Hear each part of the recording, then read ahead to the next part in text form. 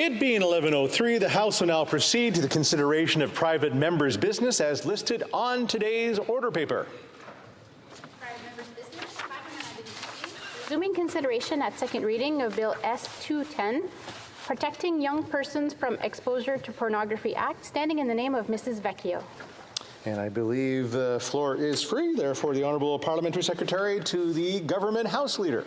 Thank you very much, Mr. Speaker, and it's always a pleasure to be able to address many different types of issues on the floor of the House. And today, through Bill S-210, on initial looking at it, especially if you take a look at the title of the legislation, Protecting Young Persons from the Exposure of Pornography Act, it sends a fairly powerful message. There's absolutely no doubt about that, Mr. Speaker. You know, when I think in terms of the community and the community in which I represent, and just the experiences that I've had as a parliamentarian over the years in regards to this very sensitive issue. What I would like to suggest to you is that it goes even further beyond the issue of pornography. What we're really talking about is the safety of our children. We all have serious concerns in regards to how the internet has ultimately evolved and access to the internet and what our young people are actually seeing on the net, Mr. Speaker. And in that respect, I do believe that there is an onus of responsibilities of all of us, not only at the national level, but I would also suggest to you at the provincial level also, Mr. Speaker. I would even bring it into our school system in regards to the sense of responsibility that we all have, not to mention our parents or guardians of children, Mr. Speaker, that we all have a very important role in recognizing that quite often causes harm to the minds of our children, either directly or indirectly, and the impact that it has in terms of putting a child on a specific course in life. I don't say that lightly. When I take a look at the legislation and I think of the intimate images that are there on the internet, all one needs to do is to look at some of the streamings, whether it's the Netflix, the Craves, and many other streams that are out there, Mr. Speaker. And I suspect that if you were to apply what is being suggested within this legislation, that it could prove to be somewhat problematic. I don't know to what degree the sponsor has really thought through the legislation itself. Yes, the title is great. The concern is serious. We're all concerned about it. But when I think in terms of the impact that this has on our children, Mr. Speaker, I believe it's not just pornography. I believe cyberbullying is very real. You know, often we hear of very tragic stories where a young person is bullied through the internet, Mr. Speaker. I believe that we need to have a holistic approach at what it is that, as legislators, that we can do in order to protect the best interest of children. In looking at the legislation, there seems to be a mix in terms of criminal and administrative law. On the one hand, we're saying, it's an illegal, giving the impression that the criminal law needs to deal with it, yet there's an administrative penalty that's being applied if someone is actually fallen offside. I see that as a bit of an issue that needs to be resolved. But the biggest issue that I think that needs to be taken a look at is why it's fairly narrow in its application with respect to harms of children. I used the example of cyberbullying. It seems to me that the department has been very proactive and busy on a number of fronts. Whether it's the online news legislation and other legislation, Mr. Speaker. I know that the departments are currently in the process of looking at legislation, bringing it forward in the new year that's going to have a more holistic approach at dealing with things that are going to impact or harm young people, Mr. Speaker. And I suspect that it'll be through the department and the amount of consultations that have been done and continue to be done on the issue, Mr. Speaker, that we will see more solid legislation being provided. When we talk about within the legislation, the current one that's being proposed, issues that would rise would be things such as concerns dealing with the privacy commissioner.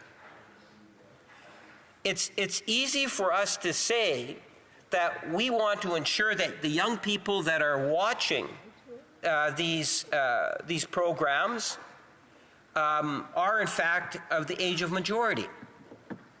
And it's a difficult thing to actually ultimately administer. I am not aware of a country that has been successful at doing so. I'm not convinced that the legislation that is actually being proposed will be successful at doing that, Mr. Speaker. When I think in terms of the age of majority, I go back, and I was citing earlier today how things can be very easily manipulated, whether it's by using a VPN technology I'm not as familiar with, I must say, Madam Speaker, where someone that could be at their house and somehow be able to change their actual location so that it gives the perception, instead of being in X community or neighborhood, that they're in some place, thousands of miles away. Or the whole idea of using identification that is not necessarily yours. I cite the example of being a teenager and amongst friends when it came time to get alcohol, and how false identification was often used or encouraged in certain areas from teenagers in order to acquire alcohol. To believe that there wouldn't be any manipulation of the system, I think would be wrong. And then imagine, if you will, you're getting information, and that information then gets submitted on the data as data points for a company, and how vulnerable, especially misinformation, would be to the actual individual that has that particular identification, Madam Speaker. To what degree has this legislation actually been worked with the privacy commissioner? I suspect that the privacy commissioner might actually have something to say on the legislation.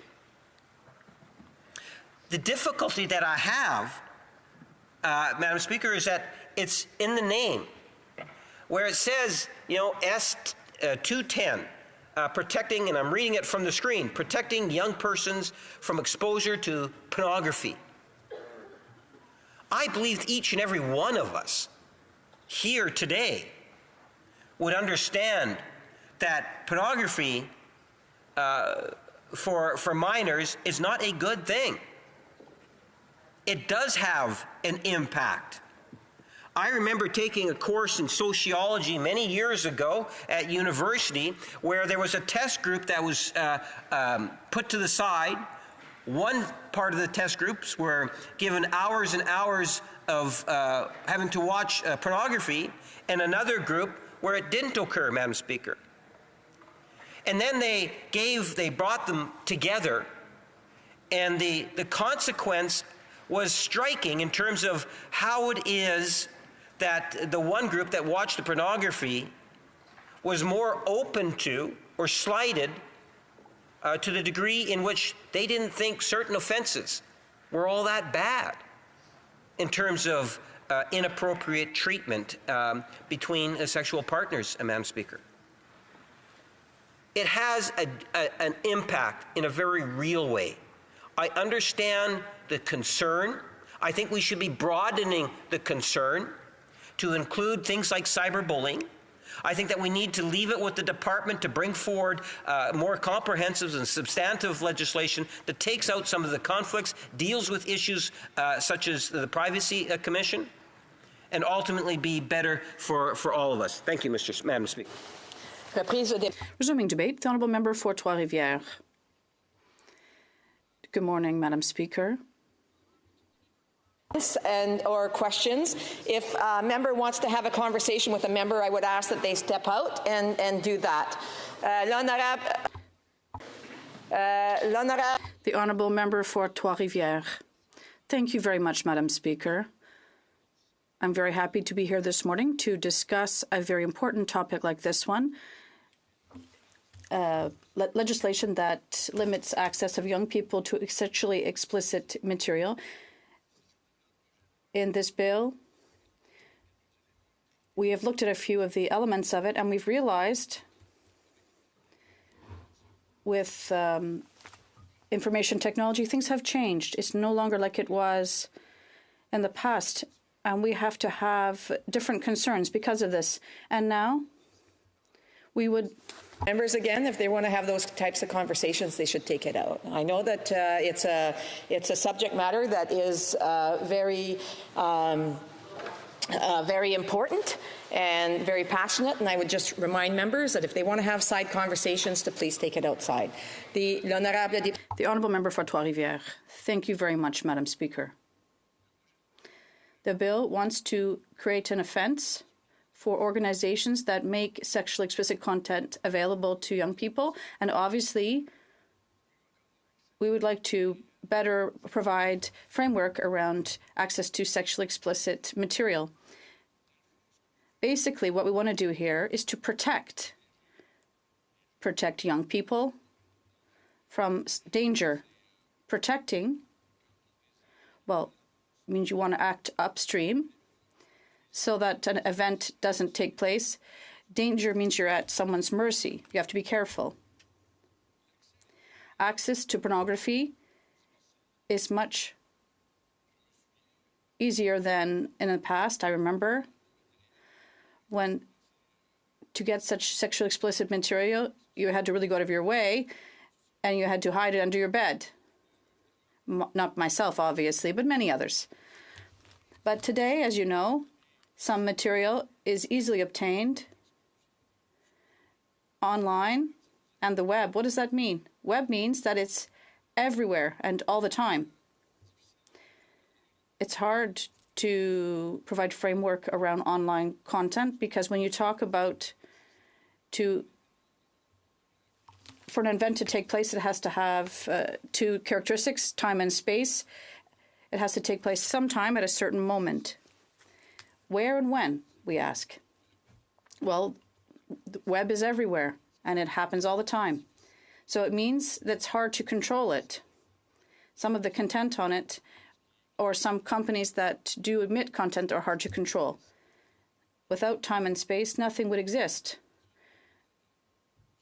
I used to ask the question during discussions with people, what would happen to a bird that would fly if it had neither time nor space? People would say the bird would fall. No, they wouldn't. The bird wouldn't fall. It wouldn't have the time to do so. But you have to be aware of where you are. And in terms of this topic, we're talking about people who haven't yet had a chance to form their judgment, and that they're at the mercy of influences. And it can give them an idea of what love and sexuality are. It gives them a wrong idea of these things. And it can also influence their behavior. This is a danger. No one can be opposed to this as parliamentarians. We have to be in favor of preventing such a danger. But love, sexuality, relationships are still blurred for some people, and we have to be able to clarify them. There's a Creole proverb that I like a lot. The sun sets but danger never does, they say. So we have to take action. And once again, I would say that all action is time sensitive. We have to take action right now. Obviously, if we send this bill to the next stage, there will be discussions about the form of this bill, but the intent should not be skewed. It has to remain intact because under this intent, there are values behind it. There's a vision of what is good and what is fair and unfair. Values such as respect.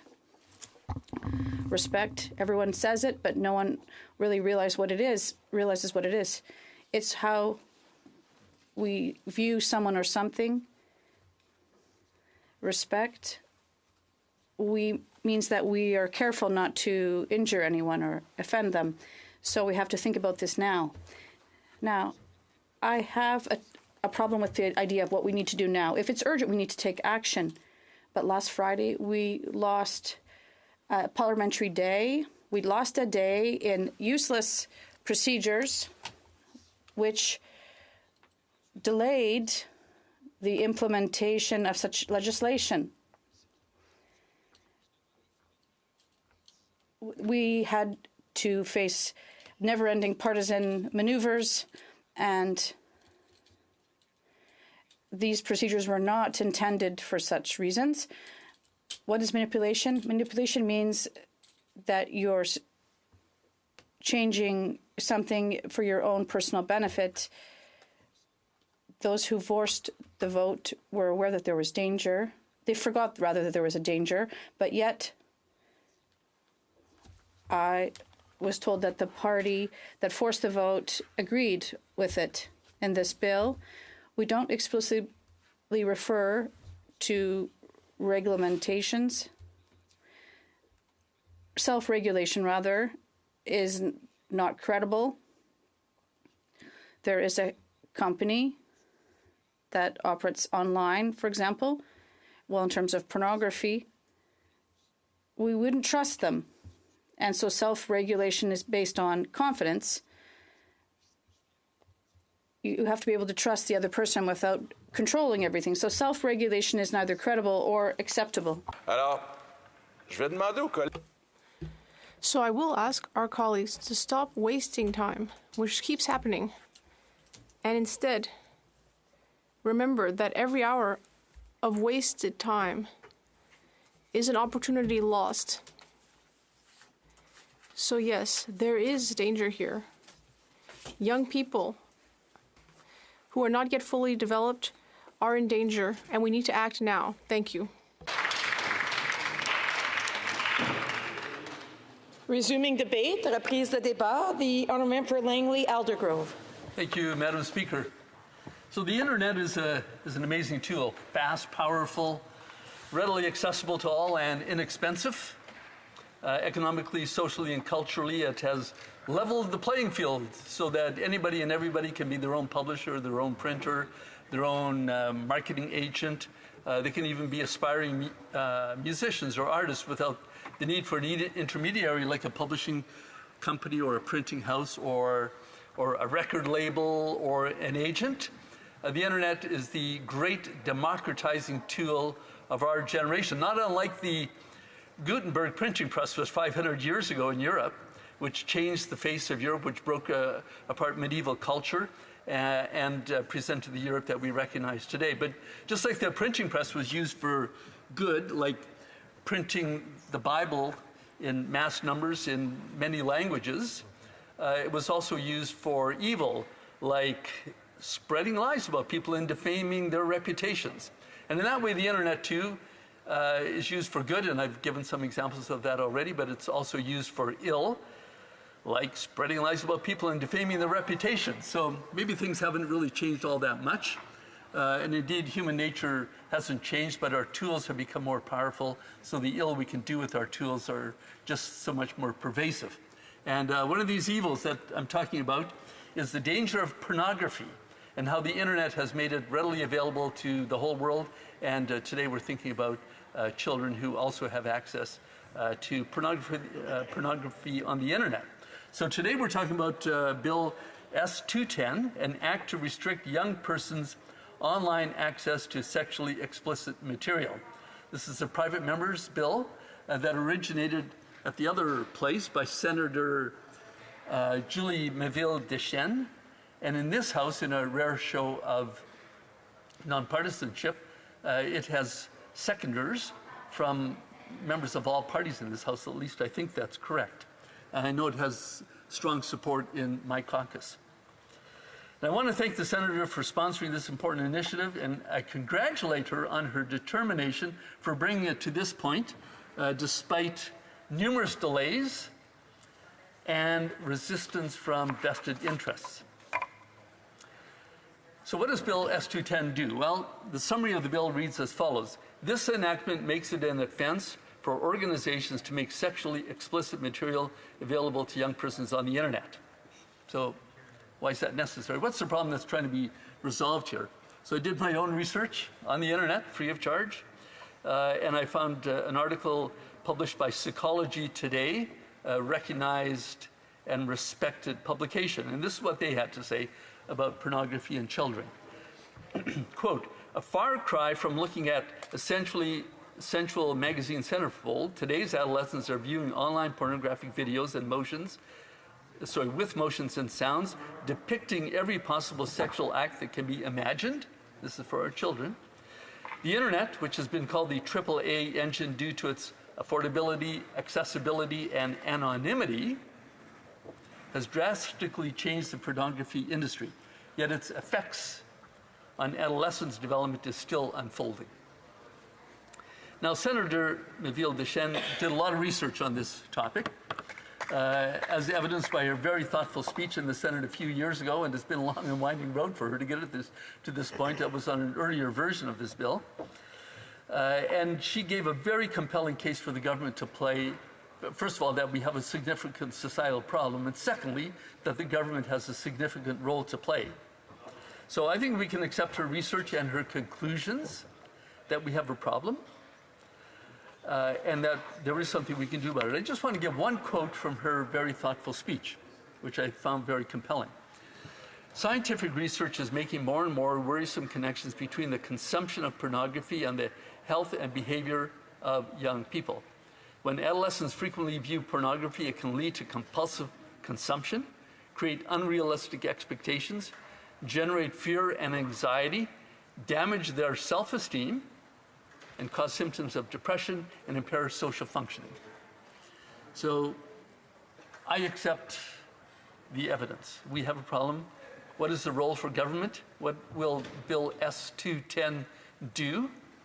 And I think it's always helpful first to look at what a bill does not do, just to sort of narrow the parameters. Well, so what it doesn't do is these things. It doesn't make pornography illegal, at least not more illegal than it already is, because we do have some rules around that. Number two, it will have no effect on people 18 and over, because the target audience here is our children. And 30, it doesn't prevent people from sharing pornography privately online, because the focus of this legislation is organizations, companies, enterprises, firms that are in the business of hosting porn platforms. So what does it do? Well, Bill S-210 creates a new offense, that of making sexually explicit material available to a young person on the internet. That's the new crime. And it is punishable with a $250,000 fine for a first offense and $500,000 fines for subsequent events. So this is serious business. Now, there is a due diligence defense for porn platforms. If an organization is under investigation, it has a good defense if it can demonstrate that it implemented a prescribed age verification method to limit access to children. So the preamble to the bill says this, I think it's a good quote. Online age verification technology is increasingly sophisticated and can now effectively ascertain the age of users without breaching their privacy rights. Now, Madam Chair, there's probably some argument about that, and I'm interested to learn more about that. But this is what is at the heart of the bill. We tell porn platforms, do your best to verify a person's age using age verification tools approved by the government before you grant them access. If you do that, you're within the law. So what are those prescribed tools? Well, and who's going to administer the program? Is it going to be the CRTC? Is it going to be the RCP? Is it going to be a new bureaucracy? The answer is we're going to have to wait and see. Stay tuned. All of that needs to be worked out yet. Now, Madam Speaker, this is a private member's bill, so the bill cannot include any new expenditures. So the way to get around that is to allow the government to set up the regulatory framework, the regulatory scheme that is going to implement the framework that is set up by this bill. There will be a 1-year coming into force delay to give the government the time to do that, to figure out the next steps. So for now, the bill is a good first step in the right direction. But as we hear from the government side of this House, often much more work still needs to be done. I agree with that. This bill isn't perfect, but it is a good step in the right direction. And the process for getting the bill here has been a long and winding road and has faced resistance from many corners, including those who say it infringes our constitutional rights to freedom of expression, freedom of the press, freedom of other forms of media and communication. Others say that the age verification technology, methodology through face recognition technology, because that's probably what we're talking about. We don't know for sure because the regulations haven't been drafted. But they say, privacy experts say that that infringes our privacy rights under federal and provincial legislation. They may be right. This is a real concern, but I'm looking forward to hearing from our constitutional law experts, our privacy experts, our technology experts at committee to have them help us steer around these challenges so that we can implement a law that is effective and lawful in keeping our children safe. So I will be voting yes to this bill at second reading so that we can start that very important work. Now, Madam Speaker, if I still have a minute or so, I want to end on a personal note. I'm concerned about my grandchildren. When I think about the dangers of the internet, and I'm not just thinking about porn, but I'm thinking of other matters that the member for Winnipeg North raised as well: misinformation, disinformation, cyberbullying, hatred that is so easily spread around the world. We must all learn to discern. That's what we taught our kids. That's what they're teaching their children. Bill S10 is just another tool to get us there. I compare this to other laws that we have in place for keeping people safe. A good example is we have laws against speeding in playground zones, yet we tell our children to look both ways before they cross the street. We have laws against assault, but we tell our children not to walk down dark alleyways at nighttime alone. This is just common sense. The law can only do so much. This bill is a good framework for moving forward. It's the least we can do. We're on the home stretch. Let's bring it home.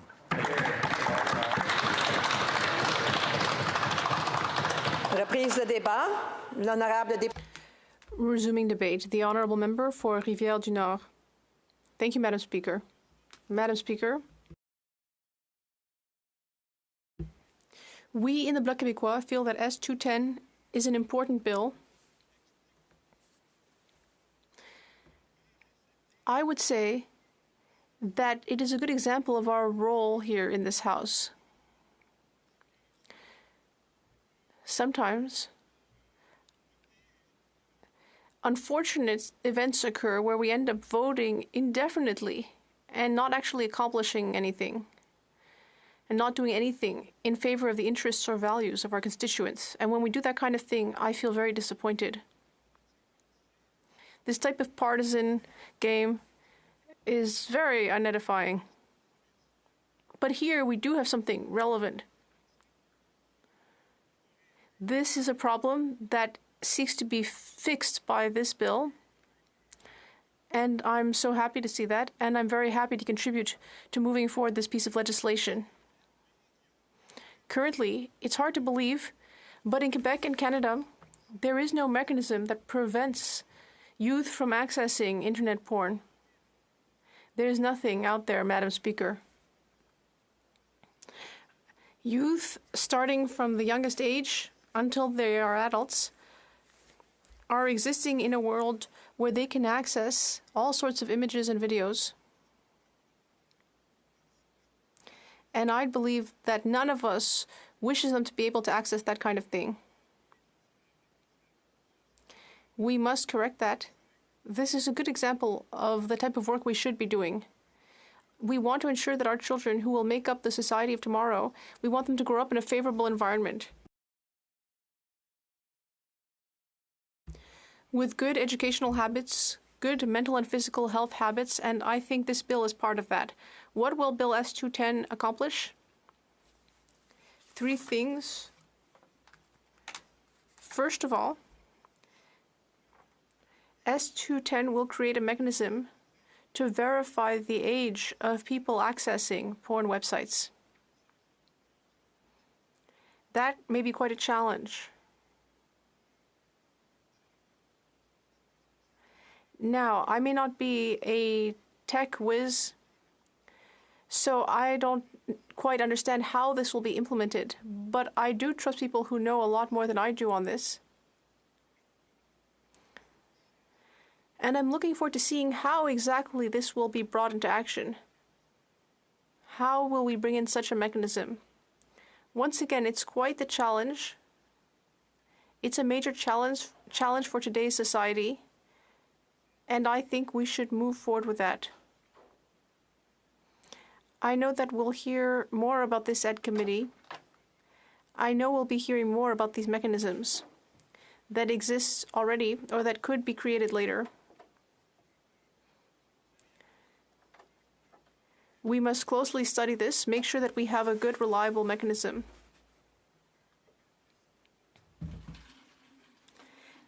And the mechanism will have to meet 5 criteria. First of all, it has to be reliable. It must respect users' privacy. Because, of course, we live in a society where everyone has a right to privacy, and we want to preserve that. So we need a mechanism that will be intrusive enough to actually work, but at the same time, respect people's privacy. The third requirement is that it collects and uses personal information solely for age verification purposes, solely. So we don't want that mechanism to be used for anything other than applying the law in a legitimate fashion. And then the next requirement is to ensure that the mechanism destroys any personal information collected for age verification purposes once the verification is completed. Indeed, we certainly don't want personal information to be used to identify private information. We don't want that to continue existing somewhere. So we need to ensure that that information is destroyed. And finally, the last requirement is that the age verification method must generally comply with best practices in the fields of age verification and privacy protection. Yes, well, that's obviously the right thing to do. So the age verification system will have to respect those criteria. I'm looking forward to hearing more about it at committee. I'm sure it'll be very interesting. And I hope that this bill will be adopted as quickly as possible before our youth have to continue suffering this type of unfortunate influences. Now, I mentioned that there are 3 factors in this bill. First of all, there's the age verification mechanism. Next, someone will be designated to ensure that the law is applied. This is important because we can't actually have the operators of porn websites checking this. We need to have an independent arm's length person who has the skills, experience, and objectivity that are necessary to ensure that this bill is implemented adequately. And finally, there is a reporting requirement in the bill which will state the number of notices issued, the number of applications, and the outcome of applications. And this means that year over year, it will be clear whether the system is working or whether it needs to be tweaked. Otherwise, we'll know that we've created a useful, effective system that respects the values and interests of all Quebecers and Canadians. So for all these reasons, Madam Speaker, we will be supporting this bill with enthusiasm. In my opinion, it's the kind of legislation that we've been elected to pass. And we'll be very pleased to work on this with our colleagues from all parties to ensure that we have something that works for everyone and that respects the principles established in the legislation. Thank you. Resuming debate, reprise de débat. The honourable member for Elgin Middlesex London has 5 minutes for right of reply. Thank you very much, Madam Speaker. And you know, when I've listened to this debate, I find myself getting a little hot under the collar. And I think it's because violence against women is something that we are seeing rampantly in this country. We are having municipalities declare it an epidemic. We're having people at the provincial and federal level talking about the needs for shelters, police officers being trained, all of these things. And why is this important to today's debate?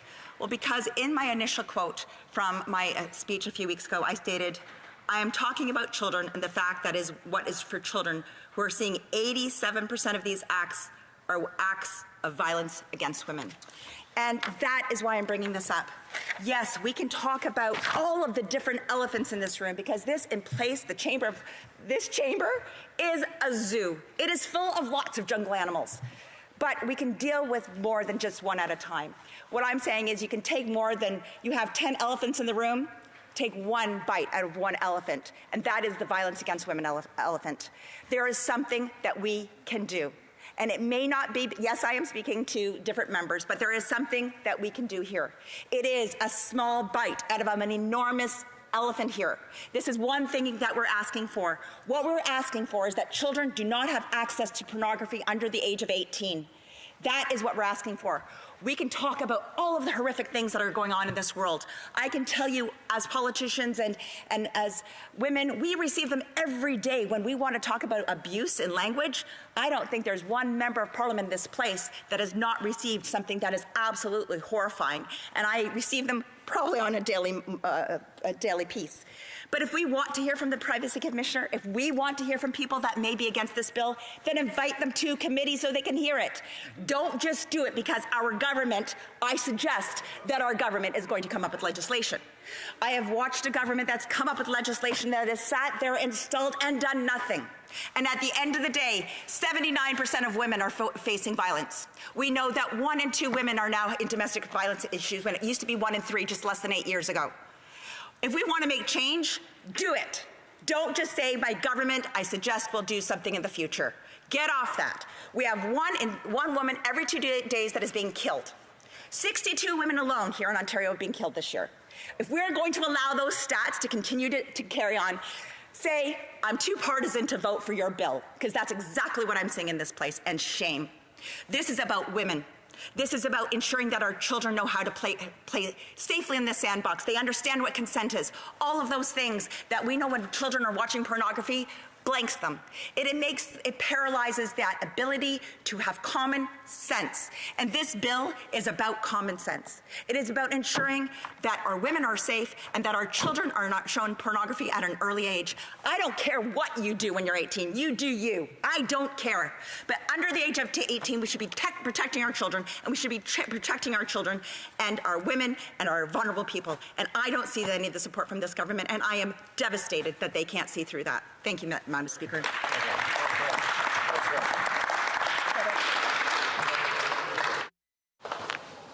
La question la suivante, Madame. The question is the following one. Ms. Vecchio, seconded by Madame Vienne, moves that Bill S-210, an act to restrict young persons' online access to sexually explicit material, be now read a second time and sent to the Standing Committee of Public Safety. Is that the motion be carried or carried on division, or if a member of a recognized party participating in person wishes to request a recorded division, I would invite them to rise and indicate it to the chair. The honourable member for Elgin, Middlesex, London. May I please have recorded division? Conformément à l'article 93. Pursuant to Section 93, it is deferred until Wednesday, until the expiry of the time for oral questions. The honourable Yes, the honourable member, the House will now suspend until 12 o'clock.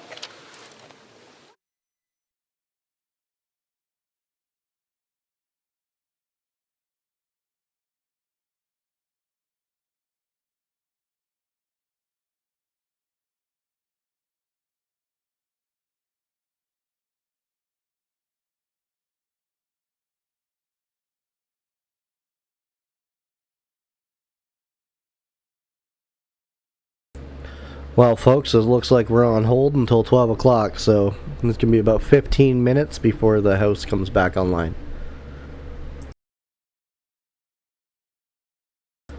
Get your coffees, get your lunch. To help support the channel, hit the like and subscribe button.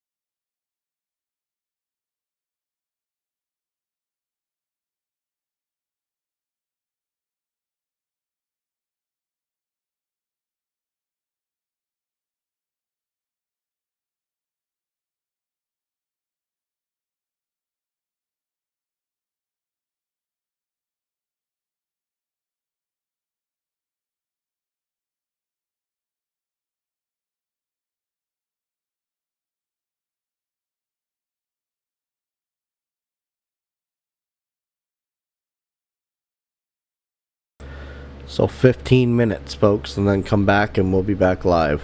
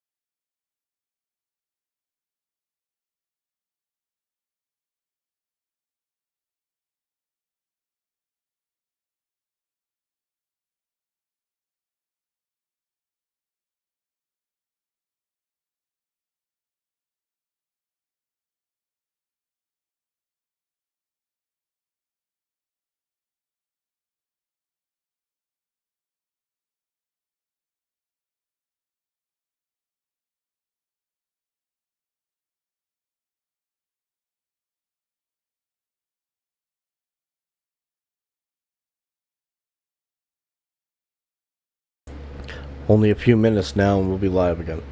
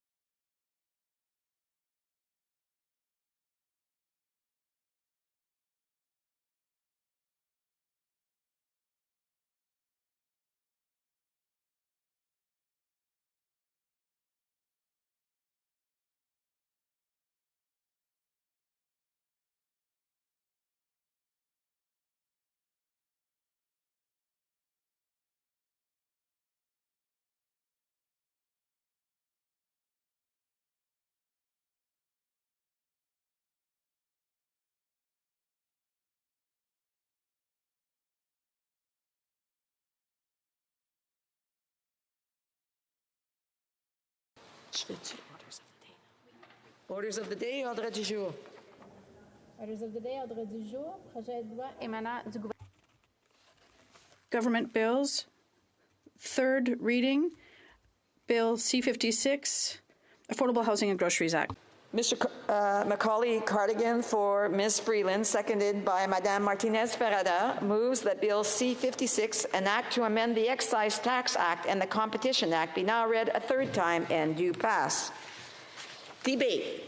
The Honourable Member for Fleetwood Port Kells. Thank you, Madam Speaker. I appreciate the opportunity to present updates to Bill C-56 as they're timely and they're required to better tackle the increasing cost of living by strengthening Canada's competition law. 2 months ago, the government introduced Bill C-56, the Affordable Housing and Grocery Act. As you may recall it was presented as a down payment of sorts on broader reform efforts to Canada's competition law, with more comprehensive amendments to follow pursuant to the fall economic statement. Now, there's already been considerable debate in this chamber on this important piece of legislation. So let's talk about market studies. That's a key part of the legislation. Bill C-56 would provide the Competition Bureau with much-needed market study powers. It's important to ensure that the Bureau retains its independence while it does this. This is why we've supported an update that expressly confirms that the Commissioner may initiate a market study. Now, this removes any possible ambiguity over the market study process, and it ensures that the Bureau retains its discretion as an independent law enforcement agency. This update will ensure that the Bureau is able to look into specific market issues that it identifies as warranting scrutiny. The modification reflects the existing inquiry structure under the Act, where it's already the case that either the Commissioner or the Minister may initiate an inquiry into potentially anti-competitive activity, at which point the Commissioner assumes full control of the investigation.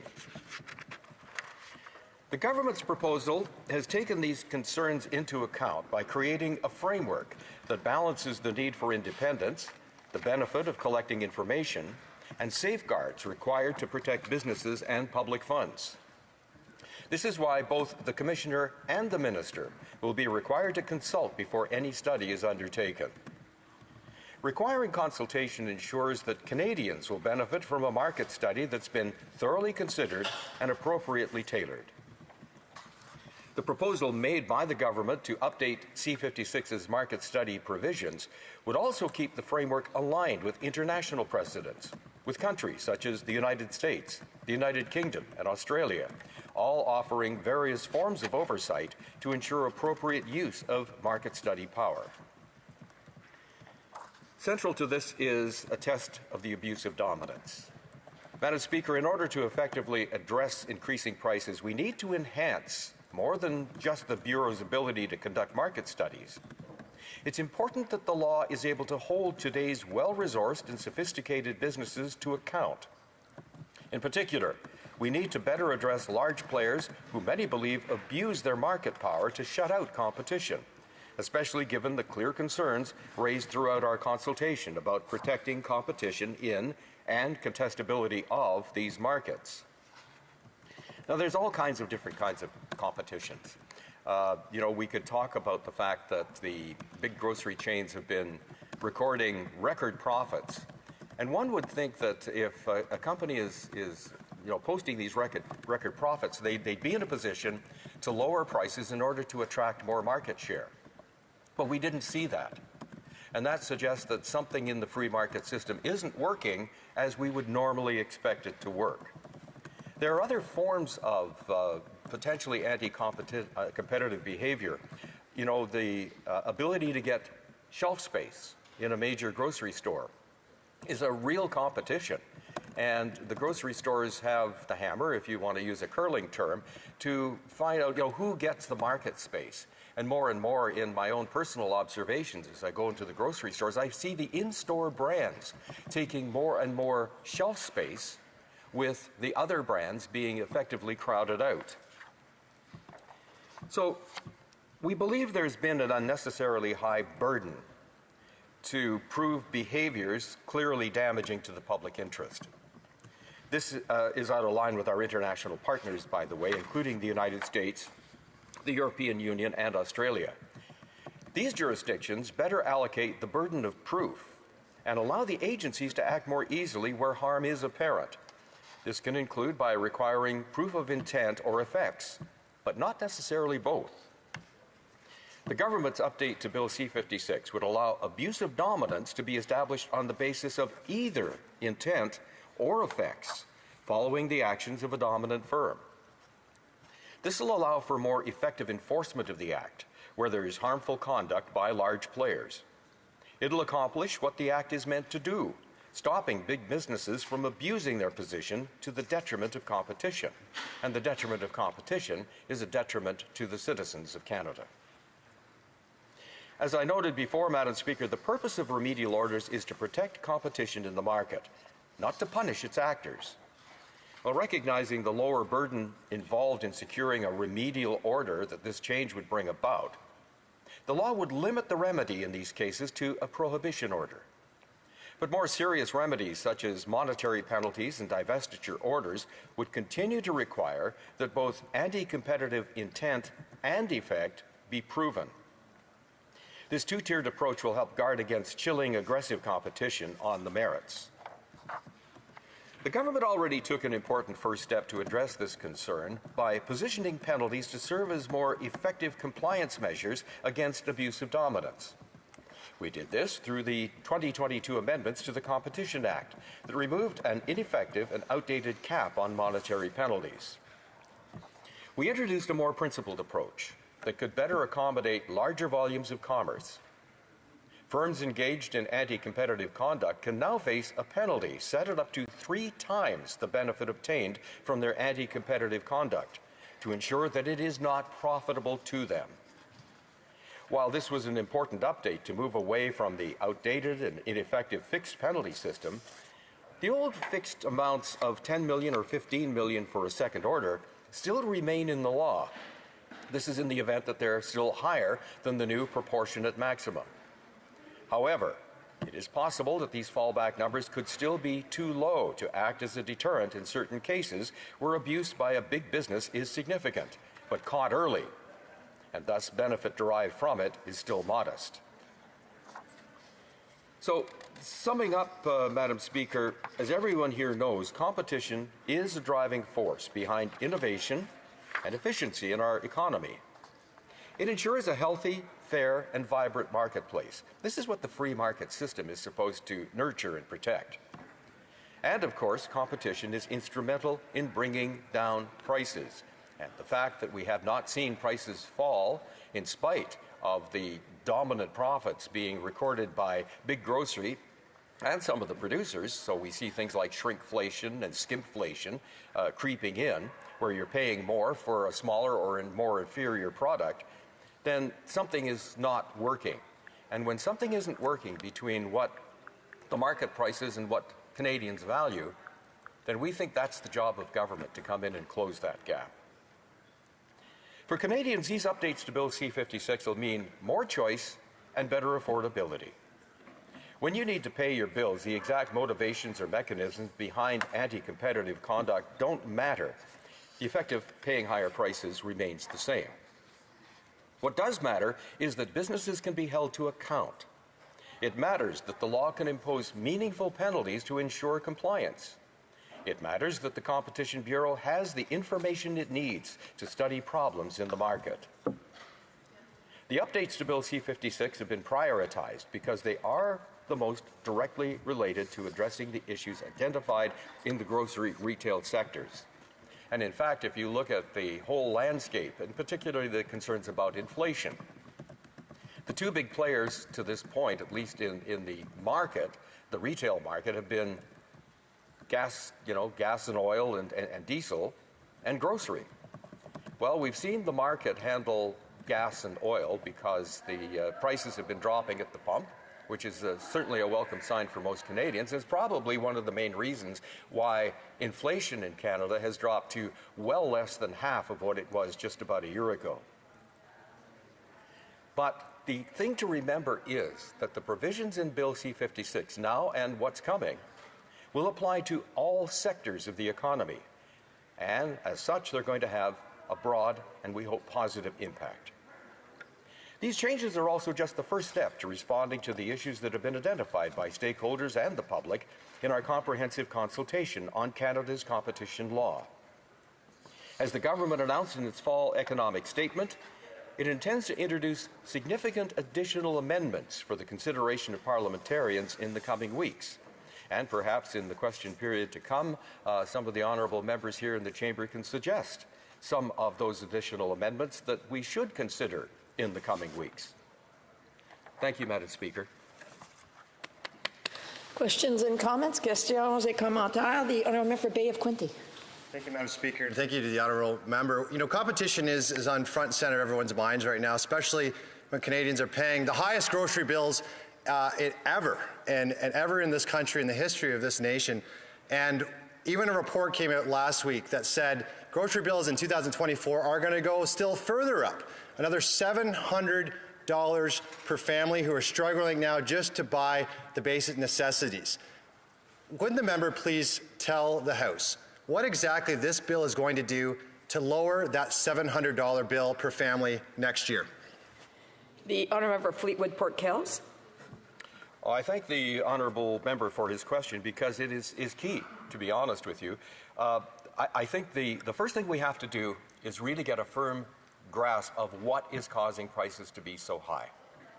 Now, our honourable members would point to the carbon tax, but there was a report out of the University of Calgary that says, no, that's not really it. We would point to the war between Ukraine and Russia, with Ukraine's exports of grains being, greatly reduced because of the conflict, which has had certainly a chilling effect on the availability of food around the world, and certainly that will then have an effect on prices. But it's the anti-competitive behavior at a time when all of the major grocery chains are recording record profits that suggests that there's something not working properly in the free market system, and that's, I think, the purpose of the Anti-Competition Act or the Competition Act amendments. Questions and comments? The honourable member, l'honorable député. The honourable member for Rivière-des-Mille-Îles. Thank you, Madam Speaker. Have a nice start to your week. My question for the member is related to Bill C-56, obviously, in terms of removing the GST for builders. We are in favor of this bill at the bloc, but what bothers me is that this bill has a refund over 7 years. And in 2023, we're having a hard time seeing what would happen in 1 month or 6 months. So how can be sure that this bill will be effective, even though it'll be spread out over 7 years?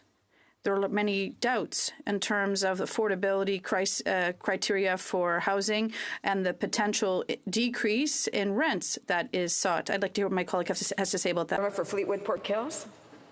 Well, I think the fact is that 2 years ago right now, we wouldn't have foreseen the situation that we face today. The fact is that this is going to be a long-term. In fact, I think intentionally it'll be a forever measure to deal with anti-competitive behavior in whatever sector it arises. It's going to be necessary right now to deal with groceries. It will certainly be, I think, fundamental in dealing with some of the issues on housing, which the honourable member, presented. But it's also going to have to be nimble, I think. So, yes, over the course of the years to come, I think this House will have to sit down and consider what's going on in the day, look at the Competition Act, and make the changes necessary to ensure that basically everybody in the market is getting a fair shake. That means the producers, the grocery stores, the farmers, but also the consumers. Questions and comments? The honourable for Cowichan and Malahat Langford. Thank you, Madam Speaker. I'd like to thank my colleague for his speech. I think very much related to C-56 is the degree to which corporations are making record profits these days while everyone else seems to be suffering. We recently had Galen Weston, chairman of Loblaw, appear before our committee, the Standing Committee on Agriculture and Agri-Food. And, his profits continue to rise while everyone else, all Canadian families, especially in my riding, are having to struggle and make do without. And we see it in the oil and gas sector as well. Over the last 3 years, their profits have gone up by over 1,000%. He thinks, Mr. Weston thinks that his executive compensation, which is 431 times the average salary of one of his workers, is a reasonable amount, and he cannot tell the committee how many of his workers, full-time workers, are having to actually access the food bank to get by. So Conservatives don't want to talk about gross corporate profits these days, but what I'd like to hear from my honourable colleague is, what are the Liberals going to do to tackle this corporate culture where they are continuing to make profits while everyone else suffers? We have had 40 years of too much corporate deference in this country. What are they going to do to start turning that around to make sure that the pendulum swings back in the favour of Canadian families? The honourable for Fleetwood Port Kells. I thank the honourable member for that question because it's an onion. There are layers upon layers of things that need to be considered. I would direct him and anybody witnessing this to the Roosevelt Institute in the United States, which is looking at a fundamental rebalancing of the wealth that comes out of the market. And that rebalancing will be away from the CEOs, from the boards, from the executives, more towards the workers. We've seen this in the resurgence of union activity in the country, where unions are again having the opportunity and the ability to assert the rights of working people and maybe skim some, maybe a little bit more off the top of the executive compensation, which has really gone off the rails, I'd say, in the last 20 to 30 years.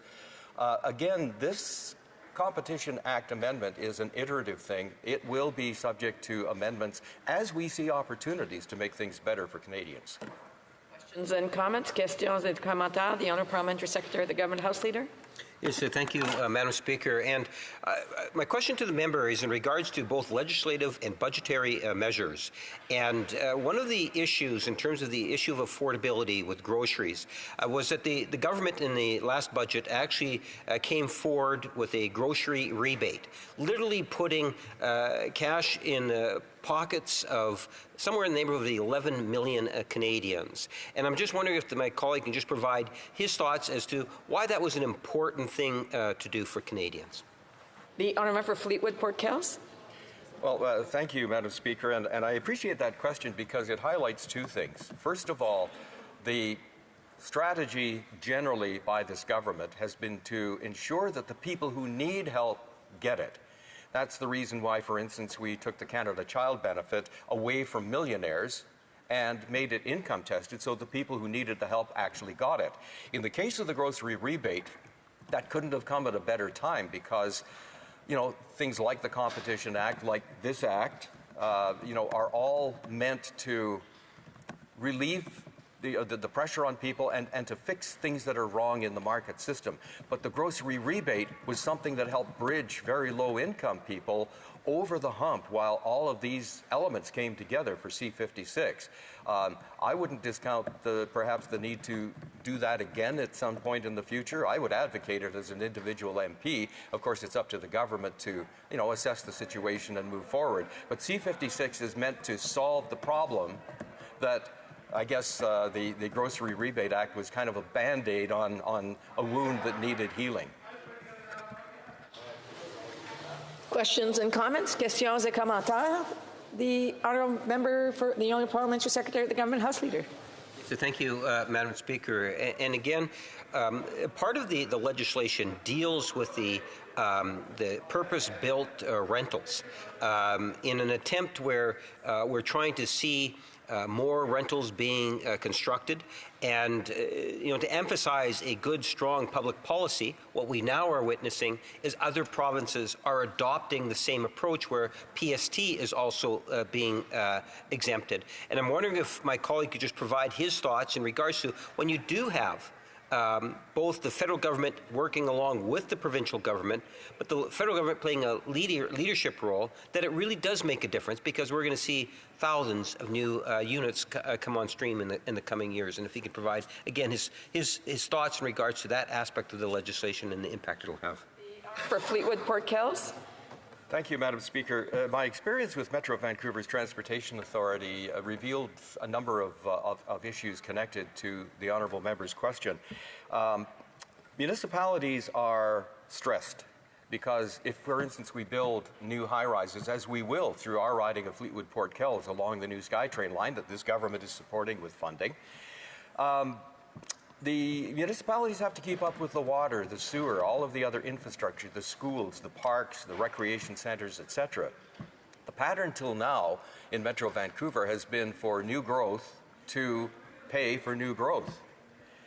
That could easily erase the benefits of the removal of the GST and the PST on purpose-built rental units. So in addition to the support that we're offering and want to offer, in addition to the partnerships that we have with the provinces, we need to factor in our municipalities as partners as well, because they're left holding a pretty large bill that also needs to be satisfied if this is going to be a success.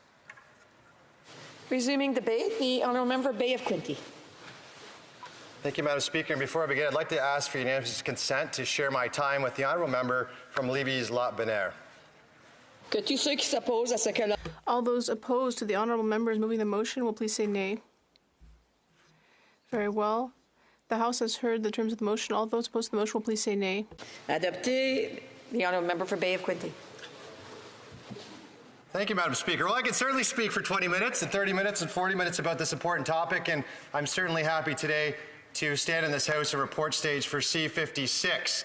Madam Speaker, we've been talking about competition quite a bit in this House. The need for competition, the lack of competition. We know that Canada has a competition problem, and we see it in every sector that Canadians are part of. That includes cell phones, that includes banking, that includes grocery, that includes our wireless and internet. There's not really a sector in the Canadian economy that is not dominated by oligopolies and monopolies. So of course, when this bill came along, we looked at it favorably because it had certain aspects that were going to be improved. Mostly we looked at it favorably because they were conservative aspects that were being part of that, which included my private member's bill, which was read into the Act, and of course I have a new private member's bill, so we're all happy for that, we're moving on. But Madam Speaker, the crux of this bill, and the bill is called the Affordable Grocery and Housing Act, is really anticlimactic in the fact that when this bill receives royal assent and this bill becomes law, that will not really change the fact that Canadians are still paying the highest grocery fees and Canadians are in the worst housing crisis in this country's history. And that's only because this act does promise to make some changes to the Competition Act. This act does do some minor tinkering around the edges for what we need to have changed in the act. But it doesn't do the real hard work. It doesn't take the courage to change the real things that need to happen to change competition in Canada. The bill enacts Competition Act changes. It certainly makes some provisions, some changes to abusive dominance. It looks at eliminating the efficiencies defense. That was my private member's bill that came forward. It looks at how market studies should be handled by the Competition Bureau itself. But when it comes to the real aspects that are hurting consumers at the grocery store right now, when they're paying 20% more for groceries after 8 years of this Liberal NDP government, it does not tackle the biggest aspect, which is the carbon tax. The carbon tax, which is added to the farmer, to the trucker, to the manufacturer, to the cold storage facility, which is added 1, 2, 3, 4 times to the consumer bill and passed on to the consumer. It certainly doesn't tackle the fact that when it comes to housing in Canada, we're building less homes now than we did in 1972, with over 40 million Canadians in this country right now. It certainly doesn't tackle the fact that because of high inflation after 8 years, that costs of everything have gone up, building materials for homes, labor for homes. The fact that over the years, we've built up a big barrier of what we call NIMBYism, protecting backyards from others so that we can't build homes. And consumers, Madam Speaker, are stretched. Mortgage renewals are coming due, and over 70% of Canadians with a fixed mortgage will have to renew their mortgage over the next 2 years. This during the fastest run-up of interest rates on the whole history of this country. You know, the carbon tax had unintended consequences, and consumers are screaming for it at the end. They were promised that the fact that they would get more back in rebate than they put in. But the unintended consequences have been that those carbon taxes have added costs to grocery bills. Those added costs have got onto the price of almost everything that Canadians are paying. And when they see the rebate they get in their hand based on the bills that they pay each and every day, Canadians know now, and Canadians are smart, that they are paying way more in those carbon taxes than they're getting in rebates. And after 8 years of this Liberal NDP government, they cannot afford any more.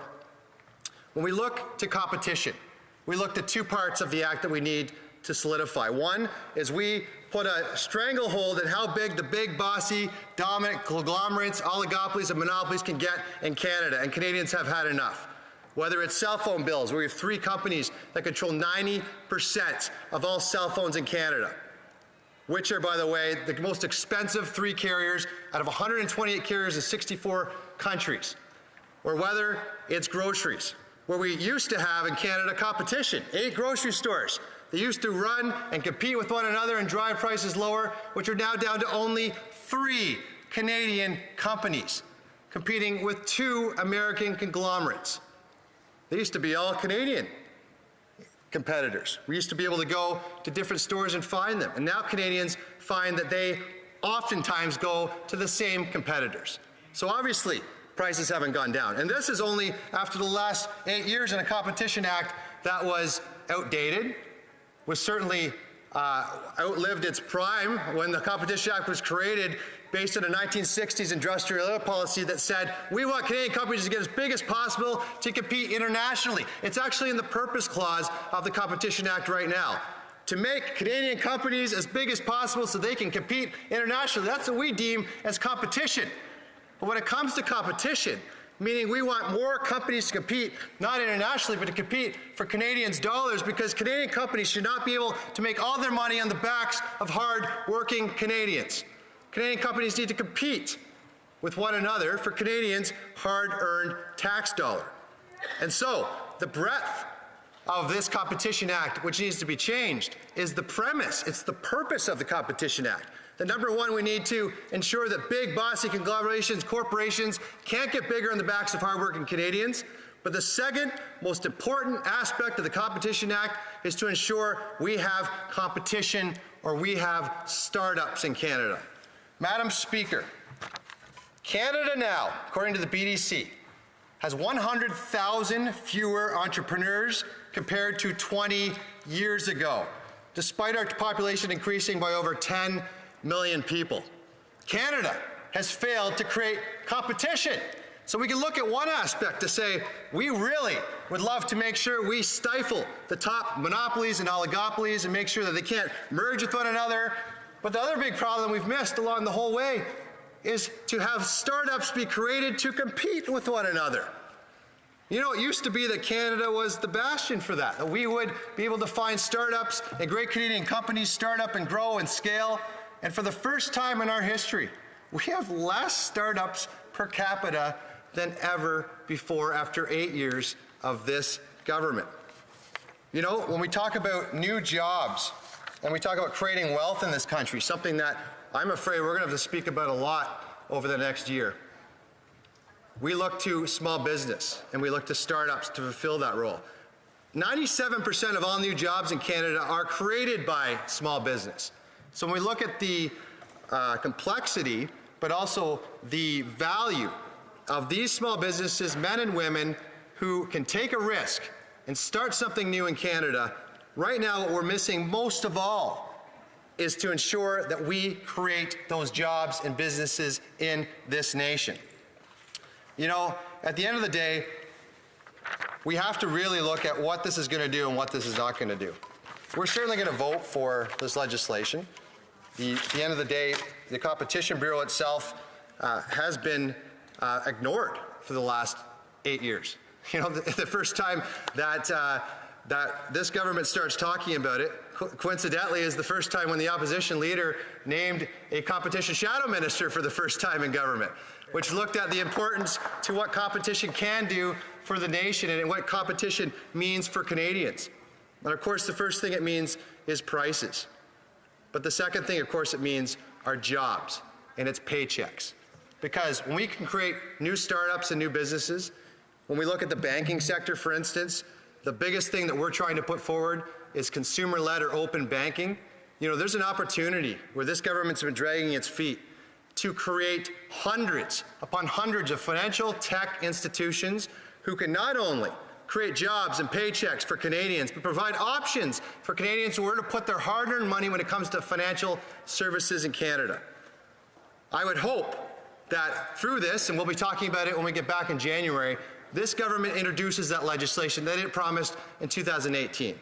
But more importantly, as this bill, of course called the Affordable Housing and Groceries Act, comes forth, Canadians are going to be angry about how anticlimactic this bill will be. Grocery prices are not going to go down after this bill is passed, nor will our housing crisis be solved. It does something important for the Competition Act, but not nearly anything to undo what has already been done. And most importantly, it does not create startups that have stopped, the startups that can create and drive housing starts and create more options and more food in the value chain. Madam Speaker, we need boldness, we need courage, and a new government to present policy that will actually create homes and grow food without punishing our farmers in this country. It's time to bring it home for farmers, for our country, and for Canadians looking for a home of their own. Thank you, Madam Speaker. Questions and comments? The Honourable Parliamentary Secretary, the Government House Leader. Yes, Madam Speaker, there's a certain amount of hypocrisy here. The member talked about at the beginning of his speech, he talked about the idea, Madam Speaker, that, competition. The Conservatives want competition. And then he's talking about the big five. The last time there was actually an amalgamation of a grocery store, or where a grocery store was bought up, that was Shoppers. That was under Stephen Harper, Madam Speaker. Wow. Stephen Harper and his current leader allowed Shoppers through billions of dollars to be consumed by Loblaws. And then he stands up and says, we want more competition. Where was the member when Stephen Harper was the Prime Minister, let alone the leader, today's leader of the Conservative Party? They were nowhere when it came to competition. Why should Canadians believe that anything has changed with the Conservative Party? Because they consistently vote against the good, solid policy initiatives. Absolutely. The Honourable Member for Bay of Quinte. Thank you very much, Madam Speaker. And let's talk about hypocrisy then for a minute. Here are the mergers that have been approved by the Competition Bureau since the Trudeau government's been in power. Air Canada was approved by... The Honourable Member, he's not to use the name of individuals parliamentarians who sit in the House. The Honourable Member for Bay of Quinte.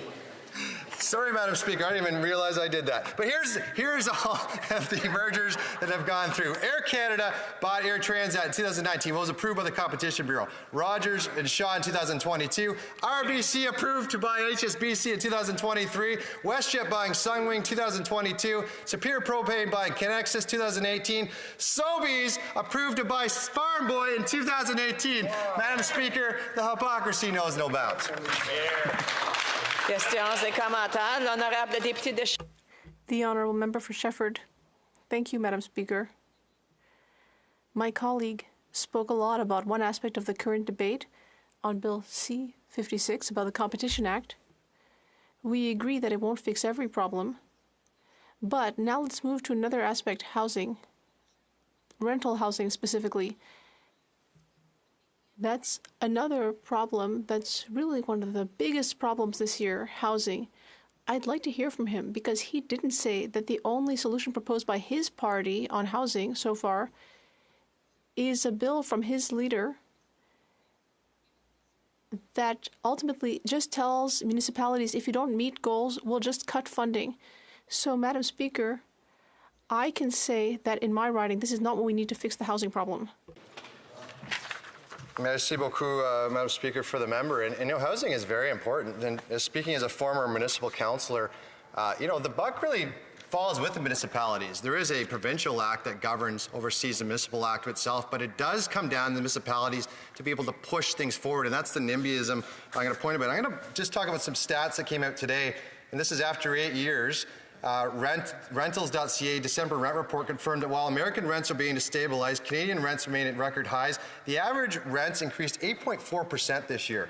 One-bedroom apartment annual rent growth remained strongest, an average month of $1,943. And when we looked at the rents itself, there's even people in Toronto who are renting the other side of the bed. That's how bad it's become. But we believe you need to incentivize but also reward municipalities for pushing through rental and construction as a whole, and we do believe that as a party, and I believe that as a former municipal politician. There's so many times when it's easy for a municipal politician to vote down a rental agreement or a plan that comes forward. We need to find ways to incentivize those municipalities who are getting things done, especially around high density transit, especially where we need housing, especially where we need rental. Thank you, Madam Speaker. A brief question. A brief question. Just want to, the Honourable Parliamentary Secretary, the Government House Leader, I do want to remind members they have to be in their seat if they want to be recognized. The Honourable Parliamentary Secretary. Thank you, Madam Speaker. Another point in which the member did not talk about, when he talked about how much they love to get rid of the price on pollution, they didn't talk about the rebate. And the rebate ensures that more 80% plus people get more money back than they pay into in regards to the price on pollution. Can the member be very clear in terms of, does he support Canadians getting the environmental rebate? I know that other members seem to want to participate in debate, but they can do that during the speeches, and they can do that when it's questioned in comments, when they're recognized, not when they're trying to answer somebody else who's very capable of answering. The Honourable for Bay of Quinte, a brief answer. Thank you, Madam Speaker. And yes, members that I've talked to are all looking forward to the rebate when we axe the tax and get rid of all the tax they're paying.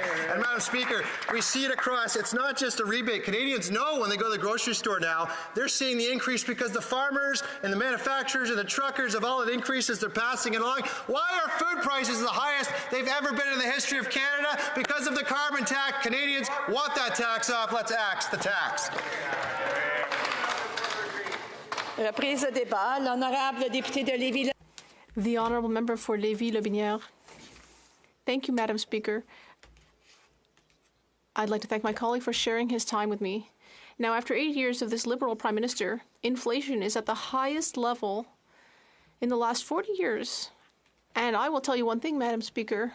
I would not like to be in the shoes of the Liberal government right now. For middle-class Canadians, they can barely make ends meet. Housing prices have doubled. And grocery prices are soaring. More and more people have to go to food banks. And it's really heartrending to know that children have barely anything to put in their lunchboxes for lunch at school. Madam Speaker, we're seeing the effects of drug legalization because the increase in addictions is hurting families and public safety. And this has all been caused by the thoughtless spending of this Prime Minister and his spendthrift government. They're trying to make us forget what they did with their nice speeches and forget how much they've hurt everyone. Let's not mince words, Madam Speaker. We will all be paying for this disastrous Liberal government for 25 or 30 years. Let's be very frank. This Prime Minister has failed. This government has failed. Our public finances are in the red, and our society, despite itself, cannot make ends meet or pay grocery bills. I wish I could be more reassuring, but how can I be when I see the scope of the challenges we have every day? The financial threats that are looming over so many homes. And as our dear Prime Minister always says, empty words are not enough. It's very clear. This is a real scandal. The way the Liberals have destroyed everything over their 8 years in power, only the Liberals could have done that. Now, I have been proudly representing my constituents in Lévis-Lobinière since 2006. Our Conservative government was responsible and had a vision for the future of our youth and our economy. And the sad truth of this new economic statement is that it won't fix anything. And it's going to increase public spending and taxes yet more. Years ago, this Liberal government should have implemented new measures on housing. And it should also have done more to reduce grocery prices. Homelessness is now something that is affecting people who have work and who could house themselves not long ago. With this new $20 billion in spending, well, it's very easy to see what this new mini-budget has accomplished. Higher prices, higher rents, higher debt, higher taxes, and, of course, much, much higher grocery prices. more than $20 billion in new inflationary spending, which will keep inflation high, as well as interest rates, much higher than what Canadians can actually pay for. Madam Speaker, the end of the year is coming. Our honeymoon with this Liberal government is over. I wonder what the Prime Minister will be thinking about during his next trip to bask in the sun, hopefully at his own expense this time. What will he be thinking, I wonder, when faced with the sad reality of people who can barely afford a turkey for Christmas, gifts under the tree, even if they have one, putting gas in their cars and heating their homes. 2024 looks like a harsh winter for many Canadians and Quebecers, especially since there are plans to raise taxes on the backs of the middle class. The irony. It's stressful to think that next year, this Prime Minister will spend more on servicing the debt than on health care for Canadians. As for balancing the budget, we might get there in 30 years or so, since it's now become a pipe dream. The Liberal government, you may recall, told Canadians that the budget would be balanced by 2028. And since this announcement by the Minister of Finance, which was really no more than wishful thinking, she announced $100 billion in additional debt. At a time when we need 5.8 million new housing units built by 2030, the government, which has skimped on these kinds of issues since it's taken power, announced this mini budget that will contribute $15 billion to a fund that will build barely 1,500 housing units a year. I'd like to remind the government that 2030 is only 6 years away. It's not a long time, except for those who sleep outside or those who've been paying twice as much for housing since the Liberals took power. It's clear more than ever that this mini budget does nothing to help ordinary Canadians. And worse, we're all getting poorer. We've seen everything that didn't make sense under this Liberal government. Here's a few facts. A record of 2 million visits to food banks, in a single month. The cost of housing has doubled. Mortgage payments are 150% higher. Violent crime is up 39%. Tent cities exist in almost every major city, and quite often, someone in our own family is living in one of them. More than 50% of Canadians are within $200 of insolvency. Canadians renewing their mortgages at current rates will see an increase of 2 to 6% or more. The IMF warns that Canada is the G7 country most exposed to a mortgage default crisis, and worse yet, business bankruptcies are up 37% this year. Madam Speaker, at a time when Canadians are feeling the pinch and a miracle's not going to happen anytime soon with the Liberal Bloc NDP coalition, we're trying to figure out how to get back to common sense and really make our voices heard to alleviate the suffering of people across this country. As I was saying, I've been part of this legislature since 2006, and I can tell you I'm not the only one who misses a government that knows how to count and invest every Canadian taxpayer's hard-earned dollar. Like the siren song, many were fooled by fine Liberal promises, and we're all paying the price now. So what does this mean? It's expensive to vote for this government. So what we'd like... We can say what we like about the other side, but but coming back to how we did things before is what this country needs. We need a conservative government. Our country was working before this Liberal government came to power. Interest rates and inflation before this Prime Minister were at a very different level. Rates were low. Taxes were falling faster than at any time in our country's history. The budget was balanced. Crime was down 20%. Our borders were secure. Housing cost half what it does today. Take-home pay had risen by 10% after inflation and taxes. Now what do we see? A real disaster. Many will have to wait up to 25 years to save enough money to buy their first home. For many, home ownership will remain an unattainable dream. It's a topsy-turvy world the Liberals are leaving us. In the next election, voters will have two choices. The first is an expensive coalition made up of the Liberals, Bloc, and NDP that will take taxpayers' money, raise taxes, and allow more crime. The second is a common sense conservative government that will allow people to earn a better paycheck to buy food, pay for gas, and buy a home in a safe community. The choice is obvious. We can only hope that our country will be able to hang on until then. To conclude, with the mini budget from last fall, our taxes went up because of the carbon tax. This is a real scandal.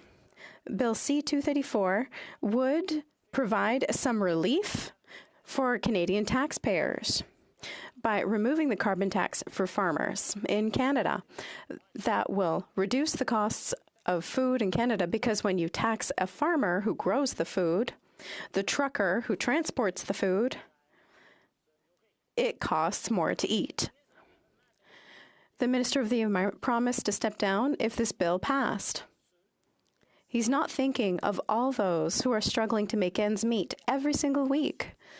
Will the Prime Minister choose to save his Minister of the Environment or to feed Canadians by reducing the cost of their food by passing S-234, blocked by the Prime Minister's will in the Senate? The choice is obvious. Let's help our farmers and help all Canadians. Thank you, Madam Speaker. Questions and comments? The Honourable Parliamentary Secretary, the Government House Leader. Yes, Madam Speaker, FYI to the member, this bill is not about what it is that he actually talked about. What you need to recognize, one of the big initiatives within this legislation is the purpose-built rentals, which is going to exempt them from a GST, a good, sound policy. I suspect the Conservatives might actually vote in favor of that, Madam Speaker. After all, we've now seen provinces get on board, a number of provinces that are doing likewise for the PST. So the federal government is leading on the housing issue, Madam Speaker, and I'm wondering if my Conservative friend would explain why it is, as we as a national government today lead on housing-related issues, whereas under his current leader in the past did absolutely nothing when it came to housing in Canada. The Honourable Member for Lévis-Lobinière. Thank you, Madam Speaker. I'd like to remind this government that they only threw a drop into the housing problem bucket. $15 billion is being invested, and they might be able to build 1,500 more housing units a year. We need millions more. With these Liberals, it's going to take 2,500 years to get anywhere. We need up to 6 million housing units by 2030. Impossible with this Liberal government to reach this objective. Questions and comments? The Honourable Member for Shefford. Thank you, Madam Speaker. I'd like to thank my colleague for Lévis-Lobinière for his speech. When it comes to housing, I think we can say that the Conservatives made cuts as well. And they are the ones who really invested sufficiently into housing, especially community projects.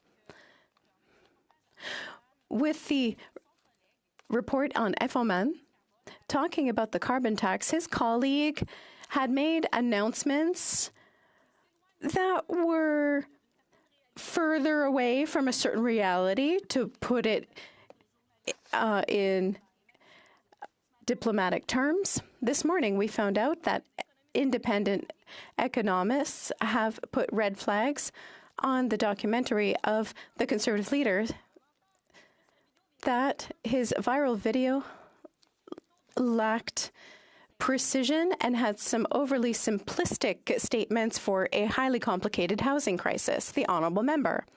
Madam Speaker, I thank my colleague for her question, and I want to talk to her about real facts. About 10 years ago, I had 5 children. My first daughter bought a house, about $500,000. 7 years ago, a second daughter bought a house, $100,000 more. 3 years ago, my son bought a house, another $100,000. That's $350,000 more. My last 2 kids, they barely have the opportunity to house themselves by renting, because rents have gone up in half a generation's time from the Conservatives' era, when young people could buy or have a house built to the illiberal area when it's impossible even to rent one. Imagine that. Those are the facts. That's the reality. I saw it in my own family, and most Canadian families are seeing the same thing. Questions and comments? The Honourable Member Abbotsford, a brief question, please. Thank you, Madam Speaker, and I appreciated my friend's speech. The Liberals in this House have been crowing about removing the 10% or the GST on housing construction.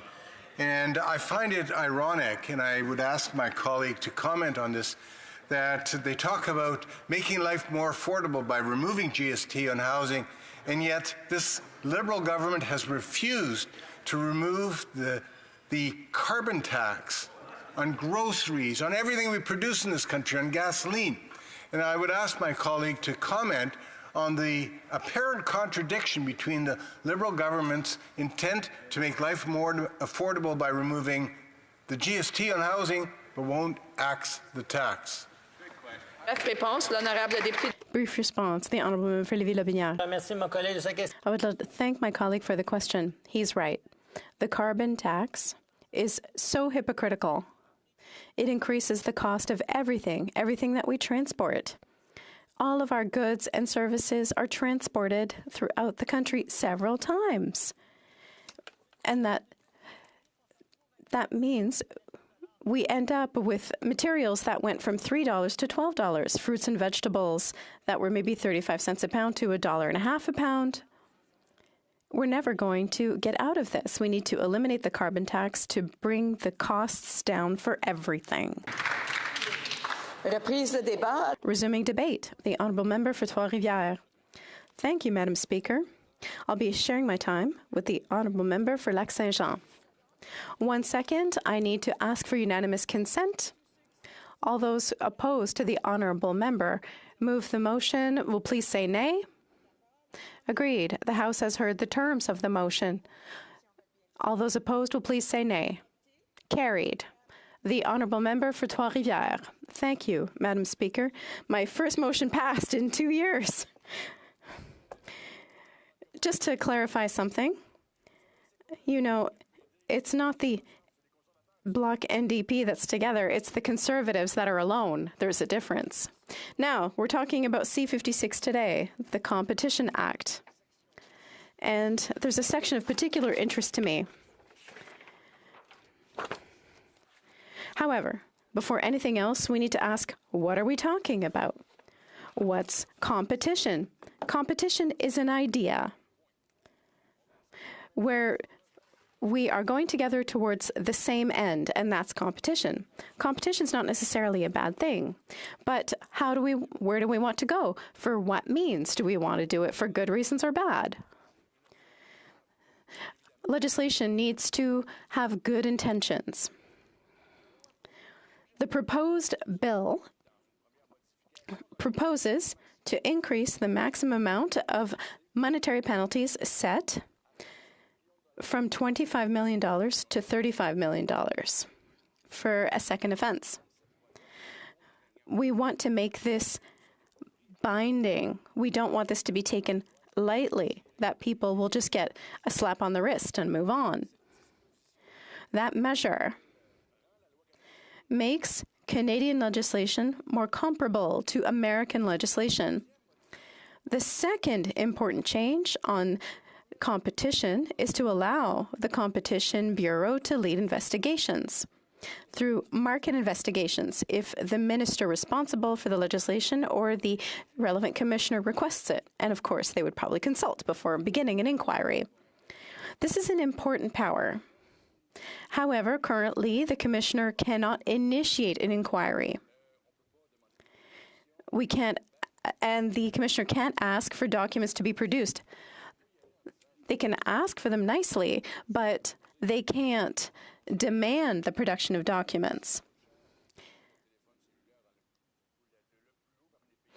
Now, given that we pay the highest rates for cell phones in the OECD countries, it's logical to think that the Competition Bureau would want to look into something like that. When the commissioner looks into it, they will have to make sure that a competitor is operating correctly in a market. However, the Bureau doesn't have jurisdiction in all areas. So making more room for the Competition Bureau is great, but it's not the best thing for right now, perhaps. Right now, we need improvements. It might have worked for the past, but now it needs to change. Now, last June, there was a report on grocery stores, and grocery stores didn't really cooperate, which is a nice euphemism. Basically, they said no with voluntary measures. And the competition commissioner didn't have the power to make them cooperate. They refused to produce documents, and they refused to answer certain questions from the commissioner. Bill C-56 wants to solve that problem by granting powers of inquiry to the Competition Bureau when there is a situation that warrants it. And then they could look into abuses of one's position in the market. That way they can investigate anti-competitive practices from somebody who has a dominant position in a market. That has an effect preventing competition. That's a technical part of the legislation. But when we look at the bill, we have to ask why. What are they trying to do with that? And the Competition Act intends to ensure freedom, the freedom of choice of consumers in Quebec and Canada. Freedom, so that they may exercise that choice. Because when we talk about choice, sometimes we talk about a monopoly. Monopoly is an exclusive right over something. And exclusive means doing everything to prevent a competitor from coming in. It's refusing, preventing, rejecting competition. Exclusivity moves outward. At that point, it's almost like a secret agreement to keep things as they are. We want to avoid having a power exerting a dominance over the market. Being dominant in a market means mastering that market. It means controlling it. Refusing, preventing, master, control, exclusive rights. That is entirely counter to the freedom of the marketplace that we promote. Sometimes that freedom is nothing but an illusion. The Competition Bureau needs more power. And this legislation offers to give it that freedom to maneuver, that ability that will allow it to inquire appropriately until it is satisfied. That way, we can make such inquiries possible. Competition, as I was saying at the beginning, means moving together towards the same goal. If we can't do that, if certain players in a market dominate that market, it prevents freedom of choice through a certain kind of manipulation, and it's a kind of lie. Without telling someone that they're a liar, we can talk about lies when someone's in a dominant position. What does that mean? It means preventing someone from doing such a thing if they had known. A monopoly implies a certain level of secrecy, and we want that secrecy raised so that everyone can exercise their freedom. Thank you. Questions and comments? The Honourable Parliamentary Secretary, the Government House Leader. Yes, thank you, Madam Speaker. I appreciated the comments in regards to the Bureau and how important it is when we think of competition and enhancing competition, that making the changes to the Act will, in fact, take away the efficiency argument. Therefore, I believe at the end of the day that it'll be healthier for Canadians because it will ensure that there's more competition. And I think that's one of the things the member makes reference to cell phones. Whether it's cell phones or groceries, taking away the efficiency argument within this legislation, I believe will help address that going forward. And if you can just kind of expand on why it was good to see the changes to the legislation affecting the Bureau. The Honourable Member for Trois-Rivières. Thank you, Madam Speaker. I'd like to thank my colleague for his question. Obviously, when you are in a monopoly and you have an exclusive right, you don't even have to be a good player. You just have to show up. At the end of the day, you can change the prices the way you want, with the conditions you want, and you can sell who you want to. So, yes, this legislation will force service providers to increase their efficiency. They won't just have a passive, imprisoned clientele. Comments? The Honourable from Abbotsford. Well, thank you, Madam Speaker, and I thank my colleague for his speech. You know, all the legislation in the world, all the regulation in the world will not help us make our environment and our economy more competitive if we don't have a government that has the backbone, the spine, to be able to say no to anti-competitive mergers. Now, there have been a lot of mergers over the last 8 years that this Liberal government has approved, and those mergers have reduced competition in the marketplace here in Canada. I would ask this member whether the Bloc has supported those merger approvals or whether the Bloc supports a more cautious approach to making sure that Canadians have full competition so that the price of groceries and the price of housing goes down in this country. The Honourable Member for Trois-Rivières. Madam Speaker, competition can also apply to the oil sector as well. We're wondering why the price of gasoline has always trended upwards. The first thing is that regulation is not necessarily the solution to everything. It's the solution we have right now because the actors are not trustworthy. If we had trust, we could say there could be self-regulation, but they have shown us that this wasn't enough, particularly by refusing to solve the issues that were raised by the Competition Bureau. So we have to restore consumer confidence through these services, and I don't think there'll be a loss of effectiveness. There'll be actually efficiency gains because they will no longer have the choice but to change. Questions and comments? Questions and comments? The Honourable Parliamentary Secretary of the Government House Leader. Yes, Madam Speaker, as I've pointed out previously, another aspect of the legislation is to increase the number of purpose-built rentals, to increase the housing supply. And what we have witnessed, and I've made reference to this earlier, is that we now see provinces adopting the same policies where they're incorporating, giving sales tax relief, again, to encourage more construction. And I'm not too sure what the province of Quebec has actually done. Does the member know what the province of Quebec has done with respect to the enhancement of the GST being forgiven for purpose-built rentals? The Honourable Member for Trois-Rivières, 1 minute. I'd like to thank my colleague for his question, and I would be quite frank, I don't know that answer. Simply, if he likes, I could inform myself and get back to him. Thank you. Resuming debate, the Honourable Member for Lac-Saint-Jean. Thank you very much, Madam Speaker. Madam Speaker, time and time again, I've had the good fortune or poor fortune to say that when the Bloc says it's about time in this House, unfortunately, it's often not a euphemism. Unsurprisingly, it's about time applies to today's bill as well. Right now, when the Competition Bureau studies the competitive environment in a given sector, it can't force anyone to testify or to provide any documents. You're probably thinking the same thing as me. It's not very practical. However, the passage of Bill C-56 will make it possible to do so. And when I say it's not a moment too soon, that's because the Bloc has been calling for this measure for at least 20 years. On the other hand, I'd be lying if I told you that Bill C-56 doesn't lack some teeth. And I'll spoil the surprise right now. I will vote in favor of it, as will the Bloc. And this is for the simple reason that this bill does contain a few good measures, but no measures that are downright harmful.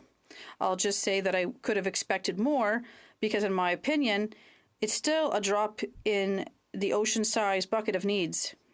And in terms of what I'm thinking, Part 1 of Bill C-56 amends the Excise Tax Act. It provides for a GST rebate of 5% for the sale price to the builder of a rental apartment building.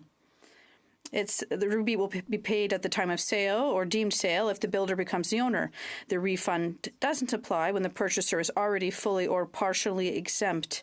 For example, government agencies, municipalities, nonprofit organizations, or housing cooperatives. In other words, Bill C-56 will have no impact on the cost of social or community housing because it only targets private housing. Part 2 makes 3 amendments to the Competition Act. The first, as I said earlier, gives the Commissioner of Competition real investigative powers. The second broadens the range of anti-competitive practices prohibited by law. You will not be able to conclude with a competitor to drive out a player from the market.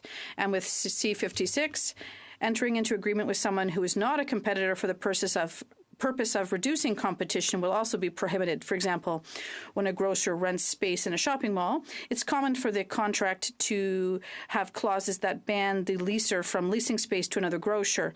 This type of practice will no longer be possible with C-56. The third will make mergers and acquisitions more difficult. Right now, when a company wants to buy a competitor, such as Royal Bank's proposed acquisition of HSBC, the Competition Act provides that the Bureau will let it do so if it can show that the takeover will result in efficiency gains. And even if the merger has an impact in terms of lessening competition. So this provision, which presumably favors concentration, is repealed in C-56. The Bloc and my colleague, the member for Taliban, have been calling for this measure for quite some time now. Madam Speaker, Bill 56 does contain a few measures that are good, but nothing that's downright damaging. But it's just a drop in the ocean. And unfortunately, nothing says that Bill 56 will help lower rent. Rents will go down, won't go down just because the landlord didn't have to pay the GST on the purchase of a new building. And even more so, rising interest rates will mean higher mortgage payments, much higher than the GST exemption on a new home. So homeowners pass on the increase when they have to renew their mortgages, and I'll be surprised if it's not the tenant who pays. We can expect prices to keep rising under C-56 with or without it. And it'll be more profitable for some builders if they zero-rate rental properties. But C-56 could perhaps help to slightly reduce the housing shortage. And if C-56 were to increase only slightly the proportion of rental units in new construction, it would already be something good. But we're still light years away from being able to meet needs. Madam Speaker, I'll say it again, there are some good things in this bill, notably in terms of amendments to the Competition Act, and the Bloc fully supports it. But on the other hand, to say that it'll help reduce grocery prices, as the government suggests, this is misrepresentation in our opinion.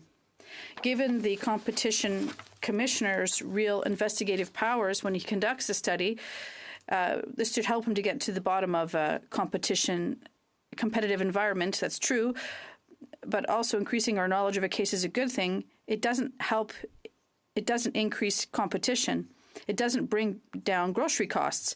Since 1986, the vast majority of grocery chains have disappeared, bought out by competitors. Steinberg is gone. A&P is gone. Provigo was bought out by Loblaws. IGA was bought by Sobeys. And Adonis was bought by Metro.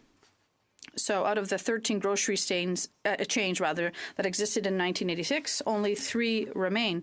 And if you add to this the 2 American superstore chains that also sell groceries, namely Costco and Walmart, 5 players have an 80% market share.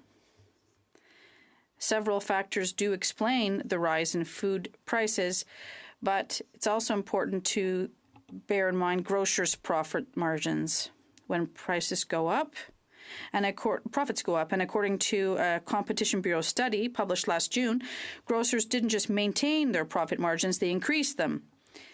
So when a retail can raise prices at will, it's a blatant sign that there's a lack of competition.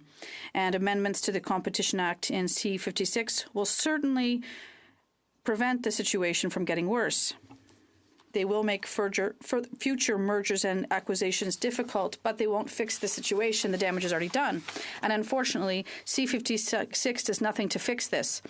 In short, even if C-56 does have some good measures.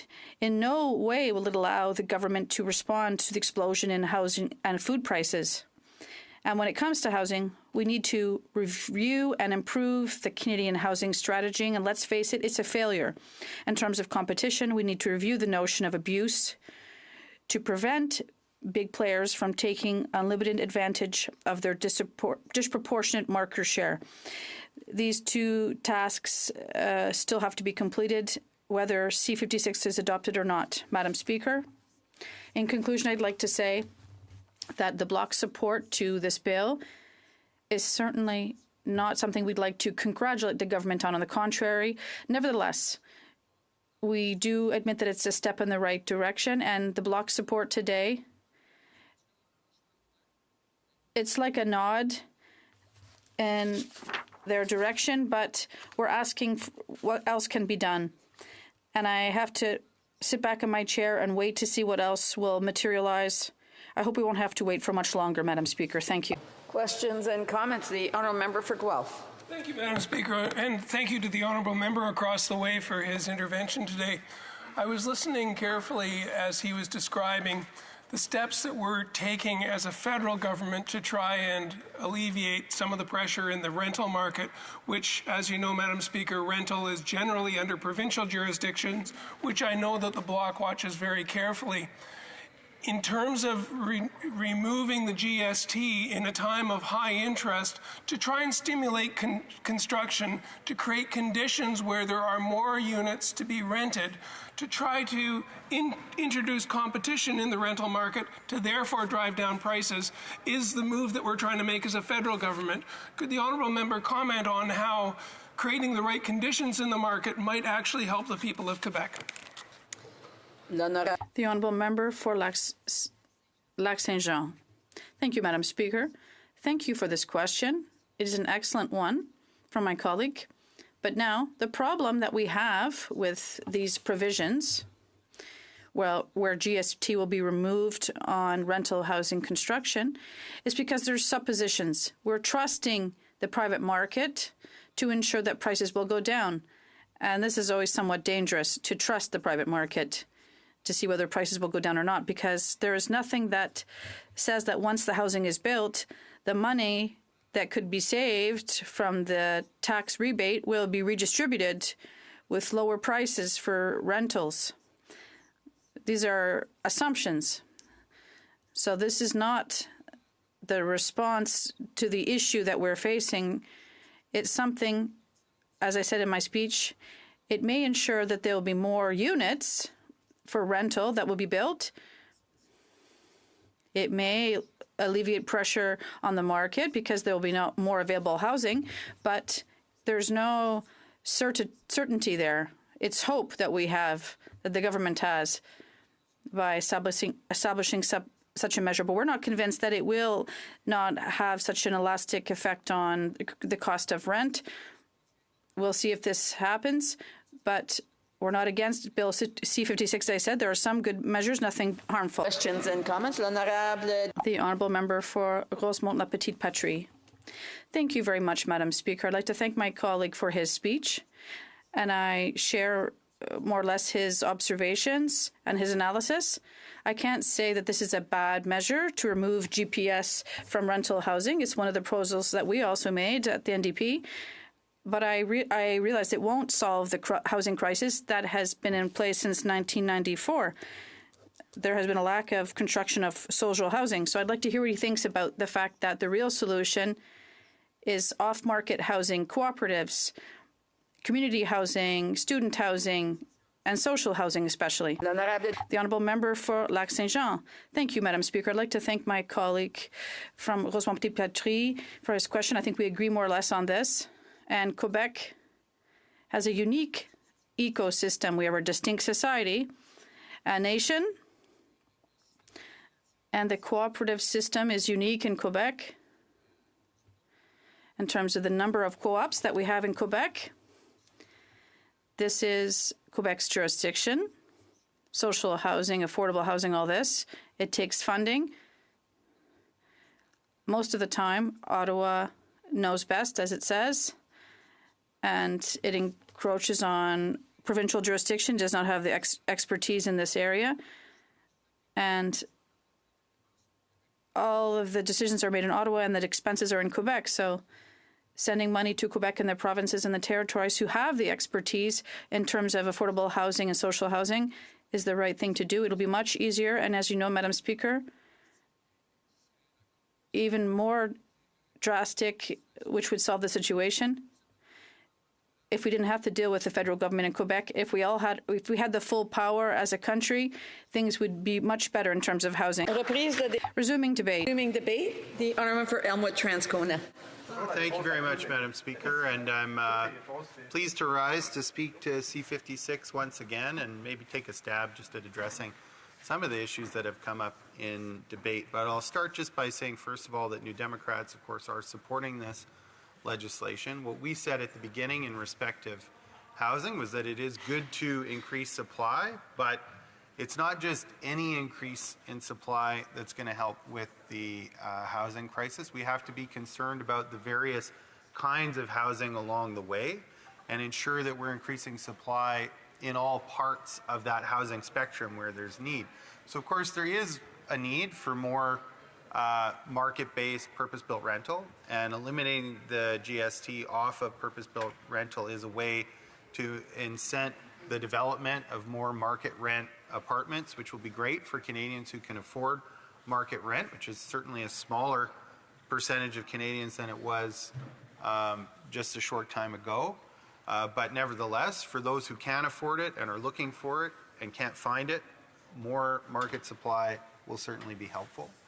But we can't kind of wash our hands of the issue and think that the work is done simply because we've brought in a measure to incent the development of more market-based housing, because there's a lot of other housing.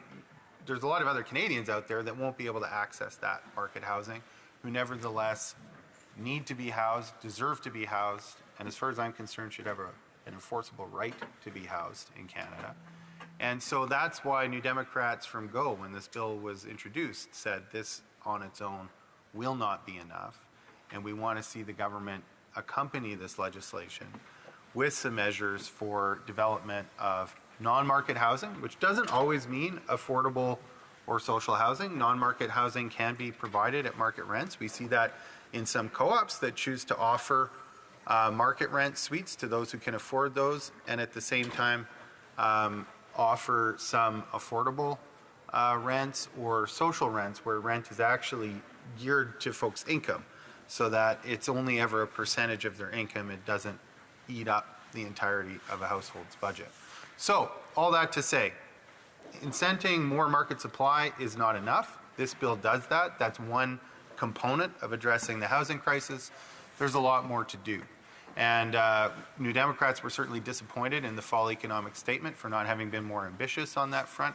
There was $1 billion announced for a replenishment of the co-investment fund, but the fact that that replenishment doesn't come until 2025 is a serious issue, and I think a sign that this government still does not understand the extent to which we need to confront the housing crisis in Canada with a serious sense of urgency.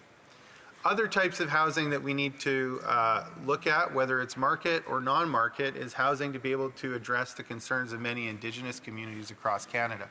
So I just want to take a moment to recognize the good work that my colleague from Nunavut has done, both the current member for Nunavut, but also Mumalak Kakak, who was the MP for Nunavut in the last Parliament, and spent a considerable amount of time traveling through her riding, the territory of Nunavut, documenting the serious housing need there, the overcrowding, the mold, the dilapidated condition of a lot of housing that's been built.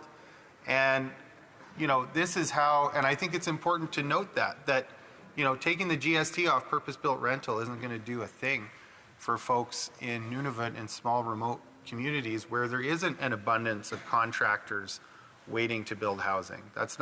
They're not looking to go into there as a market.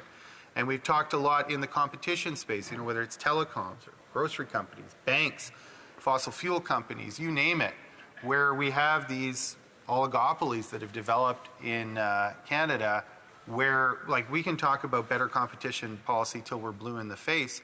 If you're talking about grocery prices at the one grocery store in a rural community where you have to drive hundreds of kilometers just to get to the next grocery store, the fact is improving the competition framework isn't going to do a lot in respect to pricing in a community like that, and taking the GST off purpose-built rental isn't going to do a lot to incent the development of new housing in small communities and remote communities in Nunavut. And that's why we have to go outside just thinking about the market and how to incent market players to hopefully what?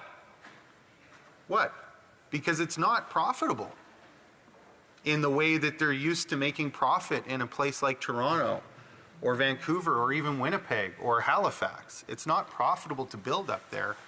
And folks certainly don't have the money to pay to make it profitable for somebody to build up there. And yet we need people to build up there. That's why we need good public policy. We need public policy that isn't dependent just on trying to provide little carrots for profit-seeking companies in the market. It's not that they're doing anything wrong. They're not bad people for not wanting to move their business from downtown Toronto, where they develop condos, to go to Nunavut and start building appropriate housing for people in small, remote northern communities. We shouldn't expect people to do that all on their own.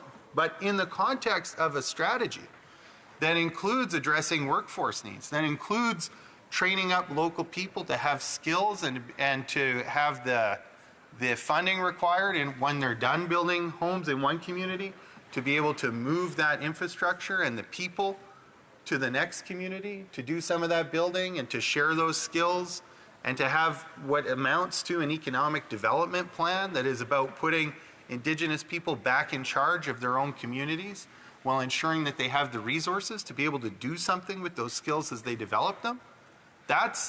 You need public policy for that. The market is not going to do that. The market isn't meant to do that. The market isn't interested in doing that. So I think, we get up and we talk a lot about these kinds of things, and people say, oh, you don't care about entrepreneurs, you don't care about business, you don't care about risk taking. It's not true, but we understand the limits of it.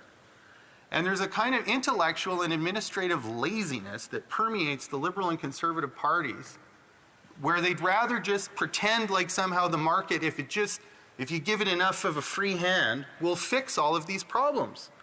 It's not true.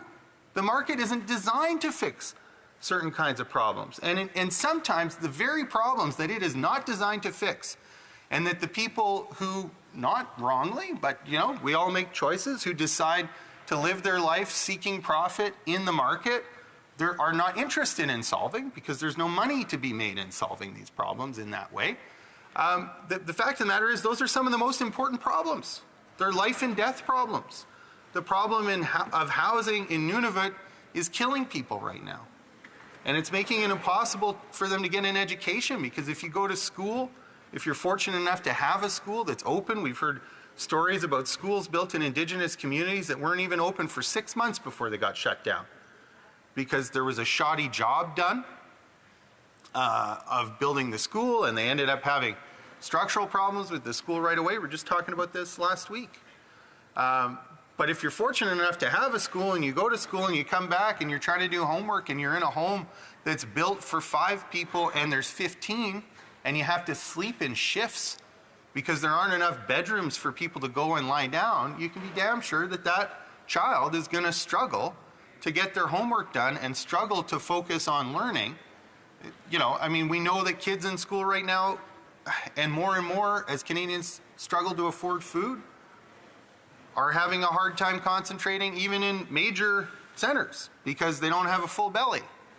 It's why New Democrats have been supporting the idea of a national school food program. I'm proud to say that's a priority of the new government in Manitoba, and I look forward to them getting that done. But I don't think they should have to do it on their own. I think there should be a federal government that's at the table doing that. We've heard a lot of words, but we haven't seen a lot of action. We certainly haven't seen any funding for that. So we need to get on with that, because if we want people to succeed, if we want the pull yourself up by your own bootstraps language to have any sense at all, it has to be in a world where people have the resources to be able to do that as a starting point. They have to be housed, and they have to be fed. And their parents can't be working 3 jobs just to make ends meet and never be around to have any time to provide support or direction. So, you know, these are some of the things that the market is not going to do for us. That's not what it's there for. It's all well and good for people who are well-resourced, whose children do have opportunities, who are well-supported to say, oh, well, you know, we did it. Why can't everybody else? But the fact of the matter is that there are so many more children that can do it and would do it if they had the right start and those, just a little bit of those resources that so many of us have the privilege of being able to take for granted.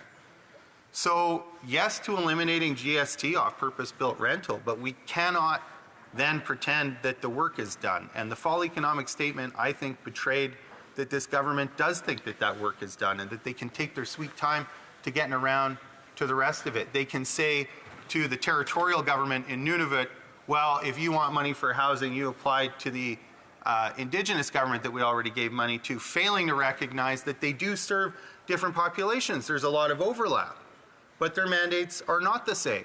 And so territorial governments, yes, Indigenous governments should get money to provide housing to people in their communities, not in lieu of territorial governments getting resources to build housing in those communities. The deficit of affordable housing is large enough that we need both these organizations, if they're willing, to be working together to try and meet the housing need. And so we need to start addressing some of these things, just as we need to address some of the larger infrastructure required in order to build this housing. So I think of the Kavalik Hydrolink, for instance, which is going to, if it's built, will deliver power to a community in Nunavut as well as a mine. It's an important thing that we can do, both to incent economic development in the region, but also to make it more possible to build housing. There's no point in building a house in the 21st century for somebody that doesn't have electricity. And so we need to find a way to get power up to communities, even as we think about building more housing in those communities. So I talked a little bit before about what I think is a kind of intellectual laziness and an administrative laziness, by which I mean just governments that don't want to do the hard public policy work of developing an effective strategy, funding it and resourcing it. And let's be frank, I mean, I think we tend to dismiss the work of public administration, but to be able to have a plan and line up all the players, which includes market players, like we're not going to have a housing strategy, for instance, that doesn't involve talking to the people to build homes. You know, I'm an electrician by trade. There's a lot of good information that you can glean from the people who actually do the work, as opposed to just talking to the engineers or the estimators. And so, you know, to put together a public strategy like that, to bring all those pieces together, takes a lot of time, it takes a lot of work, and it's a unique set of skills that you don't necessarily see everywhere else. That's why they offer courses in public administration. But I think for too long, there's been a prevailing attitude in both parties that have governed since the mid-90s when they canceled the National Housing Strategy, that really we're just here to make it easy for the guys in the market to take care of it all. And if it can't be taken care of by the market, well, that's not for us to worry about. Well, quite the contrary. That is exactly the things that people in government should be worried about. It is exactly the job of government to take care of some of the very important things that the market will not take care of. But first of all, you have to accept and admit that the market will not take care of every need if it's just left to its own devices. What it will take care of, and thankfully there's a lot of overlap between what you can make a lot of money at and providing services to people in good ways. And we see that in many facets of our economy, particularly small and medium sized businesses, I think, are very good at identifying gaps in the services in their local communities and developing a product and selling that at a fair price. But when we look at some of the larger companies, like the telecoms companies, like the oil and gas companies, like the banks, that ain't what's going on. And even though they make a lot of money, and even though they benefit greatly from a public policy environment designed to help them make their money and defend their interests and defend their power in the economy, they do not accept any reciprocal responsibility. You know, so we have only 3 big Canadian grocery chains. Do they accept any responsibility for providing groceries at an affordable price to Canadians? No, it's very clear they do not see that as their job. Just take a look at the work that my colleague from Cowichan, Malahat, Langford has done, asking difficult questions of grocery CEOs at the Agriculture Committee. And I think they made it pretty clear they accept no responsibility. They have a completely privileged position in that market. Food is something Canadians cannot decide to do without. They accept no reciprocal sense of responsibility to Canadians for that. We look at oil and gas companies who have been making money hand over fist lately, even while laying off more employees. Do Canadian oil and gas companies think that they need to do anything to try and reduce the cost at the pump? Absolutely they don't. They see an opportunity. They see that they have a captive market. And to the extent that they can push prices up, they certainly have been. Between 2019 and 2022, oil and gas profits in Canada rose by 1,000%. This is not an industry that accepts any responsibility for the position, the privileged position that it occupies and the power that comes with it in the Canadian economy. So the idea that we're going to leave it all to the market, I think is just, it's a false idea. But unfortunately, it's been the predominant idea now for at least 30 years in Canada. You can trace it at least back to the original free trade agreement debate in 1988 and the years leading up to that.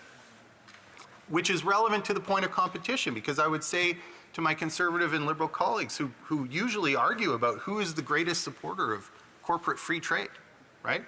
It's interesting to watch after the Conservatives voted against the Canada-Ukraine free trade agreement most recently, how this argument goes, because you can see the Conservatives, even while voting against that trade agreement, for no good reason that I can identify, except to make everything about the carbon tax as if that's going to actually help Canadians, to make every issue, including the ones that aren't, including a conflict in half a world away that has everything to do with the preservation of democracy. Instead of taking that seriously on its own terms, they would rather make it about the carbon tax for their own domestic political needs. And that's a sign of a government that doesn't have your back. But never mind. It's been interesting to watch them try to defend their position as the greatest defenders of corporate free trade while voting against that trade agreement. And interesting to watch the Liberals not just zero in on the Ukraine issue, but also see this as their opportunity to establish themselves as the biggest champion of corporate free trade in the Canadian political space. That's been fascinating, because the thing about free trade was that it was supposed to bring us lower prices, wasn't it? I mean, I just heard a Conservative member talk about how we only have 5 big grocery companies in Canada, 3 Canadian ones, 2 American ones. He talked about how he wants more Canadian companies. Well, that was the argument New Democrats were making in the free trade debate, that if you opened up the economy, what you'd end up is Americans coming over and taking over essential industries. Just watch. There are Conservatives who believe we should deregulate the air industry and invite American airlines into Canadian space as a way to lower prices and improve service. Just wait till it happens, and they're going to be singing the same crocodile tears song 20 years after it happens that they are now about grocery companies, as if anyone should believe them, Madam Speaker. You either are of the point of view that you can take a strategic approach to certain pillars of your economy, and you believe that you have to have the tools at your disposal to protect those things and to conduct business in a certain way, or you believe that you should open it up completely to competition in free trade agreements, and even give foreign companies the right to sue the Canadian government, which is what Conservative and Liberal governments have done when they try to have a strategic economic approach. So to listen to Conservatives get up and cry foul, not just on groceries, but on the battery plant jobs, to have workers come in. Do you know how they're coming in? They're not actually coming in through the temporary foreign worker program for the most part, although you wouldn't know it listening to the Conservatives. Interesting on that point too, because the TFW program blew up under the Conservatives' watch and then had to be fixed because it had become such a site of exploitation of foreign workers. But actually, those workers are coming in under international labor mobility provisions negotiated in free trade agreements by the Conservatives, who at the time when we said, you know what this is going to mean? This is going to mean when there's a big investment in Canada, multinational companies are going to import foreign workforces. They said, No, that won't happen. They're just going to bring in supervisors, and they're going to help share some specific expertise, and then they're going to move along. Well, the jury's out on whether that's what's happening in these battering plants, and the government owes Canadians a better answer, and they owe Canadians more guarantees for what they're doing for their tax dollars. But the fact of the matter is, for Conservatives to get up and pretend like they don't know how those international labor mobility provisions work or that they didn't negotiate them is just egregious, Madam Speaker. So I look forward to talking more about these things in the Q&A. And comments. The Honourable Government Deputy House Leader. Thank you, Madam Speaker. I listened with interest to my colleague's speech there, and I noted when he was talking about the Ukraine-Canada Free Trade Agreement, he was phrasing it, or he was positioning it as though the government's position was to somehow one up the Conservatives in terms of our commitment to free trade. I've been very vocal on this issue, and for me, this isn't about bringing to the attention that one side is better than the other on free trade. For me, the whole issue about Ukraine-Canada Free Trade Agreement is to show Canadians, or to suggest that people look into why it is Conservatives have taken this position. And I believe it's because they're moving so far to the right. We're now seeing this alt-right influence from the United States, the pro-Russian propaganda that the Conservatives are buying into. Would he agree with me that that is a shared concern that him and his NDP colleagues would have? The Honourable Member for Elmwood-Transcona. Thank you very much, Madam Speaker. And as I say, I think that what's important is that the conflict be judged on its merits, and Canada take a position to support Ukraine, because I do think that that is an important front for freedom and democracy in the world right now, and Russia can't be allowed to win. And I think the effort to try and make it about something else, like the carbon tax, to suit the domestic political needs of the Conservatives is short-sighted, and I think it's wrong. And I think there is a serious question to be asked about why they don't see that and why that isn't decisive for them.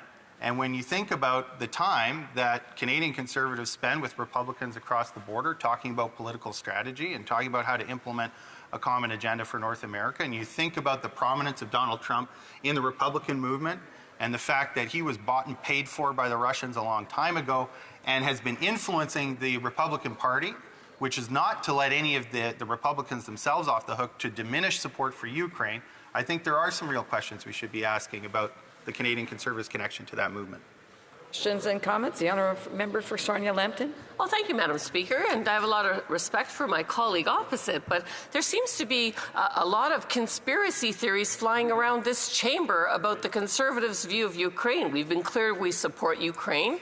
We already have a free trade agreement with Ukraine. Ukraine has asked for more munitions and weapons. The Liberals and the NDP voted against that.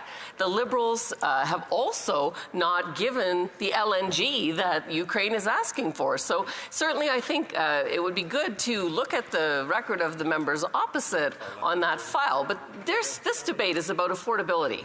And so instantly, if the Liberals and the NDP both cared about affordability for Canadians, they could axe the tax that's going to be quadrupled and the tax on that tax. And so why is this member standing and supporting that Liberal government to drive people into poverty? The Honourable Member for Elmwood-Transcona. Well, I've supported carbon pricing consistently from the time that I was nominated right through all three elections where I've been elected in Elmwood-Transcona. So there's been no change of position on my part, and I'm happy to answer to the electors in Elmwood-Transcona anytime on that issue, and have already 3 times. But I would say that when it comes to the question of Ukraine, I just watched on Friday morning, I watched the entire Conservative caucus that bothered to show up and vote, because they didn't all bother to vote. The record will show that. But of the ones who did... The Honourable Member for Prince George, Peace River, Northern Rockies, yes. The member well knows you're not supposed to point out the absence or presence in the House of Commons. And I would say, I just am hearing across the way. Let me finish my point of order. Because if we were able to reflect on who was and wasn't here, we could easily reflect on that part of the NDP whose members weren't here either, or the members of the Liberal Party as well. Thank you.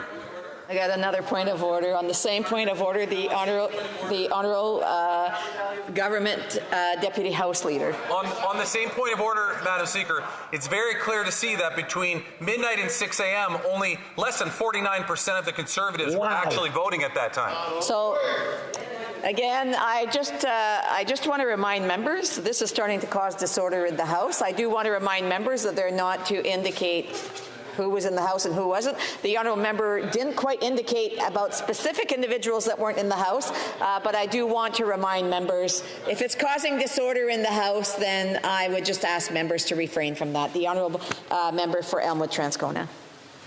I do apologize, Madam Speaker. I shouldn't have used the term show up. What I was referring to was the public voting record. No amounts of points of order are going to change the public voting record. And if Canadians consult that record, they will see that many Conservatives did not vote through that whole voting marathon. However, the point stands that those who did vote voted against $500 million in military aid to Ukraine. On 3 occasions, they voted against funding for Operation Unifier, and on a separate occasion, they voted against funding for the emergency assistance to leave Ukraine for folks who want to leave Ukraine and come to Canada. And if you add up all of what they voted against, the baseline is $500 million. I believe it's almost $1 billion in aid to Ukraine that they voted against. That's after they voted against the Canada-Ukraine Free Trade Agreement, which President Zelensky asked us to vote for, which his ambassador to Canada has expressed disappointment that there wasn't a unanimous vote on, and that the Ukrainian Canadian Congress has written a letter to the Conservative leader also expressing not only disappointment on the Canada-Ukraine Free Trade Agreement, but also on their votes last week against funding. So let's not pretend like somehow I'm making something up. I'll take no lessons about conspiracy theories from the member for Sarnia-Lambton. Order. Questions et commentaires. L'honorable député de Rivière-des-Mille. The Honourable Member for Rivière-des-Mille. Thank you, Madam Speaker. Thank you to my colleague for his speech. I have a question. Since many of us in this House believe that reimbursing GST for builders of rental housing doesn't really have much impact on availability and affordability of housing, how would he explain that in a context like that, where we need results, that the government is proposing that it's spread out over 7 years, up to 12 years, for final reimbursement until December 31st, 2035. I would like his opinion on that. What Transcona? As I said, I think it's okay to have measures that are targeted for the market, but not in a context where we don't do our homework to make sure that we build and that resources are available for nonprofit organizations to build other types of housing. I think it's a habit of this government to emphasize mechanisms that are basically market mechanisms and ignore their responsibility to invest into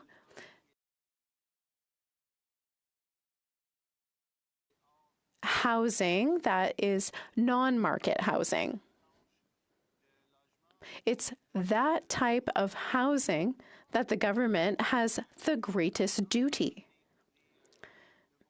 because the other aspects of the economy are not going to take care of this type of housing, because it's a sector where large profits cannot be made.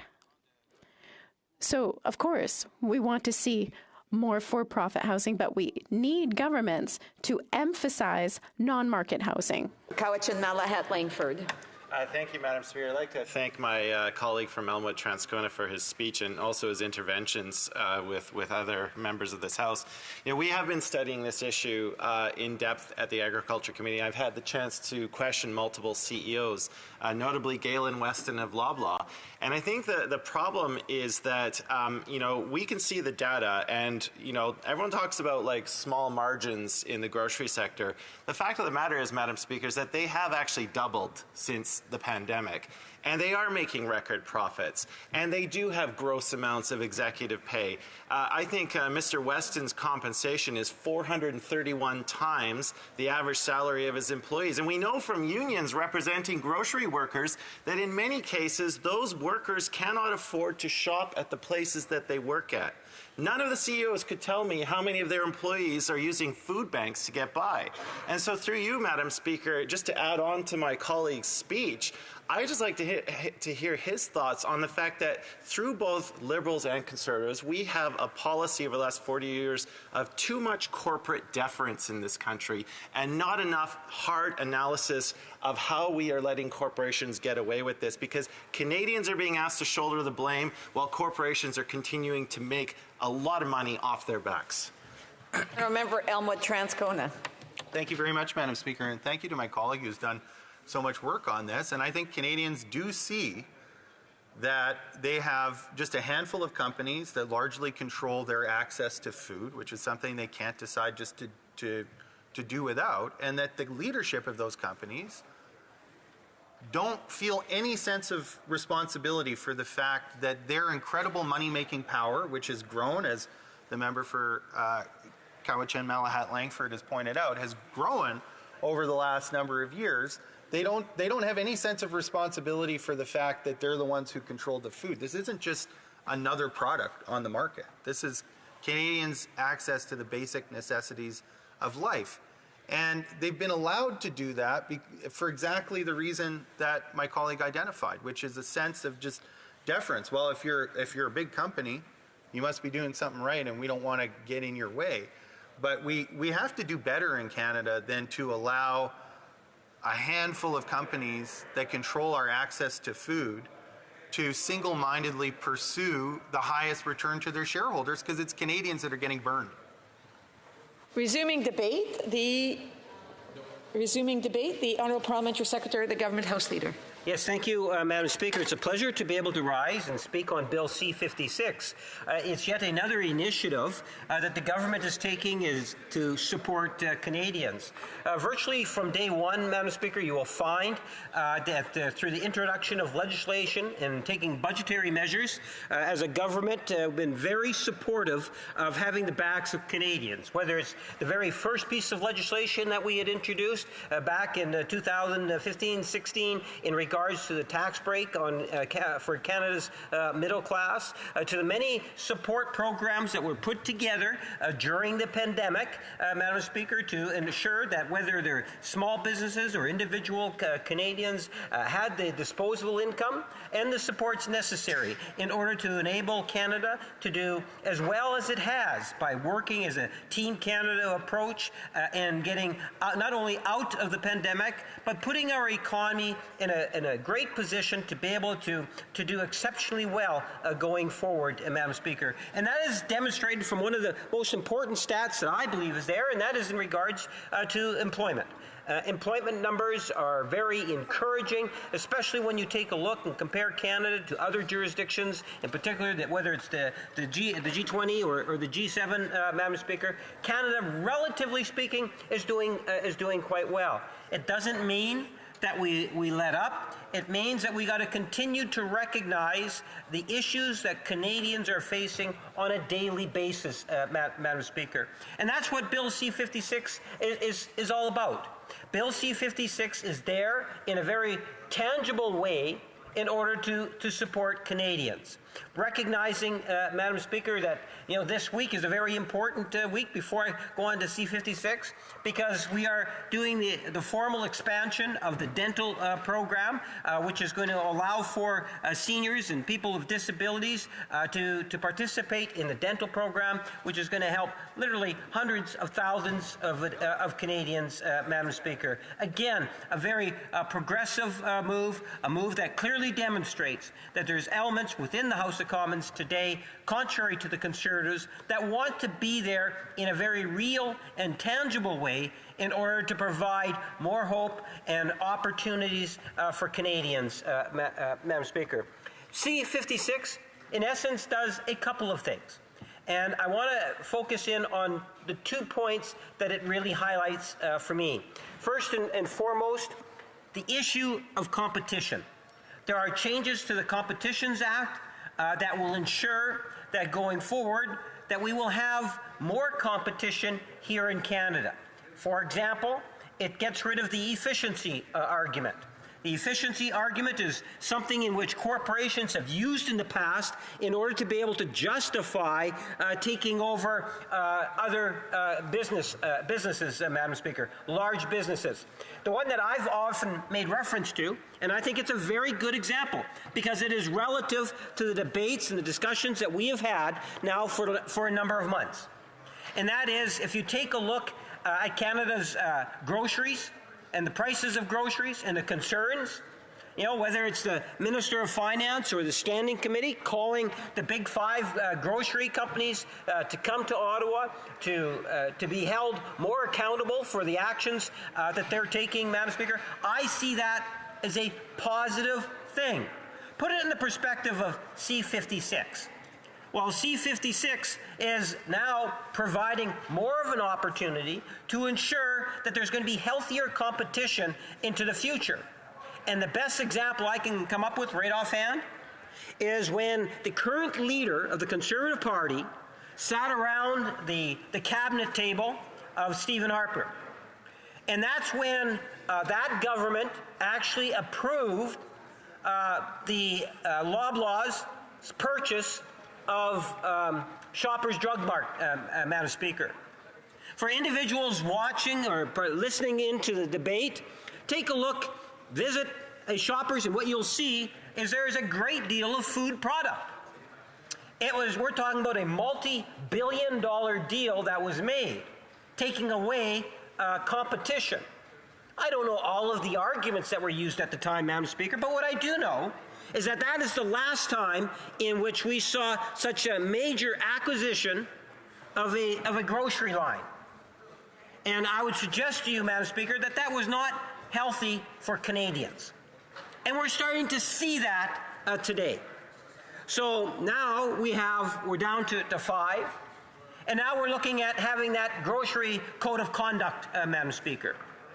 We need to establish that there is certain behaviors that are not acceptable.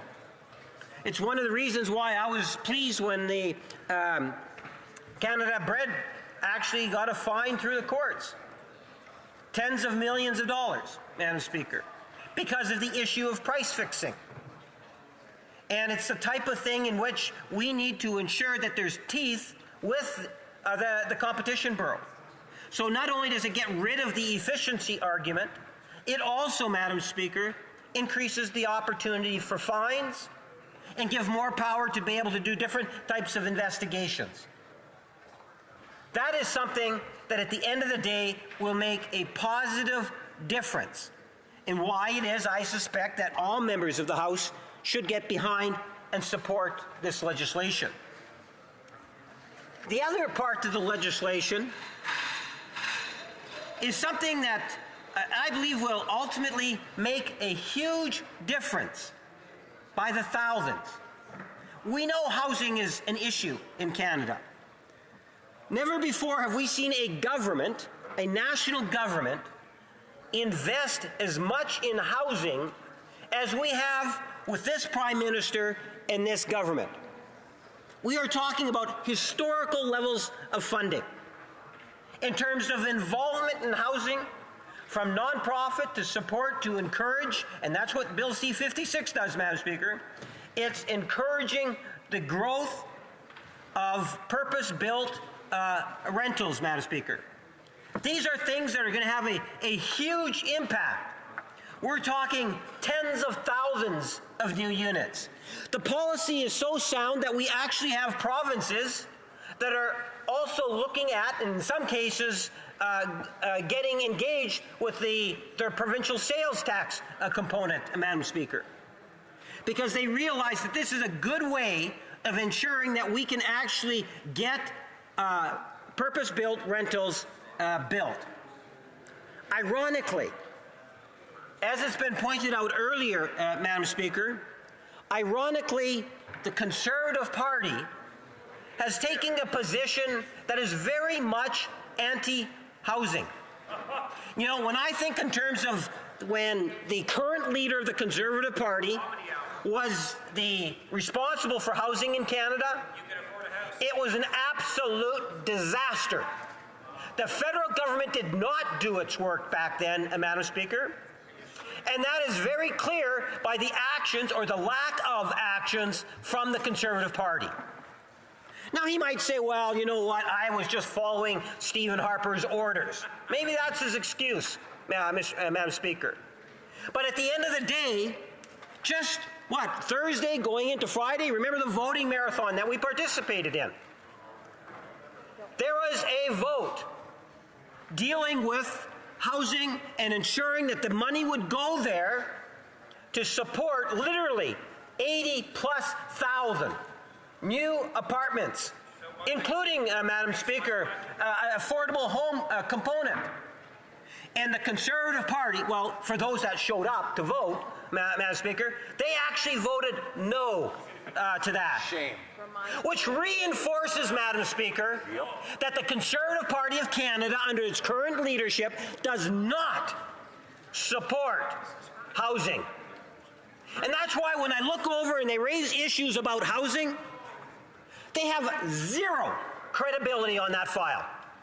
Because never before have we had a government that has demonstrated as much leadership working with municipalities and provinces and invested more financial resources than this government in the history of Canada. And then on the other side, we have an incompetent Conservative leader, Madam Speaker, who was a disaster when he was minister responsible for housing. And then when it comes time today, in relevant days and time in history, and when there's such a huge demand, what does the Conservative Party do? Those that decide to vote, they show up and they vote against supporting housing, Madam Speaker. Oozing with hypocrisy, I would suggest, Madam Speaker. And unfortunately, that's not alone. I was listening for the back and forth, the questions that were being asked. Consistently, this government has recognized the importance of Canada's middle class, those aspiring to be a part of it. We want an economy that's going to work for all Canadians in all regions. That's the reason why we've invested so much energy into the issue of trade, Madam Speaker. Trade supports all of us.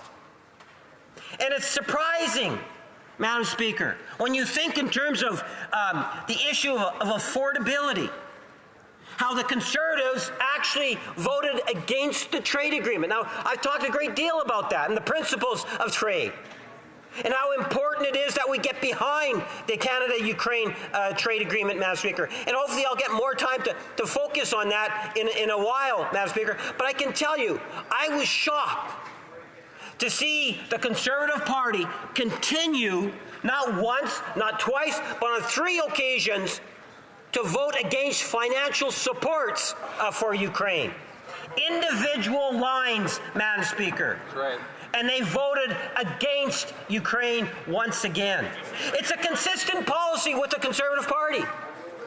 Because whether it's dealing with issues like housing, or whether it's dealing with issues such as trade, Madam Speaker, the Conservative Party is reckless in its policy development. We have had a number of Conservatives stand up today already on this legislation.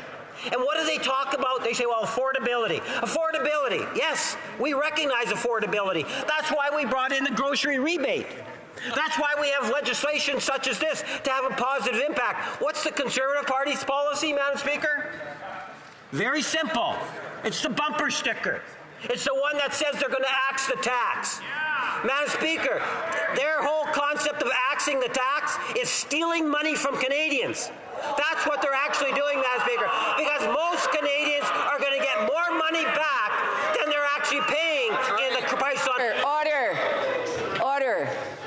I want to remind members there will be an opportunity for 10 minutes of questions and comments. If members have something to say, they should wait till then. Also, as the House starts to fill for question period, I would ask members to please keep their conversations low. 1 minute for the Honourable Parliamentary Secretary before we go to statements. Think about it. What they're doing is they're saying that they're going to get rid... Sorry, I do have a... Member for North Okanagan Shoe Swap as a point of order. Speaker, I believe the language the member used is unparliamentary. You cannot do indirectly what you cannot say directly. He basically stated that Conservatives are seized on stealing from taxpayers. I wish to ask him to withdraw that statement and apologize. Yeah, so just a point of order. The Honourable Parliamentary Secretary. Order. If, in fact, you're taking away the rebate, you're taking money out of the pockets of Canadians, Madam Speaker, and many would say that that's taking So away... this is a debate. Well, this is a debate. I do want to remind the members that they can't say indirectly what they can't say directly. So just maybe if the honourable member can withdraw, and then we're going to go to statements, and the honourable member will be able to continue his speech after. The Honourable Parliamentary Secretary. Perfect. So the honourable member will have 8 minutes of questions and comments the next time that this matter is before the House. Order. I want to remind members that we're going to statements, and it would be respectful if members please keep their voices down to allow members to do their statements. The honourable member for Fredericton. Madam Speaker, last week, instead of voting to support over $20 million in investments for First Nations children, the official opposition prioritized filibustering Parliament for over 30 hours. Through these actions, Conservatives said loud and clear that political theatre was more important to them than the continued transfer and control of child and family services and laws to First Nation communities. Unlike the leader of the official opposition, who cares only about First Nations when it suits his needs, we believe in furthering progress towards self-determination and will not let childish antics get in the way of providing the tools and support needed for First Nations to act on what is best for their children, families, and communities. Enough is enough, Madam Speaker. On this side of the House, we will do what is required to right the wrongs of the past and move forward together in true reconciliation. The honourable member for Tobic-Mactaquac. Thank you, Madam Speaker. Today we remember the real reason for the season. C is for the Christ child who was born in Bethlehem that first Christmas night. H is for the hope for all humanity that came down to us. R is for the fact that there was no room in the inn for him, and the question remains, is there room for him in our world and hearts today? I is for Emmanuel, which means God is with us, and he is indeed with us through whatever we're going through, and will be with us till the end. S is for the shepherds, commoners, farmers, and keepers of the flock, who were the first to be entrusted with the great news of his birth. T is for the three wise men, who came searching for the newborn King of Israel, and Mr. Speaker, the wise still seek him today. M is for the fact that he makes all things new again. A is for all, because the promise of Christmas is for all people everywhere. And S is for the Savior, who frees the whole world and every individual from fear, sin, shame, and sadness, and as a result, a weary world rejoices. From my family to yours and to all Canadians, Merry Christmas and a Happy New Year. Merry Christmas. L'honorable député de Halifax West. The honourable member for Halifax West. Our women entrepreneurship strategy is reshaping the entrepreneurial landscape in Canada. With $7 billion in investments spanning over 20 federal departments, the program isn't just a gesture. It's a resounding declaration that we recognize the untapped potential of women entrepreneurs. In my community of Halifax West, the funding empowers the Centre for Women in Business to continue their work fostering women-led businesses. With the nearly 9,000 loans this program's already provided, we're helping women realize their dreams and break down the barriers to their success. And the data shows women are jumping at the chance to access these resources, connect to mentors, and further their education. Mr. Speaker, women have their place in the world of entrepreneurship, and we will continue to hand them the tools they need to embark. While the Leader of the Opposition forces his caucus to vote against the program, we will always be there to empower women across the country. Merci. The honourable member for Berthier-Masquinongé. Last week, over 1,000 farmers took to the streets of Quebec City to demand greater government support. Farmers need help to cope with climate change. Imagine Canada contributes almost 4 times less money than the US and the EU together to support our world. This puts our farmers at a disadvantage, creates unfair competition, and jeopardizes our food security. For a G7 country that says it wants to feed the whole planet, It's not a good look. If we want these people to feed us, they have to be able to make a living from their trade without having to take on a side hustle to get there. The Bloc is expressing the message of Quebec's agricultural entrepreneurs loud and clear. The federal government needs a plan, a direction, a vision, especially for risk sharing. Feeding our world is a societal project, and our farmers are at the heart of the solution. The Honourable Member for Glengarry Prescott Russell. Mr. Speaker, last week we saw the Conservatives unite to vote against agriculture. When we said we support our farmers, we have to walk the talk. They voted against our program for dairy producers and processors. They voted against our poultry producers. They voted against the On-Farm Climate Action Fund, and they voted against funding to help implement the Indo-Pacific strategy that we know would be beneficial for our agricultural sector and exports. The behavior of the leader of the official opposition does not surprise me.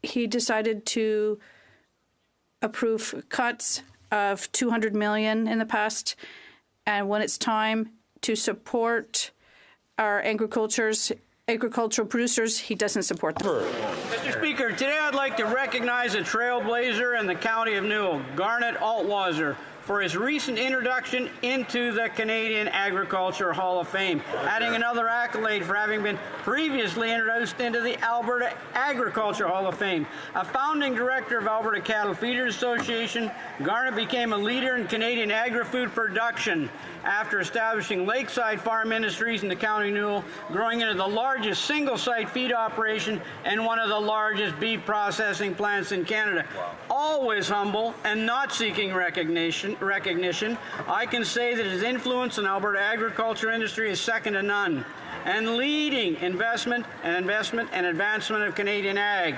It is thanks to people like Garnet Altwazzer that makes Alberta agriculture world-class.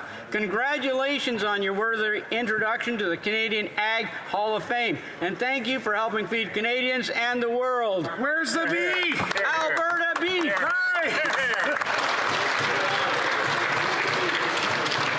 The Honourable Member from Kitchener South Hespeler. Mr. Speaker, our government's priority is ensuring every child receives the best possible start in life. Building a national school food policy that provides conditions for children to succeed, not only in school, but over a lifetime is incredibly important. School food programs play a vital role in strengthening education and health.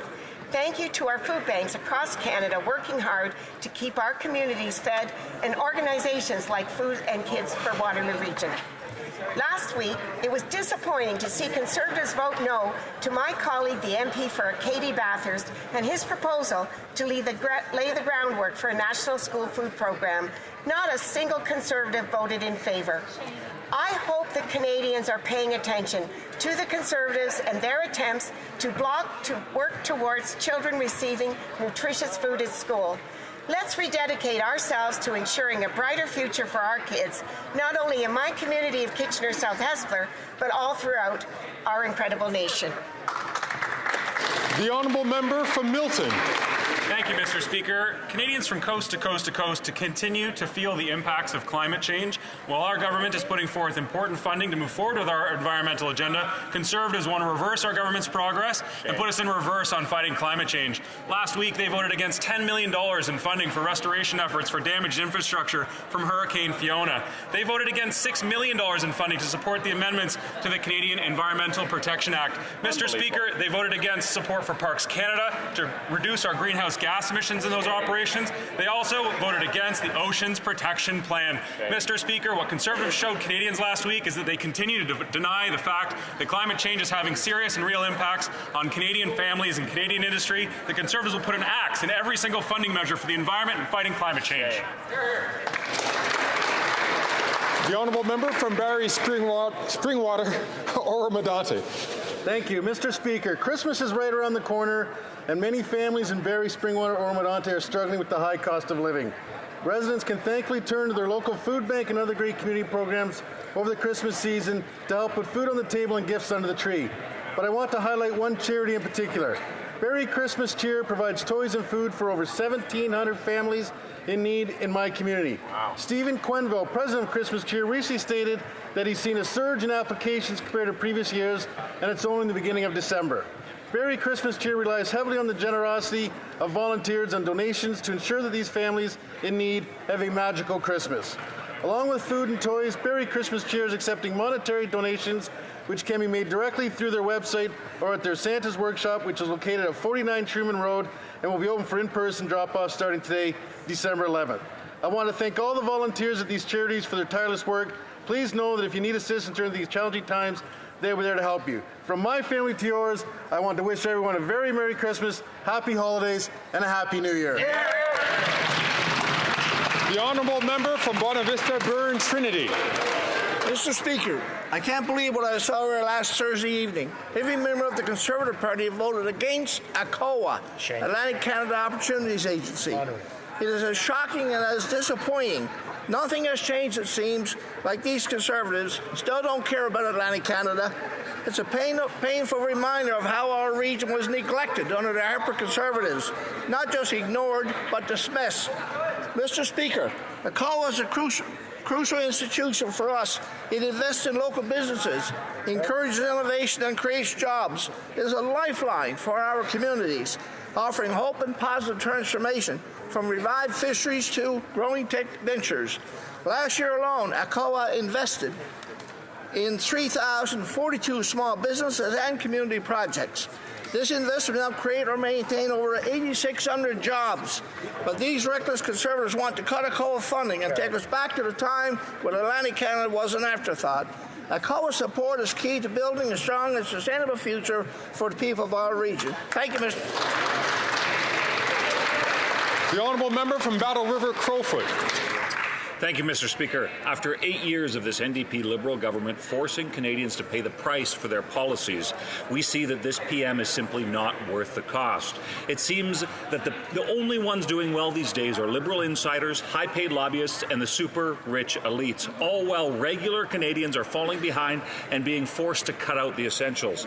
That PM has faced multiple ethics investigations himself. Members of his cabinet seem to be embroiled in new scandals daily, and Liberal appointees are protecting people who have funneled hundreds of thousands of dollars for their own personal gain. And in desperation, we have the Liberals, along with their coalition NDP partners, refusing to hold those responsible accountable, and have gone as far as to silence whistleblowers who have spoken up about the recent revelations around the Green Slush Fund, what's been called a sponsorship-level scandal. It's time for this Prime Minister, his cabinet, and everyone involved in this scandal to come clean and get answers on why $200,000 went to Liberal insiders. The honourable member from Kelowna Lake Country. Mr. Speaker, families in my community of Kelowna Lake Country are looking forward to Christmas, but they are increasingly concerned about the cost of Christmas dinner. The NDP Liberal government's high-tax, inflationary deficit spending agenda has caused food prices to skyrocket. That's right. Food bank usage in Canada is higher than ever before. A food bank in my community has seen Christmas hamper sign-ups increase by 32% over last year, and they're expecting a 100% additional increase in demand over the next few months. Food banks themselves are hit with higher prices on the food they purchase. The Canada Food Price Report predicts the average family will spend $700 more on food in 2024. Wow. This Prime Minister is just not worth the cost. After 8 years, his carbon tax, as it flows through the entire food supply chain, has proven to directly make food more expensive. Will the Prime Minister finally cancel his carbon tax so Canadians can have a meal to share with their family this Christmas? The honourable member for Orleans. Mr. Speaker, last week we spent more than 30 hours voting in this House. The Conservatives voted against a pay raise for members of the Canadian Armed Forces, against $500 million in military aid to Ukraine, and against funding for Canada's military operations at home and abroad. The Conservatives have no problem and no shame voting against our armed forces and the support they need to carry out the difficult tasks we ask of them. Mr. Speaker, One thing is clear. On this side of the House, we'll stand up for our troops, our allies, our partners, and Ukraine, even if the Conservatives don't. Thank you. Before I recognize the member from London Fanshawe, if I could ask colleagues to please keep the line of sight of it. The honourable member from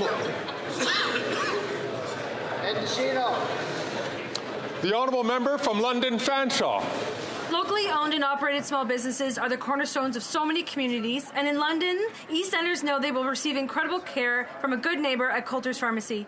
In 1973, Tex Coulter and his partner Bob Yates founded the pharmacy. Scott Coulter took over the family business in 2000 when his father retired, and they celebrated their 50th anniversary this year.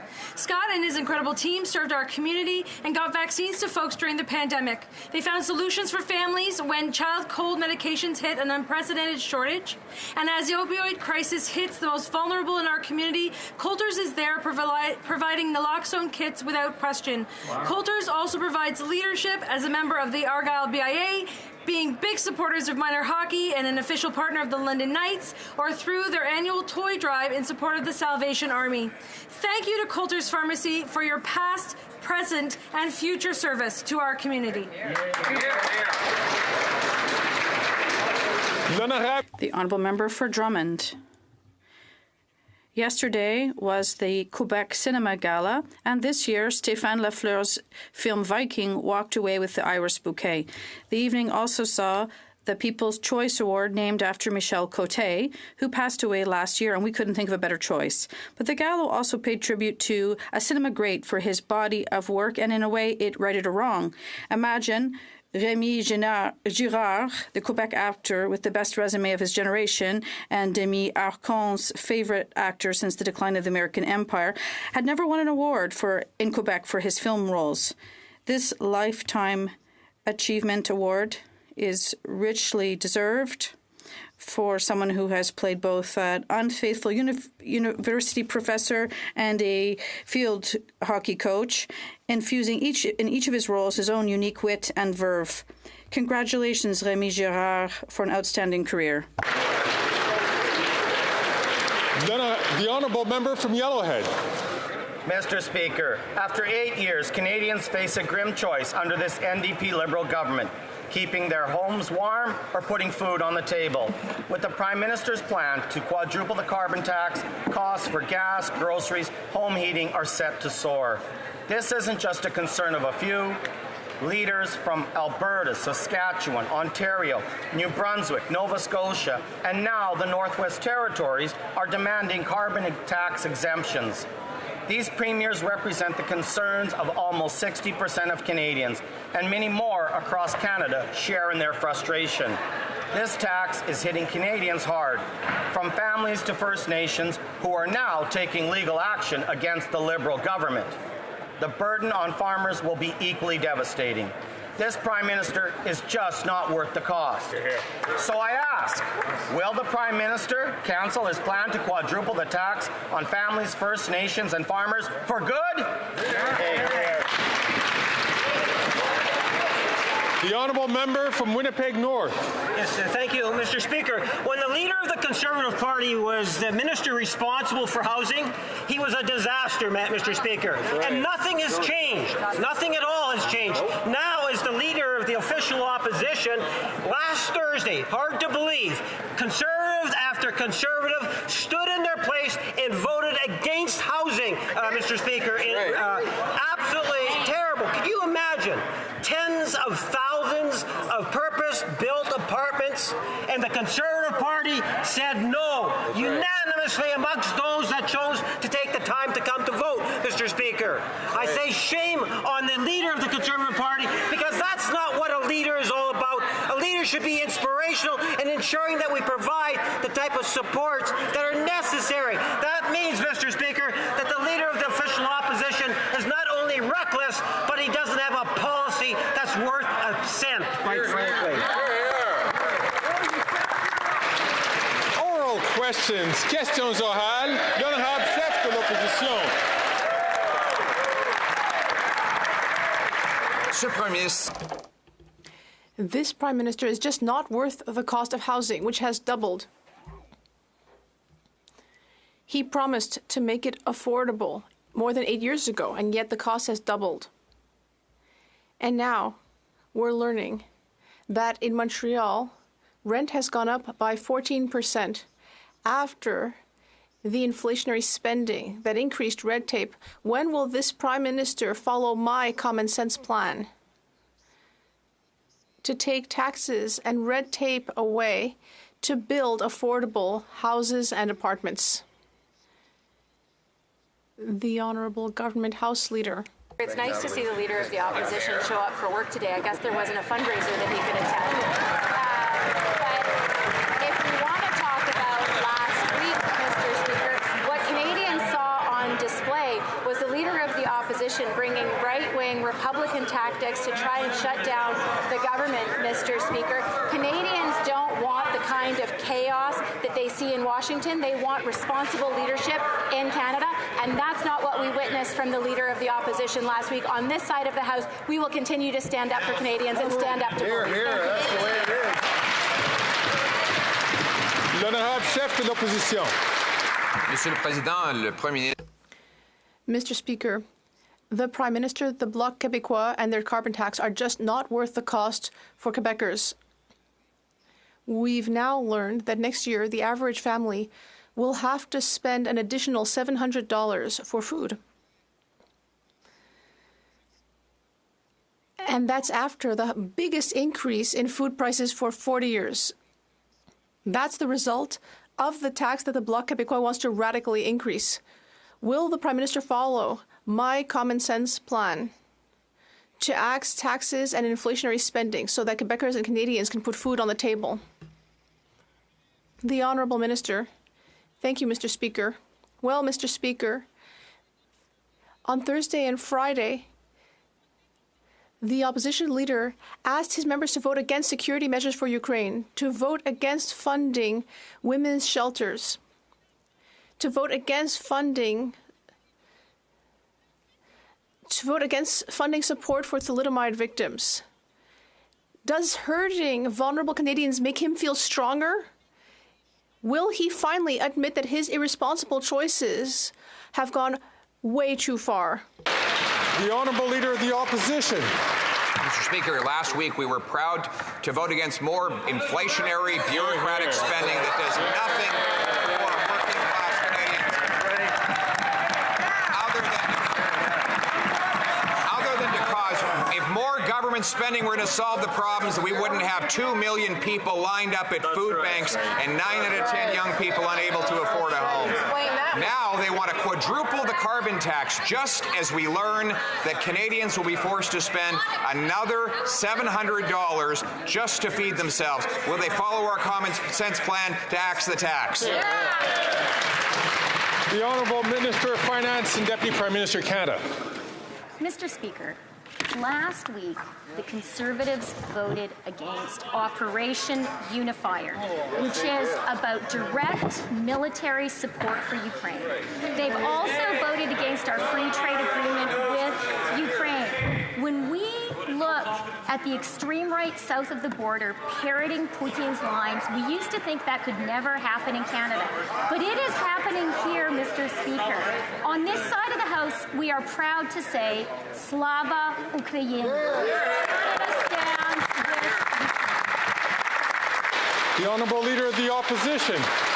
They spread fear and falsehoods about matters in other countries to distract people from the absolute misery they've caused here at home. We understand why they don't want to talk about how Canadians are living, because folks can't afford to feed themselves, lining up at food banks with the worst food price inflation in 40 years. And yet, the Prime Minister wants to quadruple the carbon tax with the help of his NDP junior coalition partners. Will the Prime Minister reverse his plan to quadruple the tax so Canadians can afford to eat, heat, and house themselves? The Honourable Minister for Housing, Infrastructure and Communities. Mr. Speaker, it's interesting to see the opposition leader run from uncomfortable questions that are being put to him on the floor of the House of Commons. Let's look at some of the voting record that they demonstrated last week when it comes to saving people money on reducing the cost of housing. He's made clear his personal position is the government has no business investing in housing. But individual members of Parliament have the opportunity to stand up and be counted when there is a vote on the floor of the House of Commons. They said no to investments in affordable housing. They said no to thousands of apartments. They said no to housing for Indigenous communities, to emergency shelters for women and girls, and they said no to funding for homeless veterans. They should be ashamed, Mr. Speaker. The Honourable Leader of the Opposition. We said no to doubling housing costs. They doubled housing costs. Mr. Speaker, they doubled housing costs. That's the reality. All the slogans that member wants to spit out aren't worth a hill of beans when all they've done is double housing costs. Just like they said the carbon tax would help the environment, now we know Canada has fallen 4 places to 62nd out of 67 countries in the world. Shameful. After they've tried to impose this carbon tax. Instead of quadrupling a tax that has failed, why won't they axe the tax and invest in technology instead? The Honourable Government House Leader. Mr. Speaker, on this side of the House, we are proud to stand up for Canadians. Mr. Speaker, last week what the Conservatives did is they voted consistently against measures that not only make life more affordable for Canadians, but help them in their time of need. 988 that was just launched with regards to suicide prevention. What did the Conservatives do? They voted against it. Mr. Speaker, when it comes to supporting victims of gender-based violence, what did the Conservatives do? Voted against it. The list goes on, Mr. Speaker. That is irresponsible. That is reckless. And quite frankly, these are right-wing extreme politics from the United States that we don't want here in Canada.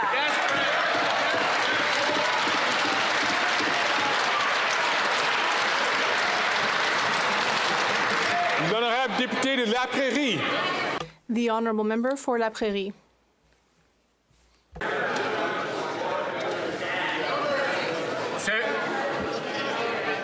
À l'ordre. L'honorable député de La Prairie. Order. The Honourable Member for La Prairie. Mr. Speaker, this government is unbelievable. Every time we think that it can't get more incompetent, well, it says, just watch me. And they manage to do even worse. Until last Friday, the government of Quebec thought that it was negotiating a dental care agreement with Ottawa. But no. Ottawa is trampling Quebec's jurisdiction and is picking more fights instead of coming to an agreement that could be in the interest of everyone. Doesn't Ottawa finally want to actually start doing some useful work? The Honourable Minister of Health. Thank you, Mr. Speaker.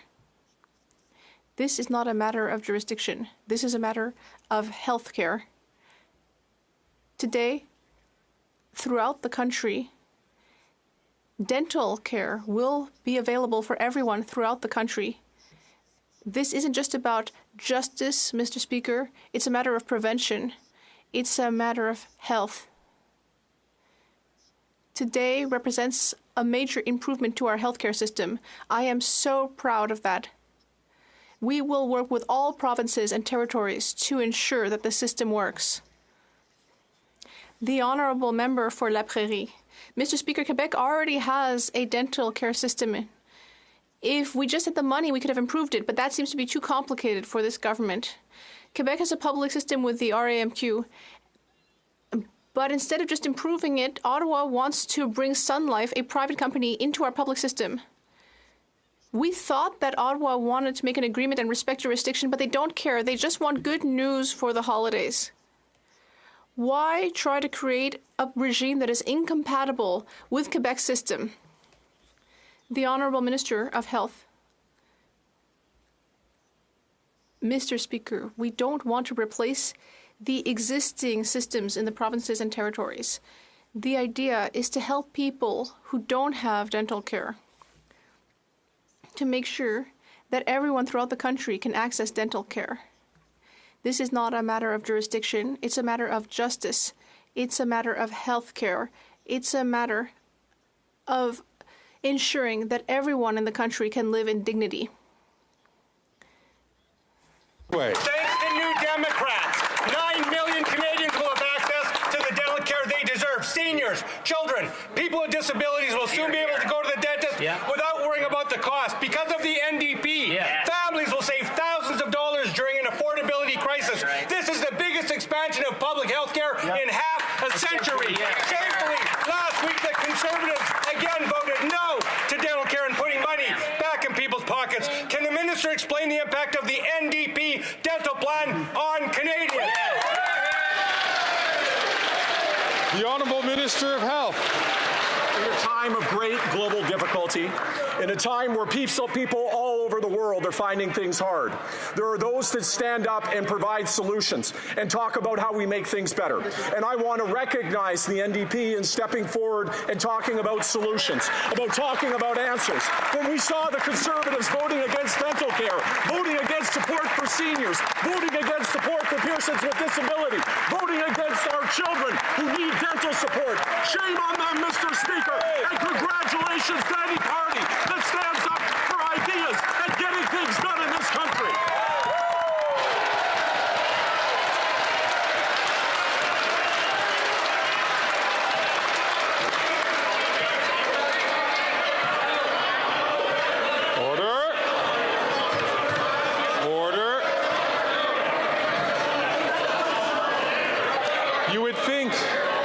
One would think that after a lot of votes that members might have been a little bit tired today, but it seems like giving everybody a lot of energy. The Honourable Député de Rosemont. The Honourable Member for Rosemont-la-Petite. Mr. Speaker, more and more people are struggling to pay the bills, and they can't pay to go to the dentist. The Liberals and Conservatives teamed up twice to vote against a dental care plan. Thanks to the NDP, seniors, children, and people with a disability will be able to access this essential care. The Conservative leader, whose dental care has been paid for by taxpayers for 20 years, would like to cut that program. Apparently what's good for the goose is not good for the gander. But the NDP will deliver the help that people need. Why did it take this Liberal government so long to deliver the goods on dental care? The Honourable Minister of Health. Mr. Speaker, this is a huge step forward. Bringing dental care to everyone throughout the country. I appreciate very much the hard work of the NDP and the idea that any and every party here must work together to find solutions. They're not just here to criticize everything, but instead to work together to find solutions during a time that is difficult throughout the country. Mr. Speaker, this is a historic day for our healthcare system. The Honourable Member from Regina Capel. The Prime Minister is causing division and anger in unprecedented ways with a backlash that we may never have seen in this country before. 133 First Nations suing this Prime Minister over the carbon tax. Several provinces taking the Prime Minister to court to try to stop the tax. One province refusing to collect the tax altogether. And now the Premier of the Northwest Territories asking for a full exemption, saying, quote, the prices are just getting higher and higher here. After 8 years, it's clear the Prime Minister's not worth the cost. Will he put his ego aside and axe the tax? The Honourable Minister. Mr. Speaker, last week when the Conservatives had the chance to stand up for First Nations people, they voted against the measures that Indigenous communities need every single day to deliver things like clean water, Mr. Speaker, to deliver things like education, Mr. Speaker, to make sure that infrastructure is kept running and maintained, Mr. Speaker. When they had a chance to stand up with First Nations, what did they do? They voted against them.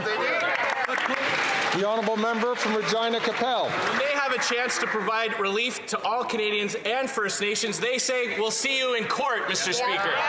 They have succeeded, though, in uniting Canadians around one thing, their hatred for the carbon tax. As hardworking Canadians across the country visit food banks for the first time or turn their thermostats down, Northerners are really facing the sting of the carbon tax. The Premier of the Northwest Territories went on to say, quote, I mean, ideally, a complete exemption for the territory is what we would hope for because, like I said before, the costs are already high. Why won't the Prime Minister have some mercy on Canadians and axe the tax? The Honourable Minister for Natural Resources and Energy. I think it's important that the honourable member stop misleading Canadians. Research coming out of the University of Calgary last week shows that their plan to make pollution free again will only benefit those earning over $250,000 a year and hurt almost everybody else. The Conservative leader says that he cares about affordability, but last week in the middle of the night they voted to cut affordable housing construction, cut school food program, cut dental care for the most vulnerable, cut affordable child care. Shame, shame, shame.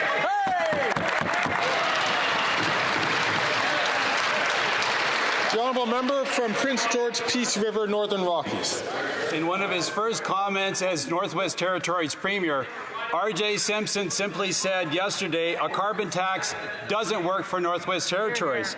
And a complete exemption for the territories is what we would hope for because, like I said before, the costs are already high. Higher costs are not the solution up here.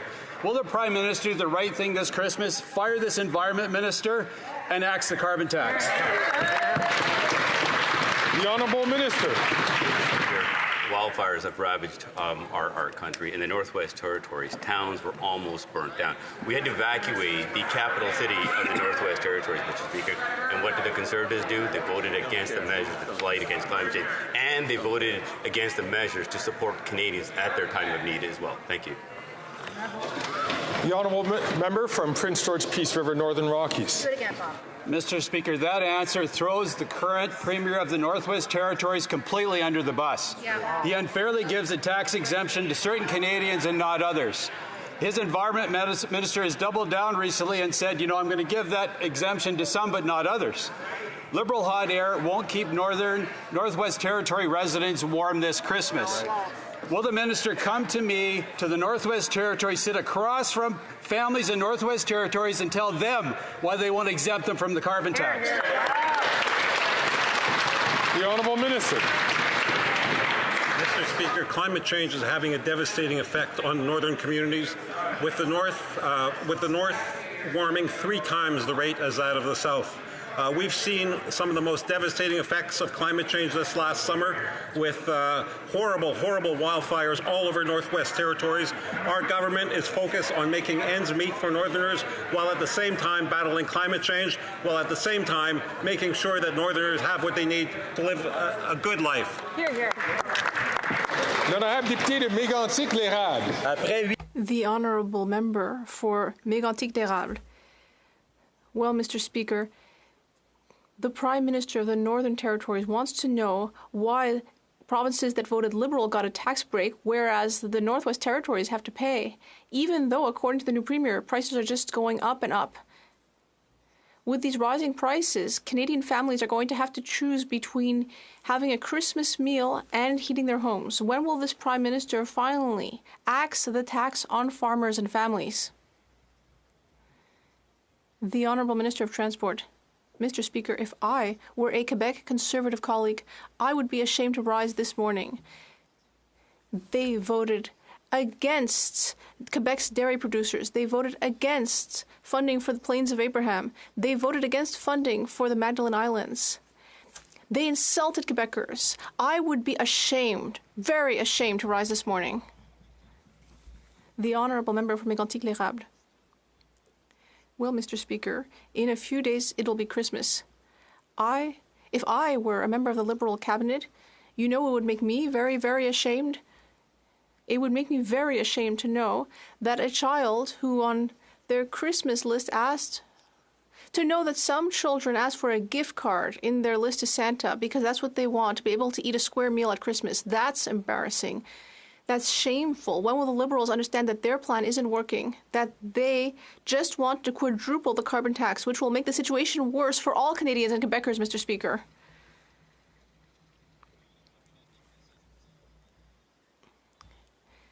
The Honourable Minister, Mr. Speaker, this is a shocking claim when we know that the Conservatives are just trying to change the subject so they don't have to talk about what they did last week. It's shameful, and in fact, it's a betrayal towards Canadians. The fact that they voted against our measures, against food banks, against housing and women's shelters, against Ukraine, Mr. Speaker. Who's telling them what to do? I mean, their leader just seems to be taking direction from Donald Trump in the U.S., Mr. Speaker. The Honourable Member for Lac-Saint-Jean. Mr. Speaker. Mr. Speaker, in politics, some files are pretty simple, so I have a simple question.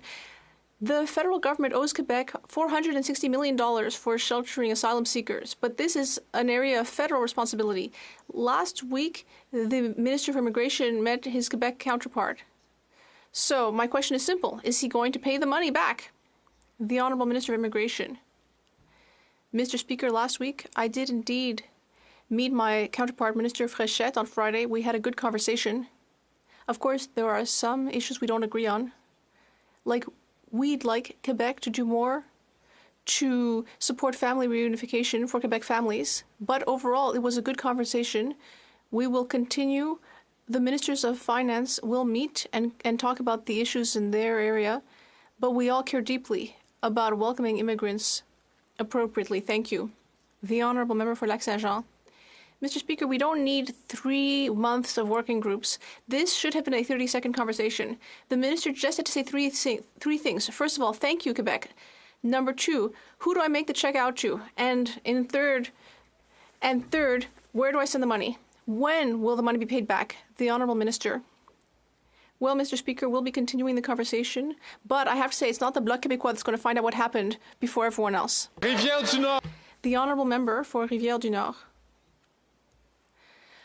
Well, Mr. Speaker, Quebecers are so sick of the monarchy. That's why on Friday the National Assembly unanimously voted for a motion asking for the lieutenant governor position to be abolished. All officials, all MNEs from all parties want to replace that position by a democratic institution. Of course, here in this House, we wouldn't have a unanimous vote because we know that some Canadian MPs constantly dream about bowing down before Charles III. But for Quebecers, we all want to undertake a process of democratic modernization. So will this government finally hear reason and abolish the position of Lieutenant Governor of Quebec? The Honourable Minister of Transport. Mr. Speaker, I know that my colleague likes to fantasize about the monarchy and reopening the Constitution. But on this side of the House, we care more about actual issues that people care about. The rise in the cost of living, housing, and the conservative cuts. They want to make cuts in all sorts of unacceptable areas. They want to cut things that are so important for Quebec and for all Canadians. Shame on them, Mr. Speaker. The Honourable Member from Desneti, Mississippi, Churchill River. After 8 long years, more and more Canadians are realizing that this Prime Minister is simply not worth the cost. Mr. Speaker, we can now add the Premier of Northwest Territories to the growing list of people who are asking this NDP Liberal government to listen to their concerns and axe the carbon tax. As the Christmas season arrives, this Prime Minister's gift of giving has been replaced by a gift of taking from families, farmers, and First Nations. Will the Prime Minister finally cancel his plan to quadruple the carbon tax and stop his plan to ruin Christmas? The Honourable Minister for Natural Resources and Energy. Speaker, when this government came to power after 10 years of Harper and the member from Carleton, we were on track to see 12% increase in carbon emissions by 2030. Last week, we released the update on the emissions reduction plan, and it was a dramatic turnaround, Mr. Speaker. We will exceed the initial target of 30%, which we then raised to 40%. We will more than achieve the 2026 interim target, and we are on track to achieve the 40% target by 2030. Mr. Speaker, I am very pleased to say that our climate plan is working. Where is their climate plan? The Honourable Member from Desneti, Mississippi, Churchill River. Mr. Speaker, this from a minister whose government spent 3.5 times more responding to emergencies than supporting First Nations communities to prevent these emergencies. This NDP Liberal government refuses to listen. The newly elected AFN chief now lends her voice to the growing list of people who want to axe the carbon tax, which increases the cost of gas, groceries, and home heating for all Canadians. Will the Prime Minister finally cancel his carbon tax so families, farmers, and First Nations can afford a meal on Christmas Eve? The Honourable Minister for Agriculture and Agri-Food. Thank you very much, Mr. Speaker. Last Thursday evening and Friday, the Conservative Party of Canada explained exactly where they were, how much they support farmers. In fact, they voted against farmers. Example, $337 million for the supply management program. Voted against it. It's vitally important to the agricultural sector. I can assure the dairy farmers and chicken farmers and egg farmers in this country, we are and will continue to support them. Thank you, Mr. Speaker. The Honourable Member from Peace River Westlock. Thank you, Mr. Speaker. Mr. Speaker, if the Liberals actually wanted to support farmers, they would axe the carbon tax. After 8 years of this Liberal Prime Minister, a turkey in northern Alberta costs $82. Why would this be? Perhaps it's the carbon tax. I talked to a turkey farmer in northern Alberta, and he says he is struggling to pay the carbon tax. Regardless of how expensive the turkey is in the grocery store, he's having to pay the carbon tax, and he is unable to make a living to put food on his own table. Will the Prime Minister quit his bah-humbug approach to this Christmas, take off the carbon tax for families, farmers, and First Nations so Canadians can all enjoy a turkey for Christmas? The Honourable Minister for Agriculture and Agri-Food. Thank you, Mr. Speaker. I hope that turkey farmer looked at what the Conservative Party of Canada did last Thursday evening and Friday. That's right. They continually vote against agriculture and farmers. We in this side of the House will make sure that we fully support agriculture and make sure that they, for example, they have voted against the funding for on-farm climate action. On-farm climate action will help the environment. Mr. Speaker, we have and will continue to support farmers and take care of the climate in this country. Thank you, Mr. Speaker. The Honourable Member from Vancouver East. Right here in Ottawa, the average rent for a one-bedroom has hit a record high of $2,100 a month. It's close to $3,000 in Vancouver and Toronto. It is unacceptable that the out-of-touch Liberals are delaying housing funding for another 2 years when people can't afford rent now. Then there's the Conservatives who don't even believe in community housing and would rather give handouts to luxury condo developers. Will the Liberals stop delaying and get the money out the door now to build the much-needed affordable housing? The Honourable Minister for Housing, Infrastructure and Communities. Mr. Speaker, I thank my honourable colleague for her question and for her advocacy for additional investments in affordable housing and housing more broadly. I would remind my honourable colleague that in fact there are programs that exist today that are rolling dollars out the door to get more homes built. In fact, just a few weeks ago, we announced more than $4 billion worth of loans that's going to result in more than 12,000 new apartments being constructed. In addition, we recapitalized our affordable housing fund to the tune of $1 billion in the fall economic statement, on top of the more than $300 million going to cooperative housing, which will be rolling out early in the new year. I'm willing to work with all members of the House, including that member, to build more homes faster.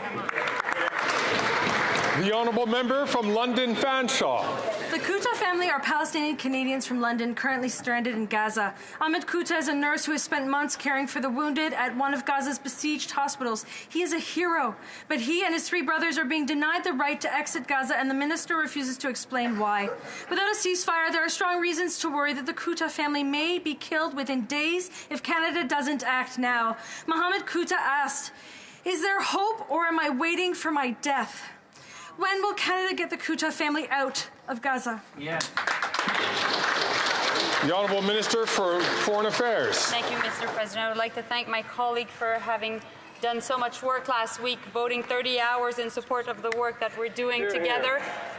Meanwhile, I completely understand how much the situation in Gaza is dire. It's one of the worst places in the world to live in. The Minister of Immigration and I are working actively to find a very compassionate approach when it comes to Canadians and their family, and we will get Canadians out of Gaza. I'm in close contact with my Israeli and Egyptian counterparts to make sure that the Gupta family can come back to Canada. The Honourable Member from Davenport. Mr. Speaker, our federal government has always shown support for Ukraine as it defends itself against the illegal and unprovoked attack by Russia. In fact, this House, and indeed this country, has always been unanimous and steadfast in its support. Yet 2 weeks ago, Conservatives voted against the modernized Canada-Ukraine Free Trade Agreement. And just last Friday, they voted against $500 million in additional aid to Ukraine. can the Minister of Defence highlight the support that Canada has been providing to Ukraine in its fight against Russia's illegal invasion? The Minister for National Defence. Thank you, Mr. Speaker. I'd like to thank the member from Davenport for her question, and sadly, she's right. Just last week, the Conservatives voted against funding for Canada's military operations. They voted against compensation improvements for CAF members. And they voted against military aid for Ukraine under Operation Unifier. Under Op Unifier, we're doing vital work, Mr. Speaker, including training nearly 40,000 Ukrainian troops and supplying Ukrainian forces with the munitions and equipment they need. Mr. Speaker, we will stand up for our troops. We will stand with our allies and partners. We will stand up for Ukraine, even if the Conservatives cut and run. Mr. Speaker, Hanson remembers. Stop Ukraine! The honourable member from Kenora. Mr. Speaker, after 8 years of this NDP Liberal government, this Prime Minister is not worth the cost of Christmas dinner. His carbon tax are driving up the costs so high that Canadian households are struggling as we head into the holiday season. But what's worse is that he's planning to quadruple this tax on groceries, gas, and home heating. Instead, Mr. Speaker, why doesn't the Prime Minister axe his carbon tax so that Canadians can afford Christmas dinner?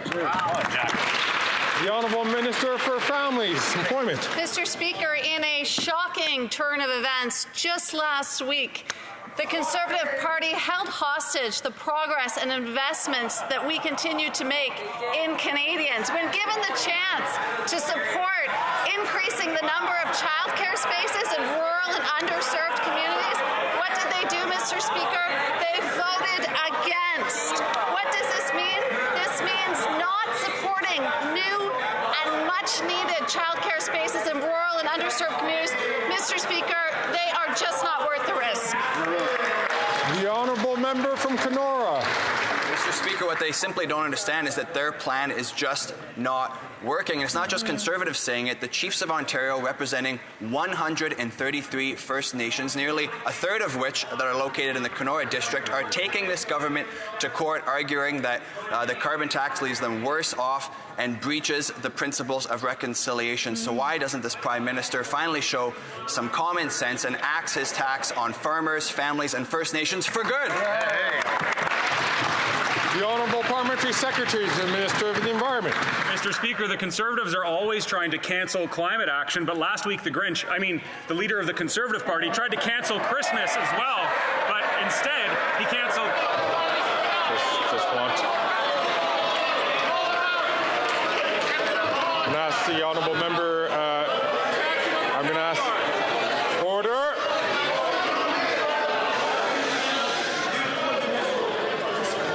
As the Honourable Parliamentary Secretary knows, as all members know, that we're not supposed to refer to, give mock names to members of Parliament. I'll ask the Honourable member, Parliamentary Secretary, to just rephrase the question, please. Thank you, Mr. Speaker. The Conservatives are always trying to cancel climate action, but last week the leader of the Conservatives tried to cancel Christmas too, but instead he just cancelled his credibility. Mr. Speaker, last week the Conservatives voted against the GST taking off of psychotherapy and counselling. Mr. Speaker, last week the Conservatives voted against seniors getting their teeth fixed. When will he admit that his reckless plan is putting Canadians at risk? The honourable member from Haliburton, Kawartha Lakes. Speaker, 133 chiefs from across Ontario are calling out this government's unjust carbon tax as driving up the cost of everything for First Nations communities. What is typically a festive time for many, Indigenous families are wondering how they are going to pay the cost of food. The Prime Minister's quadrupling of the carbon tax is driving up the cost on farmers and truckers, which rises the cost of food. So will this Prime Minister finally cancel his plan to quadruple the carbon tax on families, First Nations, and farmers forever?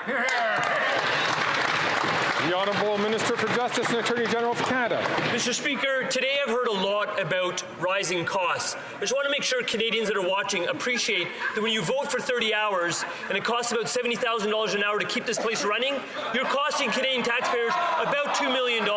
First point. Secondly, with respect to the point that was just made by the member opposite, if they were so concerned about the price of food, I would have thought that they might have voted in favour of a school food program to keep food prices down for young Canadians in this country. But alas, they voted against.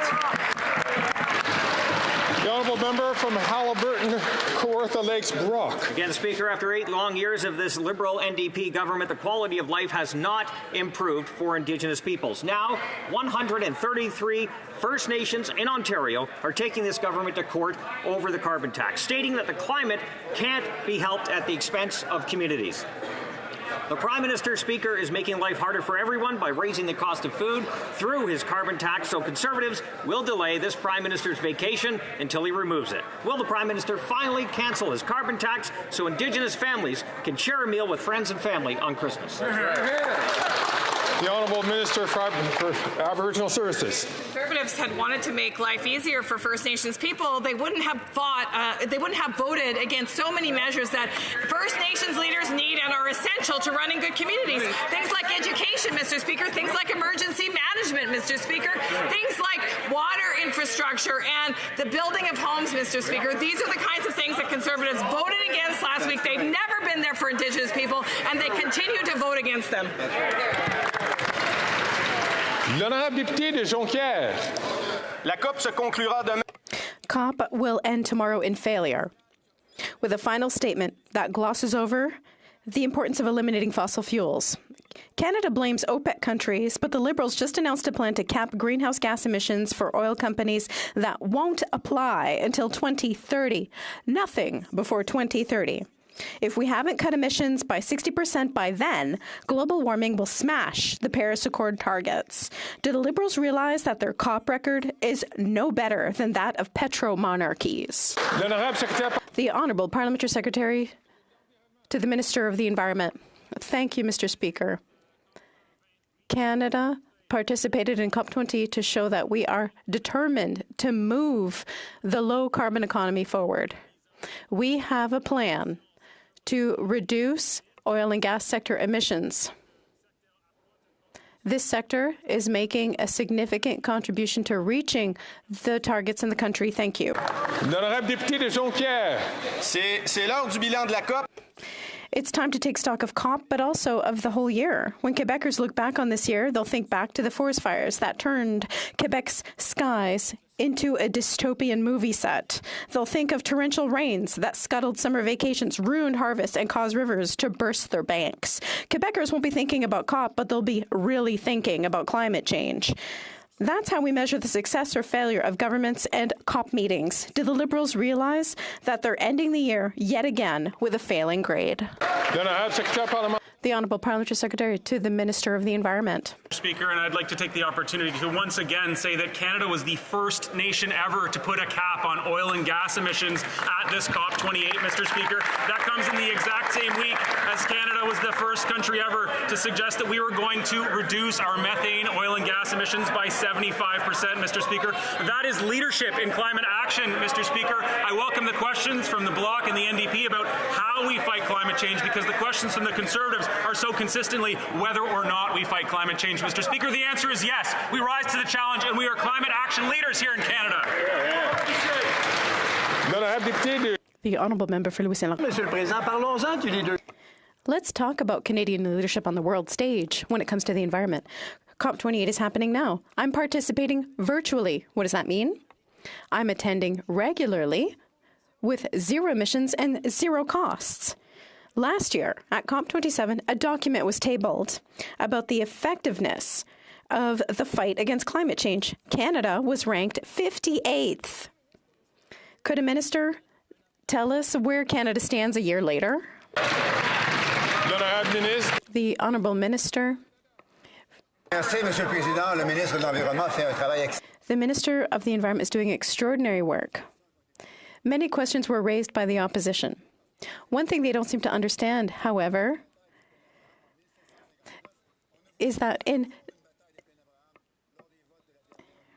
we had a Battle of the Plains of Abraham in 1759. We had another one last week during the marathon voting session. Conservatives voted against all measures.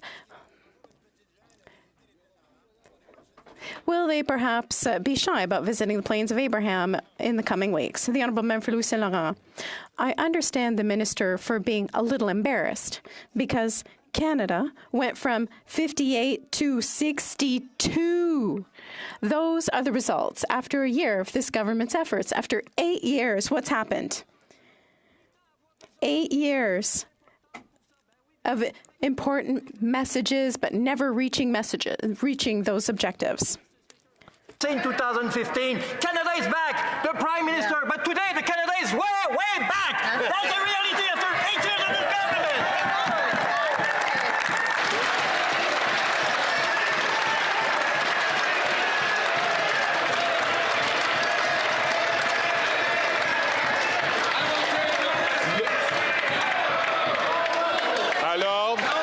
Order. L'honorable ministre de l'Innovation. The Honourable Minister for Innovation.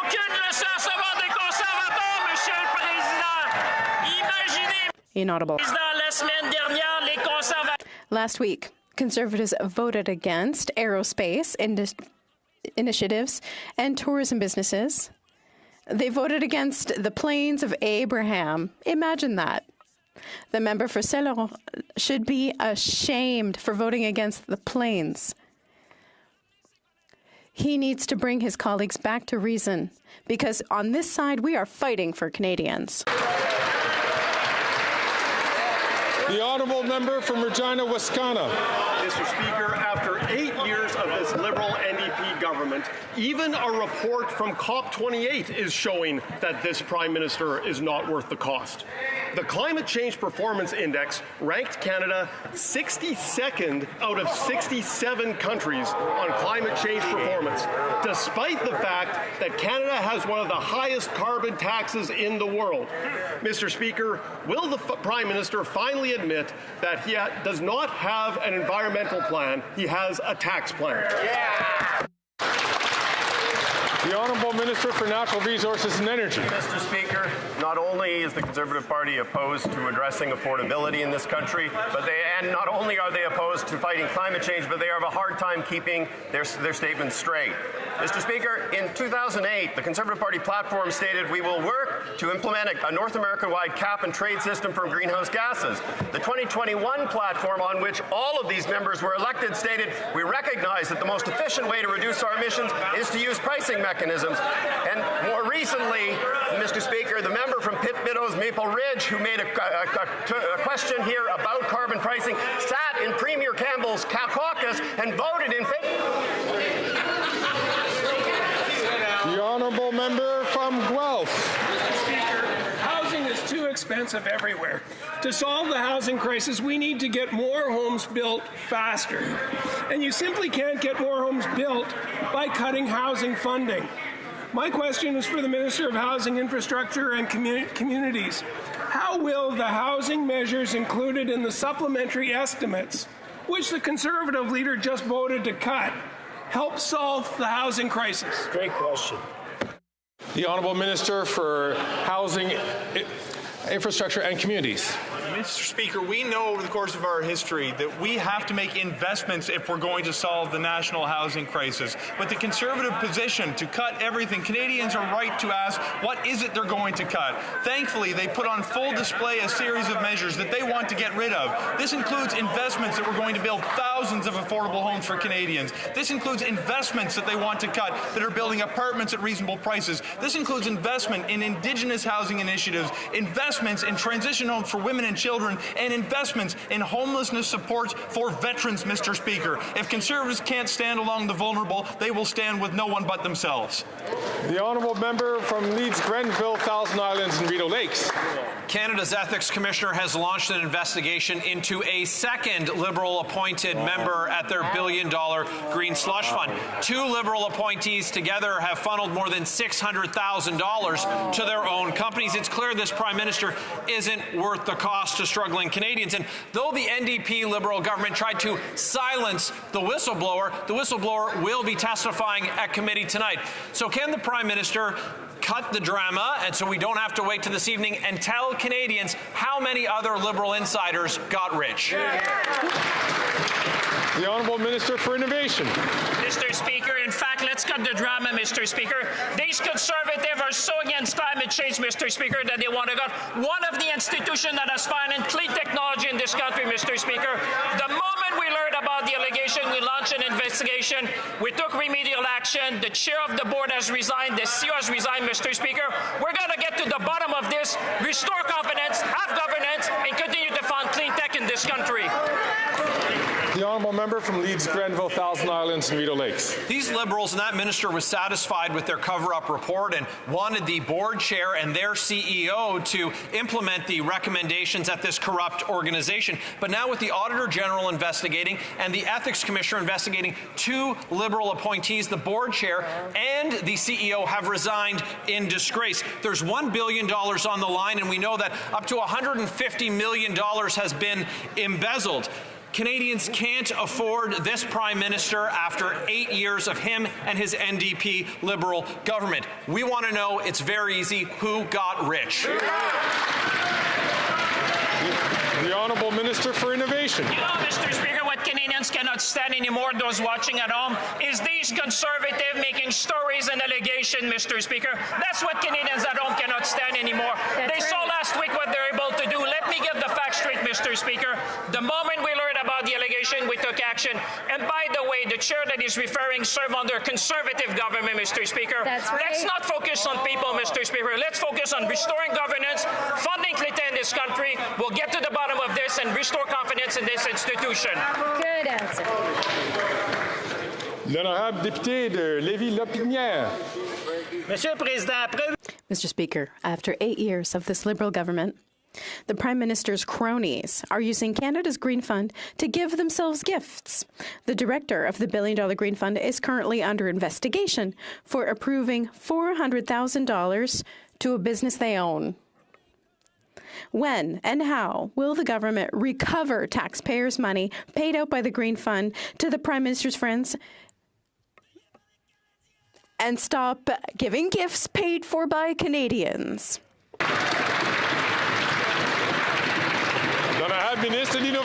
The Honourable Minister for Innovation. Mr. Speaker, I thank my colleague for his question and the theatrical performance. Now, when it comes to the facts, I think that Canadians understand that as soon as we heard there were allegations, we launched an investigation. The president of the board resigned, and there was another resignation. We are acting. We're going to restore governance. And we will fund businesses in Canada that will put forward green technology to fight climate change. That's responsible. The Honourable Member from Markham-Stouffville. Mr. Speaker, our government has made it clear that dental care coverage is a priority. But in this House last week, the Conservatives were the only party to vote against funding for the Canada Dental Care Plan. Instead, the Conservatives want Canadians to pay for their care out of pocket. Today, the Minister of Health announced the next steps of our work to provide a historic dental care program in this country. Can he tell Canadians what this means for them? Good question. The Honourable Minister for Health. Well, thank you, Mr. Speaker. And on Thursday and Friday, we got to see what the Conservatives haven't been willing to show, which is that in a time of global difficulty when people all over the world are suffering, their solution here in Canada is to cut from the services and supports that Canadians desperately need. And what does that mean in dental care? It means for seniors that I've been talking to for decades who haven't been able to get their dentures, they voted against them getting their dentures and having that dignity. They voted against preventative health care that makes sure that people don't get cardiovascular disease or diabetes, or that they have to go to an emergency room because they put off that critical care. Mr. Speaker, we're delivering dental care for this country along with the NDP.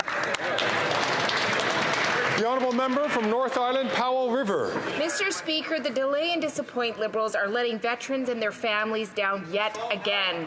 This time it's because they failed to eliminate the Marriage After 60 clause that puts veteran spouses, mostly elderly women, into poverty. When I asked the Minister of Defence what's happened with the $150 million the Liberals promised for a Veteran Survivors Fund, after 4 years, he couldn't give me an answer. Our veterans and their families deserve better. So I'm asking the Minister again, are any of the veterans' families receiving the promised survivor's benefit? The Honourable Minister for Veterans. Speaker, and I want to thank my colleague for her continued advocacy on this matter. When a person or a family member serves, when a veteran serves in the military, their family serves with them. Our government is extremely sensitive to the situation of widow spouses of veterans who married after the age of 60. In Budget 2019, we announced an amount of money to make sure that we put in place a program program, and I'm looking forward to making sure that that program rolls out in the very near future. Thank you very much, Mr. Speaker. The honourable member from Kitchener Centre. Mr. Speaker, following the disability community's disappointment that not a cent was set aside for the Canada Disability Benefit in the fall economic statement, stakeholders are now sharing that the Department of Finance is considering determining eligibility through the incredibly burdensome application for the disability tax credit. This flies in the face of an amendment I proposed and was supported by all colleagues requiring the benefit be barrier-free. Will the minister confirm they will find a barrier-free application process as prescribed by law? Hear, hear. The honourable minister. Thank you, Mr. Speaker. Mr. Speaker, I'd like to thank the member for his question and for his active participation for voting for investments like the administration of Canada Disability Benefit, while the Conservative members voted against it last week. Mr. Speaker, as I mentioned in the committee earlier today, that getting the CDB out as quickly as possible and getting it right is our top priority. Mr. Speaker, we're doing it by extensively consulting with the disability community in the true spirit of nothing without us. In fact, Mr. Speaker, online, public, fully accessible consultations are open, and I hope that all members and all Canadians with disabilities will participate. Thank you, Mr. Speaker. And that brings to the end of question period. Je vois qu'il y a un député. I see the member for Louis Saint Laurent is rising on a point of order. Earlier, I referred to a document that was tabled at COP28, and this document index results. Je regrette. I am sorry, but I've heard that the honourable member did not receive unanimous consent.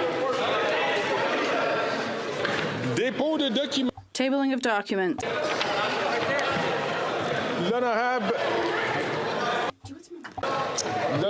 The honourable member, parliamentary secretary to the Government House Leader. Mr. Speaker, pursuant to Standing Order 3688, I have the honour to table in both official languages the government's responses to 32 petitions. These returns will be tabled in an electronic format, Mr. Speaker. 32. The Honourable Parliamentary Secretary to the Minister of Foreign Affairs. Thank you, Mr. Speaker. Pursuant to Standing Order 32.2 and consistent with the policy on the tabling of treaties in Parliament, I have the honour today to table in both official languages the treaties entitled Convention Establishing the Square Kilometre Array Observatory, done at Rome on March 12, 2019, and Agreement between Canada and the Square Kilometre Array Observatory concerning the accession of Canada to the Convention establishing the Square Kilometre Array Observatory, done at Ottawa on October 13, 2023, and at Lower Withington, United Kingdom, on October 30, 2023. Secondly, agreement on air transport between the Government of Canada and the Government of the Dominican Republic, done at Santo Domingo on February 2nd, 2023. And thirdly, exchange of letters constituting an agreement amending the Agreement for Cooperation concerning civil uses of atomic energy between the Government of Canada and the Government of the United States of America, done at Washington on June 15th, 1955, as amended, done at Washington on June 26th, 2023, and at Ottawa on July 7th, 2023. Also, that one's done. That one's done. Those are done.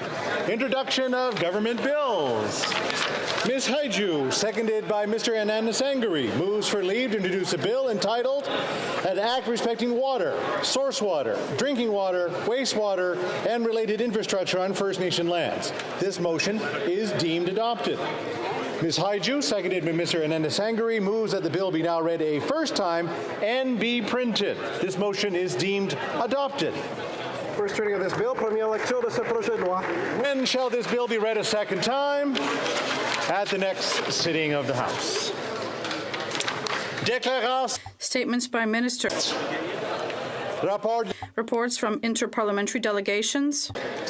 Presenting reports from committees, the Honourable Member for Kings Hants. Thank you, Mr. Speaker. I have the privilege and the honour to present in both official languages the following two reports of the Standing Committee on Agriculture and Agri-Food. And while I have the floor, Mr. Speaker, let me say that I'm very proud that we're a very functional committee here on the Hill and getting lots of good work done.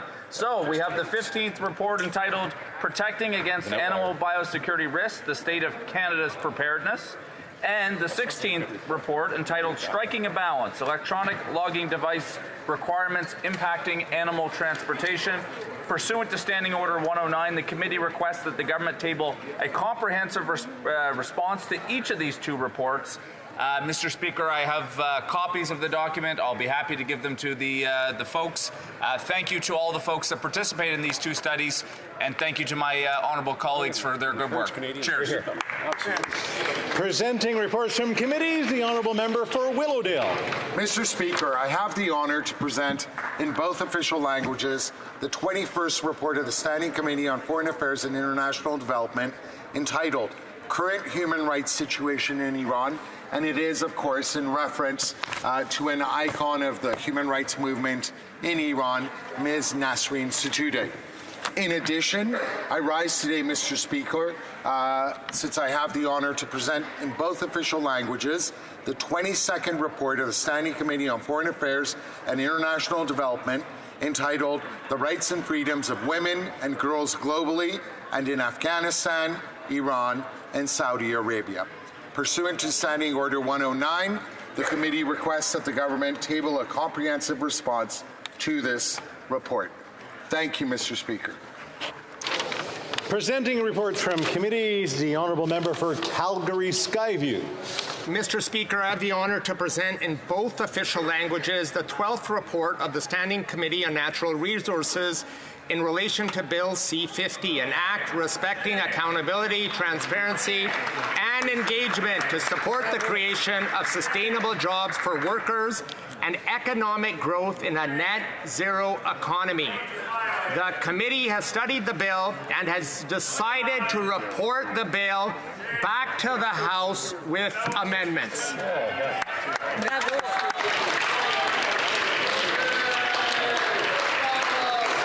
Introduction of private members' bills. Premier-elect to First reading of Senate public bills. Du Sénat. Motion. Mr. Jennis, seconded by Mr. Scheer, moves that the 12th report of the Standing Committee on Foreign Affairs and International Development, presented on Friday, February 17, 2023, be concurred in. Debate. The honourable member for Sherwood Park, Fort Saskatchewan. Well, thank you, Mr. Speaker. Today I'm seeking the agreement of the House with the 12th report of the Justice Committee, a report which condemns the violence of the Taliban regime, affirms that they are not the legitimate government of Afghanistan, and expresses the belief that the Taliban must remain a listed terrorist organization. This matter is particularly timely for reasons that I will explain shortly. As 2023 draws to a close, the world is seeing a proliferation of violent conflicts that merit our closer scrutiny. I will focus my remarks today mainly on Afghanistan, of course, but I do think the wider context is important to set first. Speaker, the further invasion of Ukraine by Russia continues. We now see clear evidence that the genocide and other war crimes have been perpetrated by the invading armies at the direction and with the full support of the Putin regime. This regime practices the large-scale abduction of Ukrainian children, allows its soldiers to use sexual violence as a weapon of war, and indiscriminately targets civilians for the purpose of inflicting maximal terror. For the residual end-of-history crowd, this war should have broken any remaining illusions about what kind of a world we are still living in. Now, this fall, the terrorist organization Hamas launched a horrific and unprecedented attack on Israel.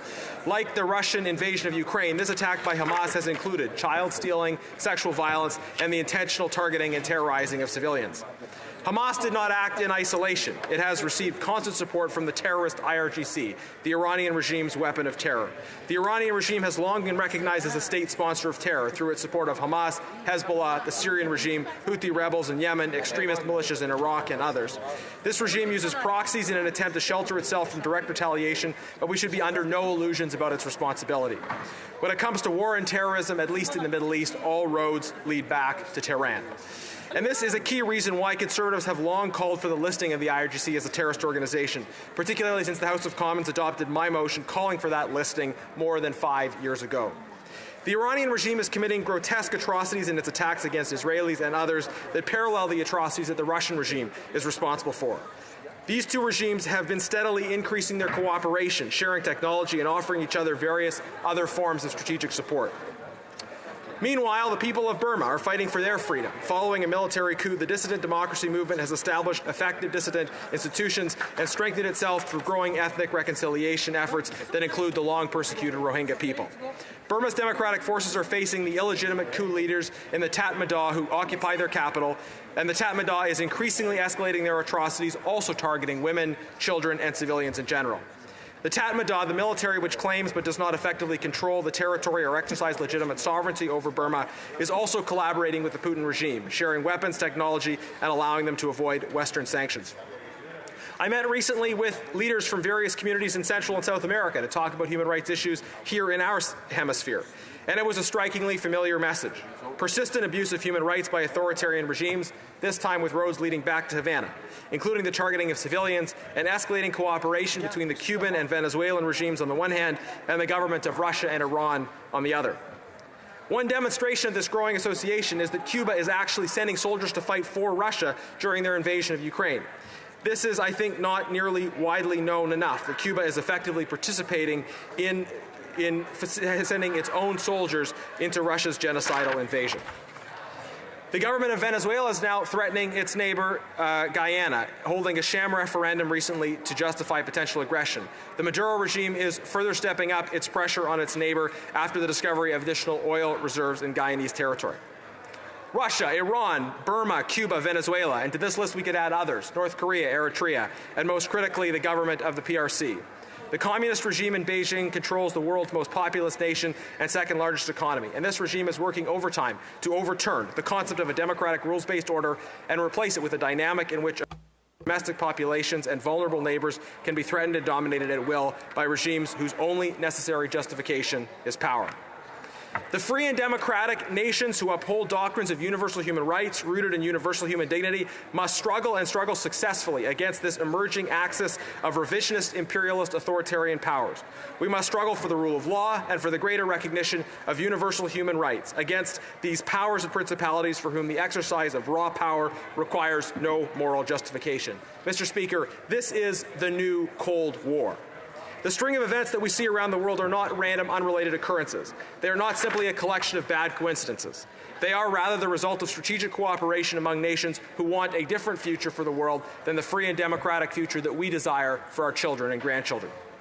Struggling successfully in this new Cold War requires us to invest in our military, to build up our munitions production capacity, to support people who are fighting for their own freedom around the world, to decisively isolate terrorist organizations, to stand with our allies, and to strategically engage the swing states of the 21st century global conflict through strengthening trade and other forms of partnership with the Global South. We must do these things, and we must do them persistently over time. Lifting the new Iron Curtain will require a renewed iron will. In these challenging times, I believe we can prevail, but I do not believe that we will prevail necessarily. We will prevail if and only if we make the smart decisions that are required to defend our security interests and our way of life. Fancy socks, photo ops, and cuts to our military are not going to help us in the midst of this new Cold War. Serious times require serious leaders. Our country needs true statesmanship. It needs a will to confront hard truths in the pursuit of a more just, human, and democratic victory. And Mr. Speaker, Afghanistan is one more front in this global struggle. In the fall of 2021, a little over 2 years ago, and before many other aspects of this escalating Cold War had taken place, Afghanistan was abandoned by the West and then overrun by the Taliban, an internationally recognized terrorist group. The Western pullout from Afghanistan was not the result of battlefield defeats. Rather, the Western pullout was the result of that pernicious virus in which foreign policy debates in the democratic world seem uniquely susceptible: fatigue. Many of us are too optimistic in wishing to believe that our struggles for freedom and justice will be quick and easy. We react to initial needs with eagerness, but our interest tapers off as the events in question are no longer in the news. And eventually people start to ask themselves, why is that still going on? Is that thing over there still happening? Fatigue in foreign policy explains the odd habit among free nations of sometimes abandoning a task when it is almost complete. While maybe psychologically understandably, this is strategically inexplicable, allowing the reversal of critical gains at the point at which most of the work has in fact already been done.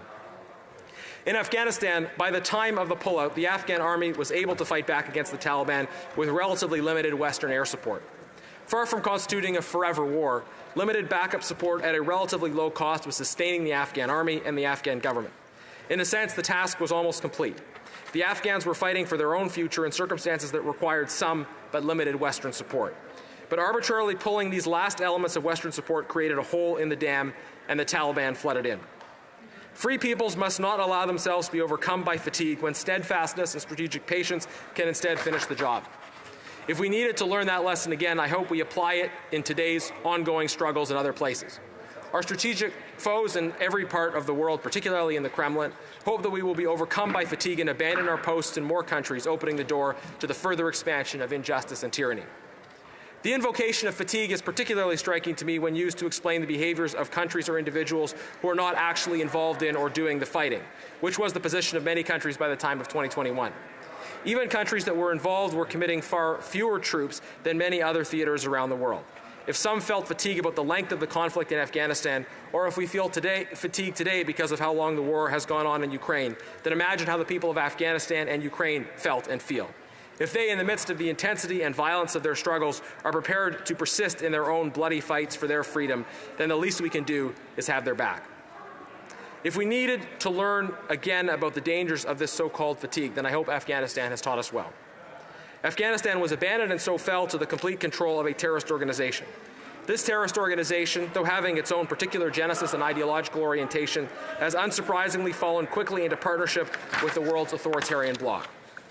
This motion is timely, Mr. Speaker, because the Taliban's ambassador has just been accepted and received in Beijing, as both sides cultivate ties with each other based on shared antipathy towards the West, shared disdain for international human rights norms, and a narrow calculation of immediate interests. Formally speaking, it does not make sense that an ostensibly Muslim organization would aggressively court a regime currently committing genocide and seeking to replace in their homeland the Muslim Uyghur people. But the new Cold War reality is one in which authoritarian powers with notionally conflicting ideologies cooperate against the West, not for ideology, but for power. The temporary loss of Afghanistan to this authoritarian bloc has been a significant setback. But on this side of the House, we believe that the West must remain resolute in its effort, in its support for the Afghan people, and its recognition that they desire and deserve that their freedom and democracy be restored. If we accept Taliban control of Afghanistan, if we accede to this violent takeover, then we would be leaving the Afghan people to a fate we would never contemplate for ourselves. The Afghan people around the world are now mobilizing to challenge the Taliban in all domains. Democratic nations should be prepared to pursue strengthening dialogue and collaboration with democratic opposition and resistance groups working to keep this stream alive. Authoritarian regimes are often weaker than they appear. The nature of repressive regimes is that evident elements of weakness cannot be discussed directly by those who can see them most clearly, which is why predicting the moment of their fall is always very difficult.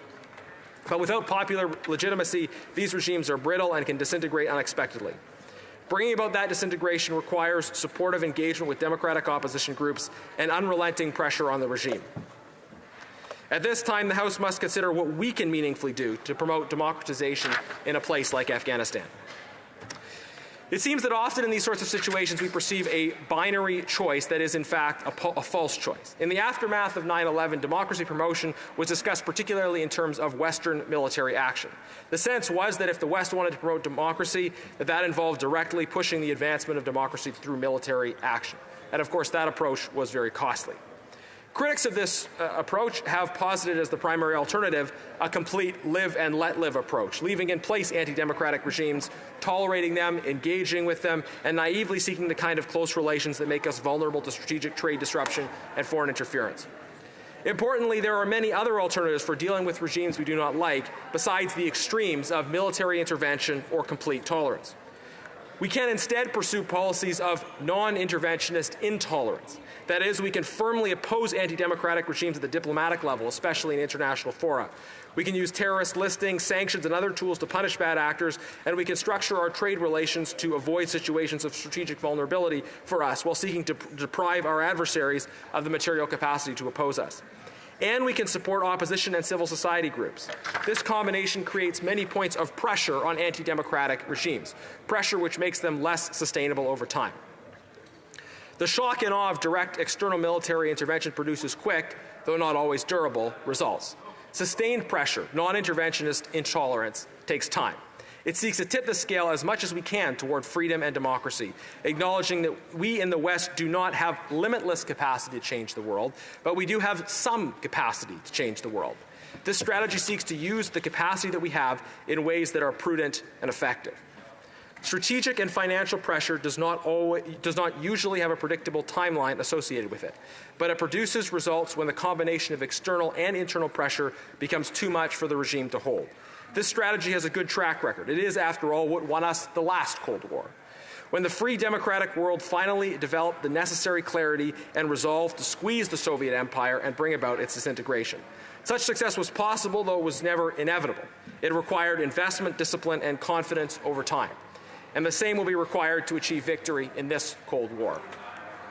During the French Revolution, the great Admiral Horatio Nelson said of England's relations with the revolutionary and violent French Republic, he said, although we might one day hope to be at peace with France, we must ever be at war with French principles. And he meant that, of course, in the context of the revolution. And a similar situation should prevail today as it relates to the Taliban. Although we are not at war with the Taliban, we are at war with Taliban principles. We oppose the things that they stand for, and we oppose normalization. In a world that is more interconnected than ever, normalization of relations with extremist terrorist groups obviously makes us more vulnerable. Normalization undermines the efforts of opposition groups and effectively provides terrorist organizations with more resources that they can use against us and against their own people. A policy of sustained pressure on the Taliban and on other bad actors aligns with the aspirations of the Afghan people and of all people everywhere. The greatest strategic advantage that free democracies have is that they are offering a system that the people living in countries controlled by our strategic adversaries actually want. Sustained pressure is not going to impose change from outside. It will rather create the conditions that allow the Afghan people to eventually seize control of their own destiny once again. In the meantime, we must also maintain and strengthen engagement with the Afghan people in other ways, including through looking for innovative tools to provide information and education to people living inside Afghanistan who are barred from attending school. I know all members are horrified by the policies of gender apartheid that are in place in Afghanistan and that prevent girls from going to school. We need to be thinking more creatively about unconventional tools for delivering education and other forms of information to people living in repressive contexts. There are many ways to deliver education outside of a traditional classroom context, ways that are harder for the Taliban or other repressive authorities to interrupt. And this is how we must stand with and continue to support the Afghan people.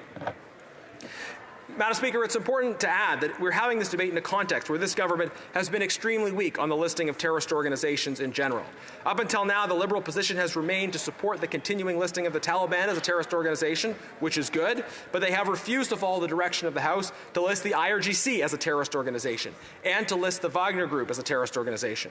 These organizations, instruments of terror for the Iranian and Russian regimes respectively, belong on our terror list. The selective listing of terrorist organizations undermines the whole endeavor. All terrorist organizations should be listed as such. Listing these organizations as terrorist entities would shut down their operations in Canada. It would prevent them from operating, fundraising, and recruiting here on Canadian soil. This government has refused to shut down Iranian and Russian regime-backed terrorists by listing these entities. We will continue to push them to add these organizations to the terrorist list and shut down their operations here in Canada. I proposed Bill C-350, a bill that would list the IRGC and take additional measures to support victims of torture, terrorism, and extrajudicial killing. And we've tried to advance that bill, but Liberals have twice blocked that bill from advancing. We'll continue to fight to move it forward. Now, in the time I have remaining, I have one additional observation that I want to make about current debates happening throughout North America in the context of this new Cold War. Sometimes in the face of authoritarian threats, we in the West have a strange habit of trying to identify authoritarian regimes as right or left. One dictatorship is deemed rightist and another is deemed leftist, even if the regimes in question are doing essentially the same things for essentially the same reasons. Efforts to code authoritarian or totalitarian dictatorships either as representing the left or the right in terms of Western democratic political understanding of these terms misses the more essential point that these ideologies share the essential points in common and always stand far apart from the democratic values embraced by the West. The coding of foreign dictatorial regimes as left or right generally reflects their own attempts at self-justification.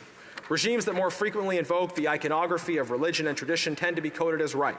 Regimes that more frequently speak in terms of workers or equality tend to be coded as left. But it's not it's not entirely arbitrary how this coding emerges. But this coding still obscures the fact that these regimes do the same things to their people, work together on common anti-Western projects, and change the nature of their self-justification when it is convenient. The communist regime in Beijing is notionally a left-coded regime because it calls itself communist, and it is increasingly reintroducing education and discussion about Marxism. But it also increasingly uses Confucian language and icons to justify its rule and promotes a kind of ethno-nationalism alongside Marxism. The CCP acts through party committees at big corporations, and all of these characteristics underline the problem of identifying it or trying to label it as being of the left or of the right. Now consider another example. The regime in Russia is frequently seen as right, and the regime in Cuba is frequently seen as left. Canadian liberals who rightly oppose the regime in Moscow preserve a soft spot for the regime in Havana. Our own Prime Minister shamefully described Castro as a, quote, larger-than-life leader who served his people, end quote. That's right. But not only do the Russian and Cuban regimes deploy similar methods, they are actively collaborating in the invasion of Ukraine. As mentioned, there are Cuban soldiers directly involved in the invasion of Ukraine. Calling one extreme left and the other extreme right just does not make much sense, given their common approach and their collaboration. These are merely choices of the regime to justify themselves in the terms they find most convenient. Mr. Speaker, my position, our position on this side of the House, is that we should always and everywhere condemn these extreme statist totalitarian regimes, whether they wear the clothes of the right or the clothes of the left, or whether they wear a little bit of each or change their clothes from time to time. On this side of the House, we stand for freedom and democracy, always and everywhere. And we stand against authoritarian and totalitarian dictatorship, regardless of how they code their politics. We are uniquely consistent in this point. And to my friends in other democracies, it's important to underline that the Putin regime is an authoritarian dictatorship, strongly opposed to our values and our interests, and working closely with the regimes in Havana and in Tehran and backed up by the CCP. We cannot fight half the Cold War. There is no sense in opposing our strategic foes in one theater while ignoring their advances in another. These are not different fights. These are different parts of the same fight. And we must look squarely on that challenge and face it to preserve the future that we want for our children and grandchildren. This is why Canadian Conservatives will always stand for freedom. We will stand for freedom here at home, and we will stand for freedom abroad. We will stand for freedom in Afghanistan. We will stand for freedom in Ukraine. We stand for freedom always and everywhere. Thank you. Questions and comments. The Honourable Member for Nepean. Madam Chair, I listened to my honourable colleague with interest.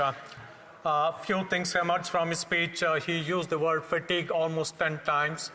The war in Ukraine, the Russian illegal war in Ukraine, the potential flashpoint at China, Taiwan, the things that is happening at the Israel-Palestine. With these sort of flashpoints around the world, does the West have enough capacity? In fact, the member rightly mentioned that we do not have limitless capacity. And when he was very clearly opposing the authoritarian regimes, the West does have a relationship with various systems that are not democratic in our traditional sense. We even have started opening negotiations with Venezuela. So my question to his honourable colleague is that should we not put our interest as the focus whenever we build alliances to take care of the world's events? For Sherwood Park for Saskatchewan. Thank you, Madam Speaker. I've enjoyed discussing these matters with this member. What I was advocating in my speech is that we can take a posture of non-interventionist intolerance in many cases. That's recognizing the limits we have in our capacity. We can't be everywhere. We can't be actively fighting with every opponent of freedom and democracy. But that doesn't mean that we should tolerate their repression or we should ignore human rights abuses that take place. And I think there is a great alignment between our values and our interests. When we stand for freedom in the world, there's clarity about our position, and that allows us to build support and alliances among nations and also peoples that share our conviction. I think very often the advocacy for us to ignore our values for our interests actually ends up undermining our long-term interests. Standing for a set of convictions, being clear that our nation stands for something on the world stage is consistent with both our values and our interests. Questions and comments. The Honourable Member for Timmins, James Bay. Madam Speaker, you know, just this past week, President Zelensky tried to get support in Washington, and the right wing there tried to stop support for military fight against the illegal invasion by Putin. And it's the same week that the Conservatives decided that their leader, their foreign affairs critic, their defense critic would make sure they were seen standing in the House multiple times voting against Operation Unifier. So I was looking at Operation Unifier thinking, what is it that could be so offensive to the Conservatives that they had to make such a clear statement? The fact that we have Canadian soldiers on the ground, Canadian soldiers doing military training, Canadian soldiers doing medic training, and yet the Conservatives are out to undermine that support for Ukraine. And I would refer to the president of the Ukrainian-Canadian Congress, who wrote, for the second time this month, Conservative MPs undermined support for Ukraine by voting against funding for Operation Unifier. Canada's support, she says, for Ukraine should be unanimous and beyond political games. That is what the Ukrainian-Canadian Congress has said. So I'd like to ask my honourable colleague, why is it that they stood up with their leader to vote against some fundamental military support for Ukraine? The message that they're sending is very clear. They are undermining. I have to give the honourable member for Sherwood Park for Saskatchewan an opportunity to answer. Thank you, Madam Speaker. My honourable friend is not as ignorant as he pretends to be. He knows that we support Operation Unifier. And he knows that we started operating. I have to interrupt the honourable member. The honourable member for Timmins James Bay is rising on a point of order. We asked a question about Conservative policy on military, and they start calling us ignorant. That's unparliamentary. It is unparliamentary, and the honourable member should know better.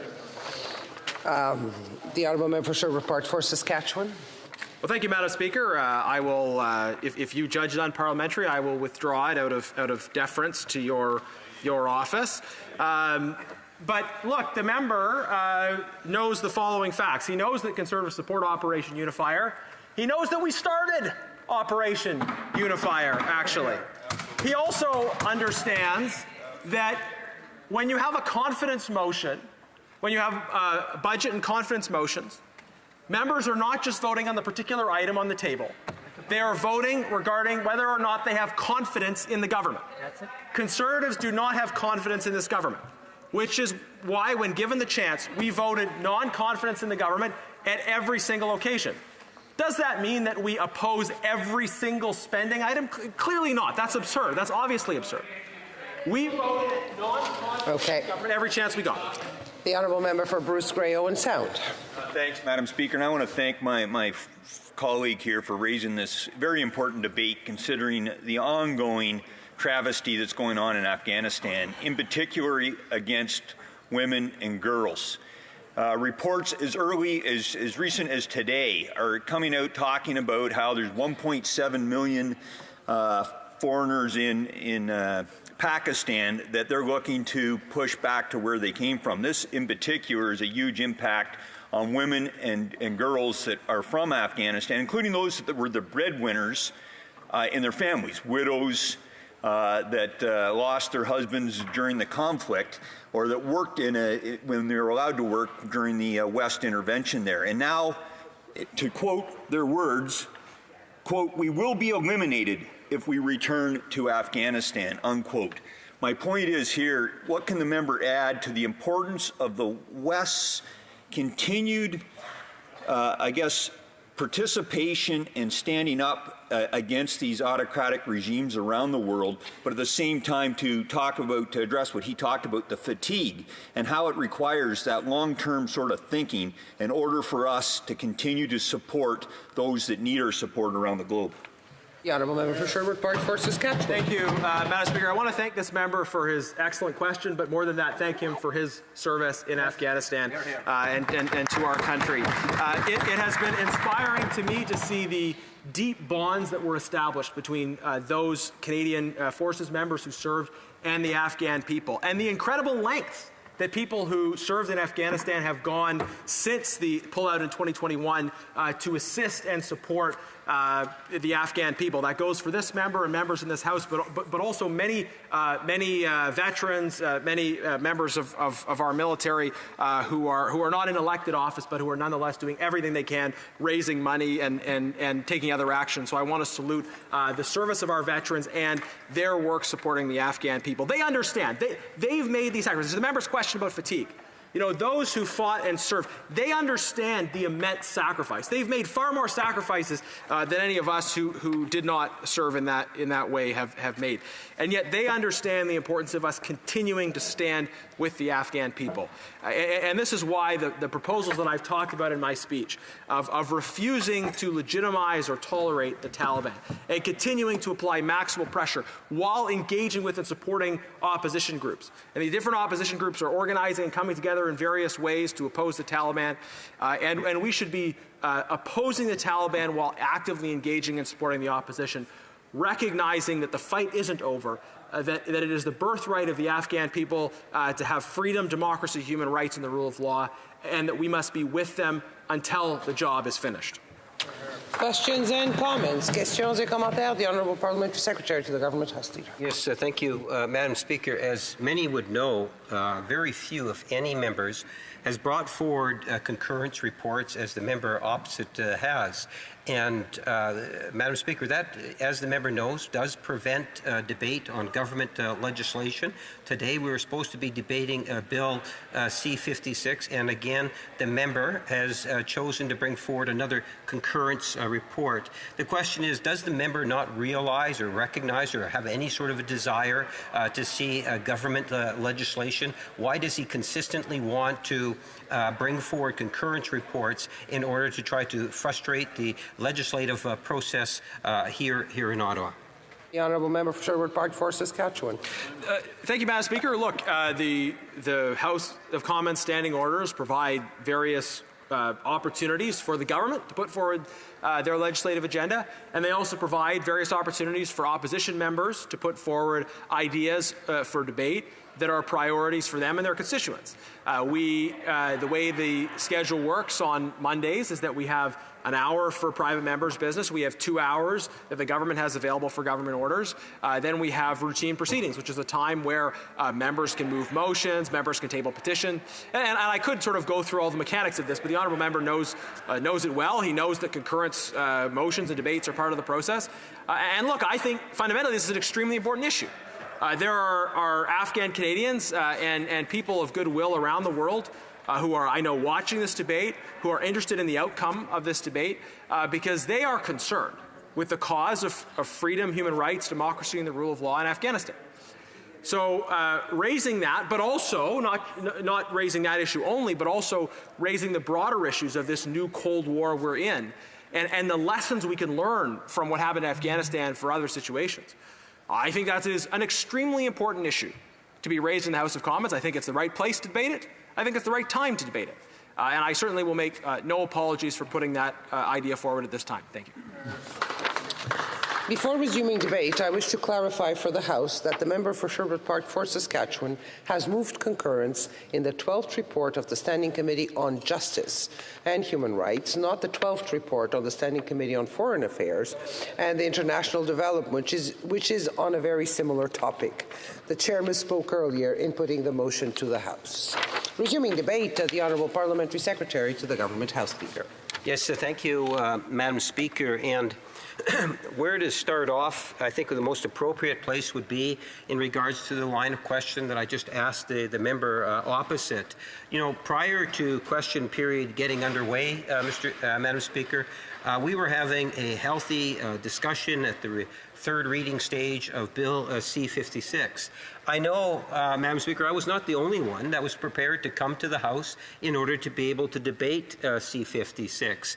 And the relevance to what I'd like to talk about over the next number of minutes, Madam Speaker, is the fact that the purpose of moving concurrence reports, such as this particular report, is not necessarily to have the focus of the House of Commons debate the issue that the member attempted to bring forward. And as you saw in a number of the questions, issues outside of Afghanistan were raised, but rather to talk about the rationale and the reasoning that I believe and many others believe that we see this particular member stand in his place time and time again in order to prevent the debates of the government agenda.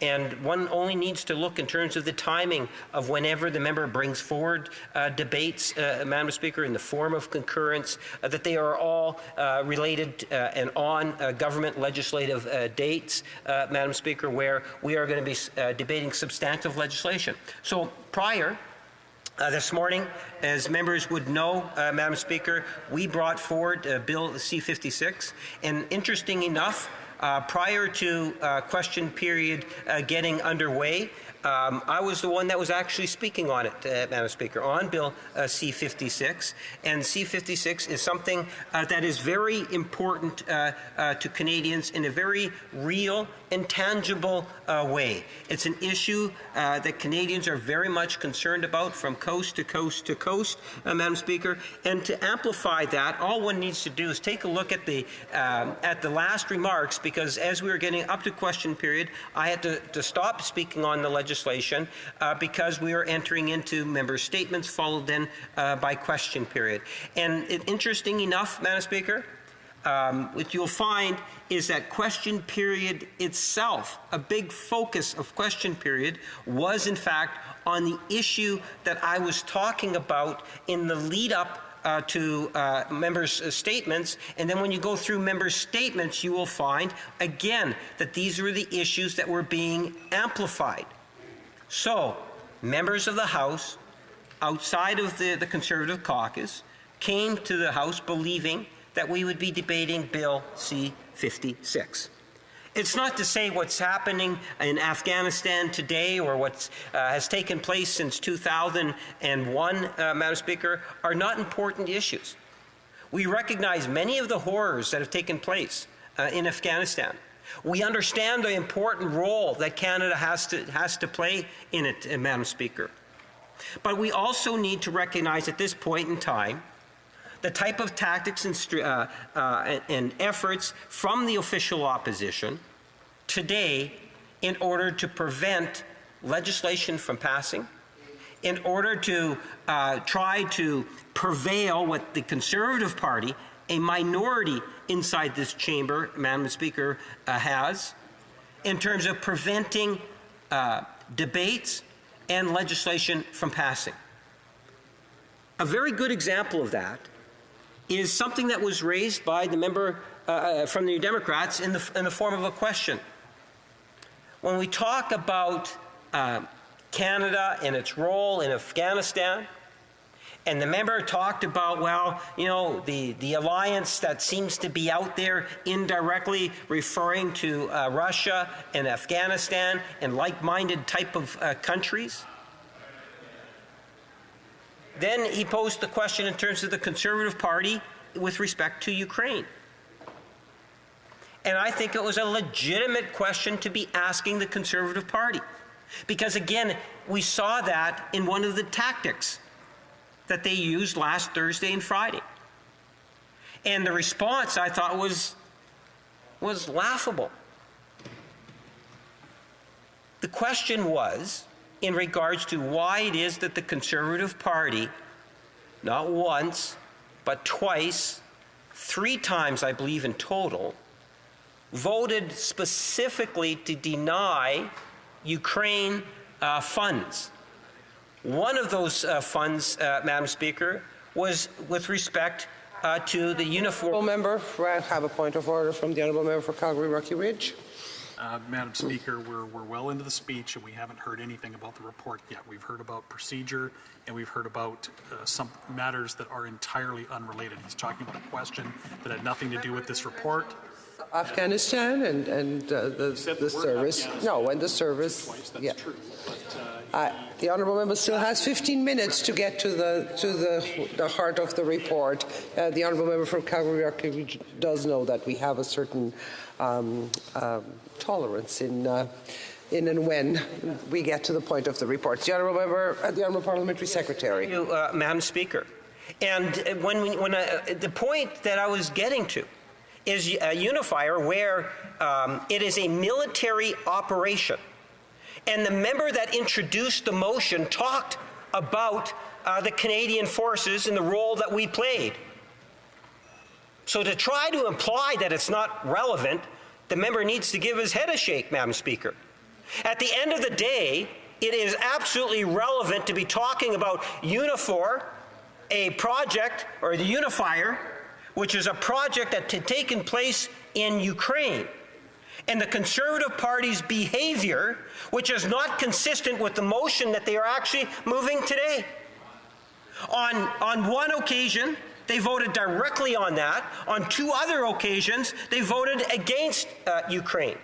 And the response when they were asked about, the member was asked about it, what was his answer? Well, it was a confidence issue.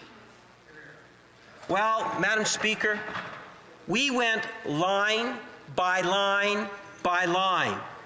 Expenditures. And the Conservative Party had a choice. They did not have to vote specifically against something in which they believe in.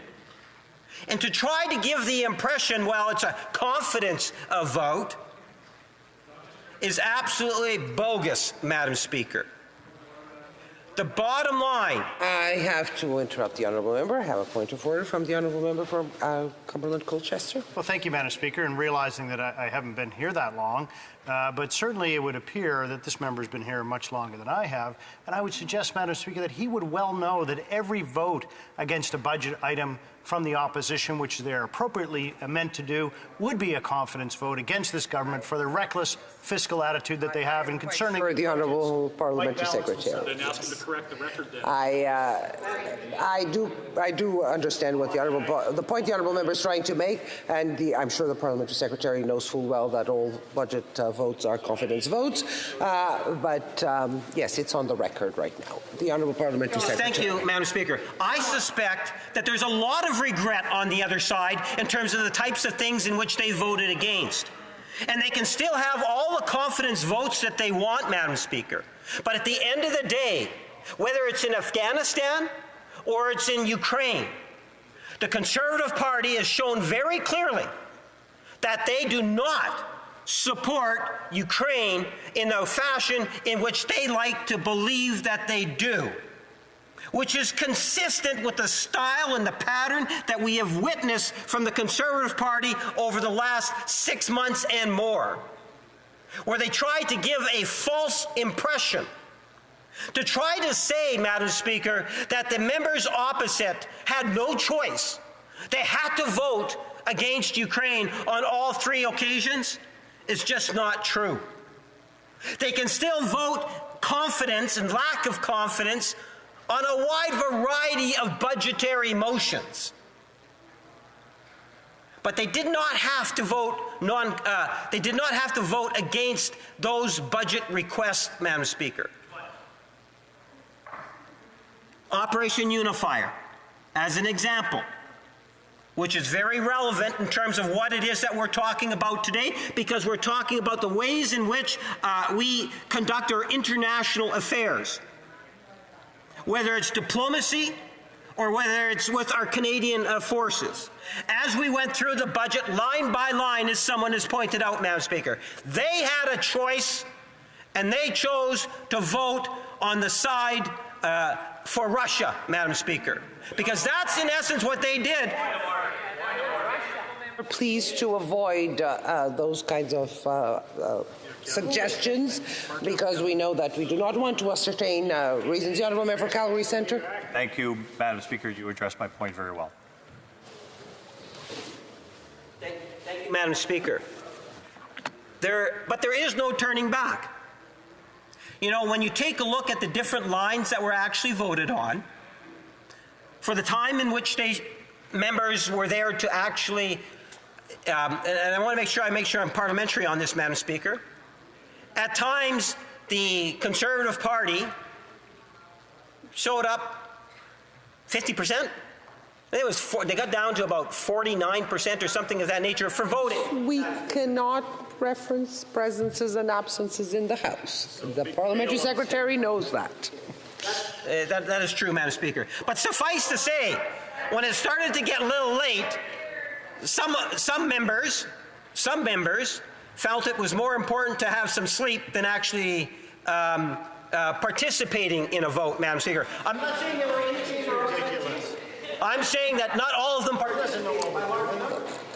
The honourable member knows that infers that they were absent from the chamber. So we can't project indirectly what we can't do directly. So I do ask the honourable member to please try not to incite disruption. Thank you. Thank you, Madam Speaker. I think that the point is made. Point of order, the honourable member for Bruce Grey Owen Sound. Madam Speaker, I just want to, I think, to clarify on your point here that we're getting at. We're in a hybrid parliament as well, so people are in this chamber regardless if they're here or if they're voting virtually as well.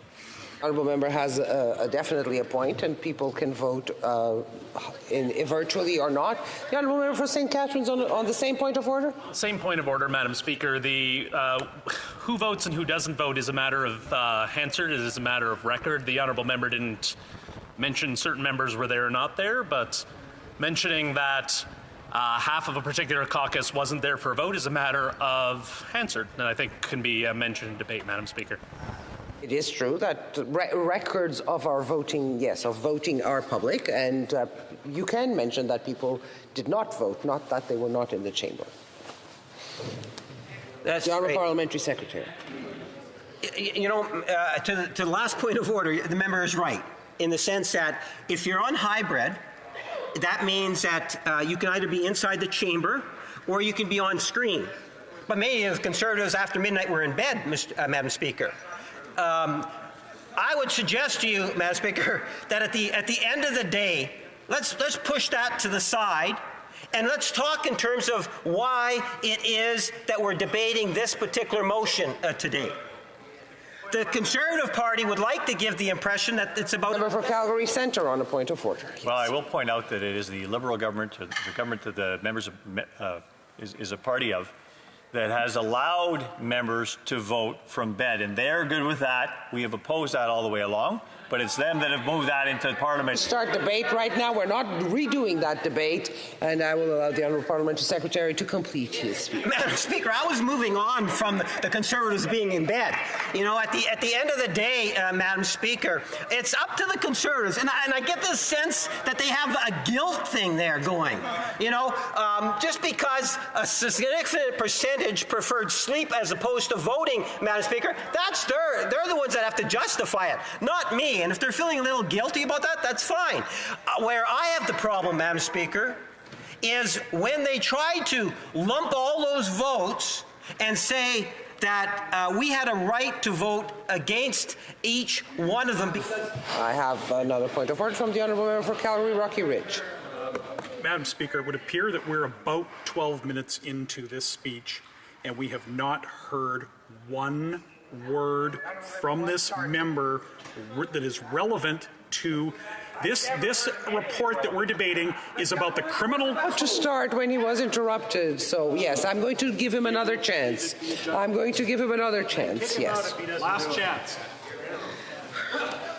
Well, Madam Speaker, you know, the member across the way has not been listening very carefully at all. And I have made reference right from the very beginning in regards to, here's the report, and I have both motions. The motion in which that ultimately went to the wrong committee in terms of the concurrence report, and the one that we're actually supposed to be debating. It's not that difficult. It is about Afghanistan and the Taliban, Madam Speaker. And when we talk about Afghanistan and the Taliban... Cumberland Colchester on a point of order. I find it fascinating, Madam Speaker. I think that the member on this side of the House clearly outlined the government business that's allowed and the rules that are in this chamber and how you can present a concurrence motion. And this member continues to go on and say that something else should be being debated at this time. That is exactly... Talking about the two reports. And we all know very clearly that the submission of a concurrence report is an acceptable measure in this House. No, yes, it is. The Honourable Member... Of course, have ruled that it was unacceptable to present it at the time. Absolutely, it is admissible. Absolutely, it is part of the rules. The Honourable Parliamentary Secretary was referring to the two reports that caused confusion to the chair, not to the House. No. Yeah, the Honourable Parliamentary Secretary on the same point of order. Yeah, on the same point of order, Madam Speaker. And you know, it's interesting, and it's interruptions. that the Conservative Party is playing, and I find that it's highly inappropriate because it does disrupt the train of thought. And I suggest to you, at the time in which the member stood up to say that I wasn't necessarily being relevant, I had both motions in my hand, and I was actually going to read the one in which we are actually debating, Madam Speaker, which is definitely relevant, even for the simplest mind to understand that, Madam Speaker, I would suggest. So I would like to be able to continue with my speech and not be constantly interrupted by... We're not going to debate that any longer. The honourable member has the floor. The honourable parliamentary secretary. Yes, thank you, Madam Speaker. And so the report that we're talking about today, in which the Conservative Party felt that it was such a great, important issue that it had to be debated today, Madam Speaker, is this, and this comes right from the committee, that the committee report to the House that it firmly denounces the Taliban and rejects any recognition or legitimization of their control over Afghan territory. Well, you know, Madam Speaker, I'll just stop there for a moment. I don't know about the Conservatives, but I can tell you that there's no one in the Liberal benches, and I suspect no one in the NDP or the Bloc or even the Green that would dispute this, Madam Speaker. Not that aspect of what it is that I just finished reading off. Like, does the Conservative Party really believe that this is what Canadians want us to be talking about today? When earlier today we were talking about the issue of affordability, when we were talking about rental purposed housing building that had somewhere in the neighborhood of 80,000 homes, Madam Speaker, being built. That is one aspect compared to the issue of competition, Madam Speaker. Like, that's what it is we're supposed to be talking about. That's what's on the minds of Canadians. What's on the minds of Conservatives inside this chamber? Well, let me continue what's on their mind, Madam Speaker. In particular, the committee denounces the Taliban system of gender discrimination. Well, who in this chamber doesn't support that thought, Madam Speaker? Don't we all discourage? Aren't we discouraged with what it is that the Taliban has done in regards to gender discrimination? It's very real. Women are losing their lives in Taliban. Do we really think that at this point in time of debate, as we get closer to the wind-up of the session, Madam Speaker, that there's any indifference to that particular issue? Put up your hand, anyone inside the chamber that disagrees with that. I suspect, Madam Speaker, you won't see anyone putting up their hand. Yet they feel it's so important that we need to talk about this, Madam Speaker. And yes, you know something, Madam Speaker? I suspect that if you did a Hansard search, now I haven't done this, but if you were to do a Hansard search, Madam Speaker, you will even find that I have talked about this issue in the past, Madam Speaker. I'd be prepared to bet a Big Mac on that, Madam Speaker. But you know what I want to talk about? I want to continue the debate that I was having just before question period. That's what I wanted to be able to talk about, Madam Speaker, because that's what was on the legislative agenda. That was the legislative agenda in which a majority of the MPs came, Madam Speaker, to this chamber to talk about. And prior to question period, Madam Speaker, I'm not too sure if it was you or another speaker that was in the chair, the Conservatives were getting a little exercised. They started to stand up on points of order even just before question period, not allowing me to say what it is that I wanted to say. A form of censorship, I would suggest to you, Madam Speaker. And you know how sensitive I can be at times. Madam Speaker, all I was trying to emphasize was a pattern that I was seeing inside the leader of the Conservative Party's office. And that's why we have this motion before us today, Madam Speaker. Because remember last week, the big threat, the leader of the Conservative Party, who I didn't see very much during that vote, Madam Speaker, but the leader of the Conservative Party makes the statement. The honourable parliamentary secretary knows that he may not have seen, but the person could have been on virtual, as it is allowed by this House. So I would refrain from making references as such. Sensitive on the other side for some reason today, Madam Speaker. I suspect that some of them... The honourable member for Timmins James Bay. So excited, and he makes this The honourable member, just that we didn't have the microphone. Please restart. I've been trying to follow him. My colleague keeps getting upset, and then he loses his train. The issue is it's not about who is not in the House. He can say who is in the House. So, for example, in voting against Ukraine, the Conservative leader was in the House. He was in the House clearly to vote against Ukraine. It's one time I saw him. So that is a debate. That is not a point of order. So the honourable parliamentary secretary. It's a point well taken. I must say that, Madam Speaker. That's for sure. But you see, Madam Speaker, why are we talking about this today? Because the Conservative leadership has made the decision, and that decision was made very clear to all Canadians last week. What did he say? He said that we are going to stick it to the government.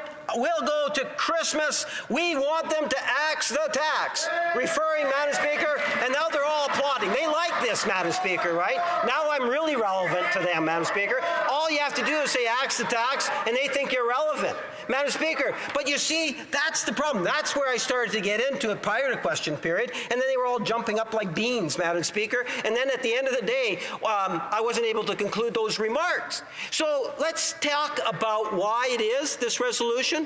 I'll suggest to you that there's a common theme. And that is, much like when the leader of the Conservative Party made it very clear, coast to coast to coast, that the Conservative Party is going to do what it can on one issue. And that issue is the price on pollution. And that's because they don't believe in climate change. They really don't believe in climate change.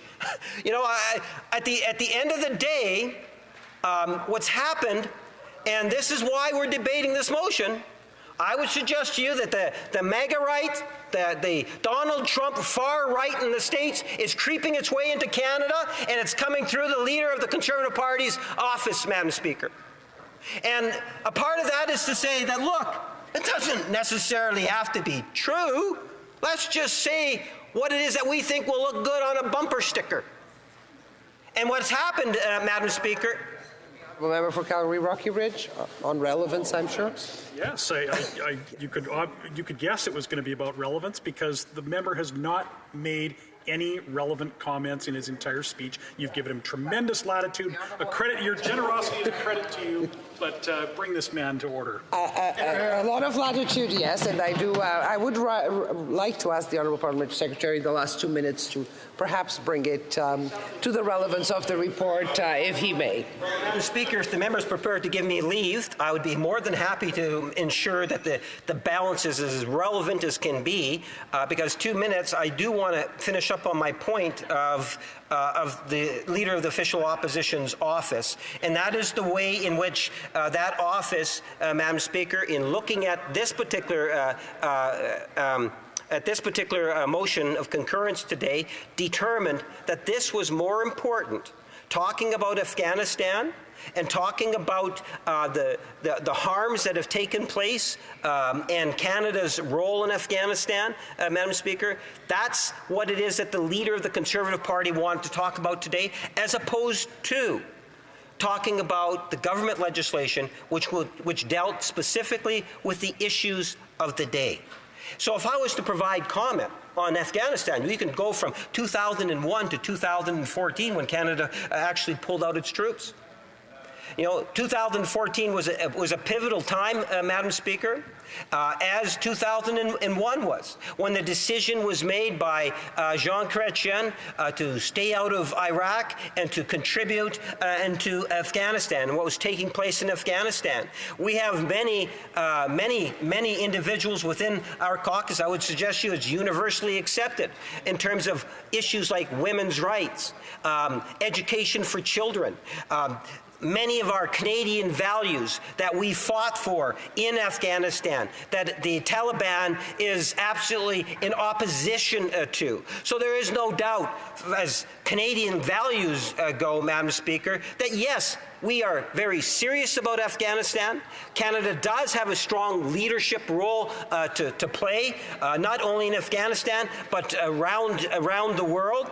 And there's a time and place. And I would suggest to you that this is not the time for this debate. What we should be debating is the issues that Canadians are wanting to see debated Questions and comments. The honourable member for Calgary Rocky Ridge. Thank you, Madam Speaker. And there's a lot in that rambling bit of incoherent, non-relevant debate, non-relevance to the motion and the report.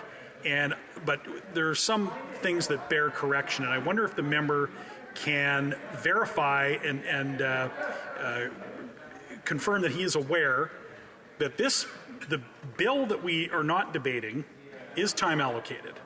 So this debate on concurrence is not slowing down or interfering with the government's agenda. Is he aware that the motion that we are debating was on notice? So anybody that was coming prepared to speak today may have been aware that this motion could be moved. It was something that is on notice, and that it is up to members at routine proceedings to move concurrence motions. That's the only time in the rubric where such a motion can be moved if members, such as the member from Sherwood Park, Fort Saskatchewan, would wish to debate that particular motion.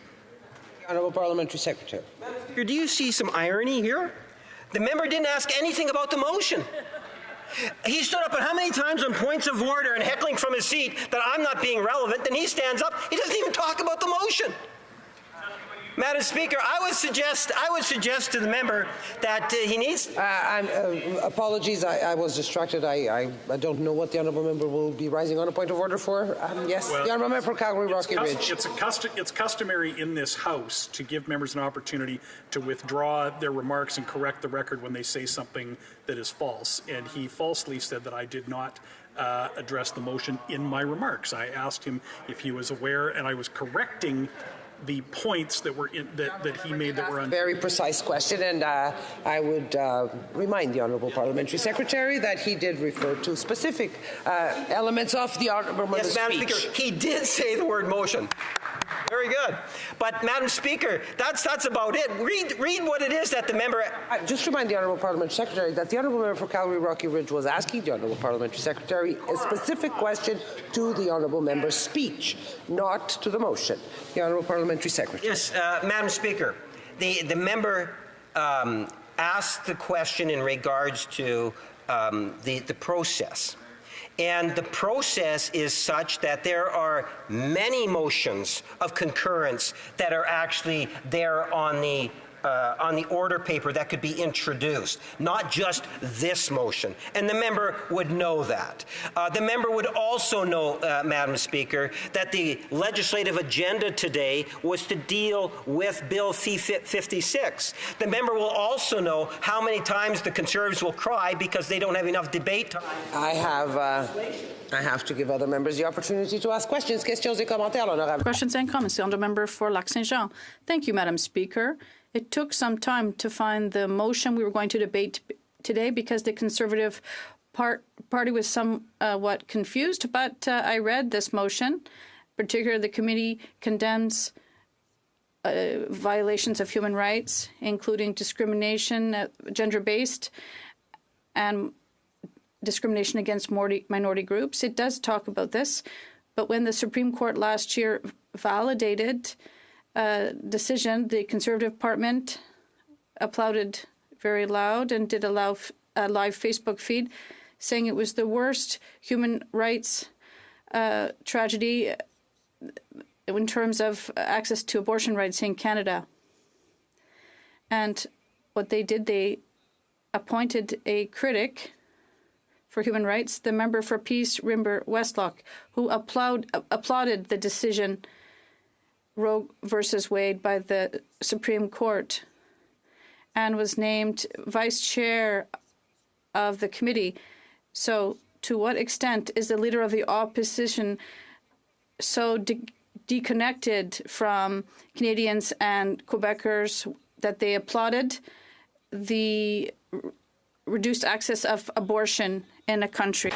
Thank you, Madam Speaker. And again, you know, it's the whole issue of what had taken place in the court decision on Roe versus Wade and the impact that had, I think was actually fairly profound. And there was a great deal of disappointment from coast to coast to coast here in Canada, and one has to be concerned in terms of how it is that the Conservative right actually responded to the decision. In essence, implied, at the very least, and I'm being kind, implied support. And I think that really raises the issue to the degree in which... The honourable member for Calgary Centre on a point of order. The member is straying into complete falsehood here that there is any acquiescence on any abortion debate in the United States by any party in this House. The honourable member is answering a question from another colleague, and I'm sorry, I was speaking with one of the clerks. The honourable parliamentary secretary, to conclude, I have to give other members a chance to ask questions. Yes, Madam Speaker, I was responding to a specific block question in which I've implied through my comments that I agree in principle in terms of what the member is saying, and it was a great disappointment to many Canadians in terms of the Conservative Party's stance on the issue. For Timmins, James Bay. The honourable member for Calgary Centre on the same point of order. Correct the member on that, Madam Chair, because the Conservative Party has no stance on that issue and has never stated any stance on such a matter. The honourable member is okay. On the same point of order, the honourable member for Edmonton, Strathcona. Make sure that it's very clear in the record that the Conservative Party of Canada filibustered a study in the Foreign Affairs Committee for 16 weeks so that they wouldn't have to study women's reproductive rights. Okay, that is entering on the debate, and I have to stop the honourable member on that. The honourable member for Lac-Saint-Jean. Sorry, Madam Speaker. They're saying what I said is false. The member I was speaking about for West Peace did a live Facebook feed when Roe versus Wade, that decision was struck down, saying that it was excellent news and that it was her mission in politics to have this happen in Canada, this type of decision. So when they're saying it's not true, well, they can still see the Facebook feed online. We're entering into debate, and I will leave the honourable member ask a question. I've been listening to the conversation. I was really shocked that the member for Sherwood Park took this discussion of the Taliban and then tried to talk about support for Ukraine. When we saw, and we're not going to say who wasn't in the House, but I saw in the House the leader of the Conservative Party, their foreign affairs critic, their defense critic, sending a very clear message. They stood up to vote against Operation Unifier. They stood up to vote against Ukraine in the same week that the right wing in the United States shut down Zelensky, at the same time that Orban and Hungary, and there's certainly Conservative friends over there who are friends of Orban, have been undermining Zelensky and the Ukrainian people. So I'd like to ask my honourable colleague what he thinks about the Conservatives having the gall to try and pretend that they're supporting Ukraine when the Ukrainian-Canadian Congress has called out the Conservative leader and his party. Okay. Good job. The honourable parliamentary secretary. Yes, Madam Speaker, the President of Ukraine comes to Canada in September, signs a Canada-Ukraine modernization trade agreement. A couple months later, we have that legislation brought forward to the House, Madam Speaker. Games were being played. Ultimately, the Conservative Party of Canada voted against the trade agreement. Now they're filibustering the trade agreement. And then over the marathon votes, they not once, twice, but on 3 separate occasions voted against supports to Ukraine. I say shame from the leadership down. The honourable member for Bruce Grey Owen Sound. Thank you, Madam Speaker. Look, I just want to answer the member's one question, and I'm going to ask him a favour. The reason we're debating this, why it's so important for this to be debated today, as I read in my previous intervention, women that are stuck in Pakistan, that are being forced to return to Afghanistan, will be eliminated. That's their words, not mine. Canada, there's a number of Afghans that are supposed to come to Canada as part of the programs that were put in place under the SIM program that are now, we're hearing rumors that the program is frozen, their application processes are not being moved forward. This is why Canada said we're going to help these people. There's lots of Afghans that I know personally and that through my connections are still stuck in Afghanistan, and now they're in limbo. As well, we're coming up on a 1-year anniversary of when one of the former Afghan women MPs were murdered by the Taliban regime, where we have an all-party caucus or team working for over a year. And how many of those women MPs are here? So my ask to the member, Madam Speaker, is for him to use his influence as the parliamentary secretary to ensure that the programs and these Afghans, especially these Afghan women and children, are given the opportunity to get to Canada and aren't frozen in limbo where they face certain death if they get sent back to Afghanistan. He hasn't got him. The Honourable Parliamentary Secretary. Thank you, Madam Speaker. And, you know, I appreciate the contributions through the Canadian forces that the member across the way put in regards to Afghanistan and all those that served. There was about 40,000 people, Canadian soldiers, that were there, from what I understand, Madam Speaker. And at the end of the day, if the Conservative Party really felt that this is the type of debate that should be taking place, they could do it through a take-note debate. They could propose an emergency debate. There's all different forms that would have enabled the debate to take place. The member himself could have been speaking on this, introducing it, might have had a little bit more credibility on the fact. There's absolutely no doubt we as the government had no idea that the opposition was going to be bringing forward this concurrence debate, to the best of my knowledge, and that's the reason why I believe this is yet another example of the Conservatives using concurrence motions as a way to frustrate government legislation. And Surrey's on a point of order. Nice if the government would help out in this way, but he's admitting that they didn't know the rules of the House. They didn't know what was already on the agenda, Madam Speaker. And so I'm just reminding my colleague, through a point of order, that this is normal business of the House. It is indeed normal procedure, but I think the Honourable Member was just referencing to the specific report that was being brought to concurrence. Resuming debate, l'Honourable député de la... The Honourable Member for Lac-Saint-Jean. Well, I thought this moment would never come, Madam Speaker.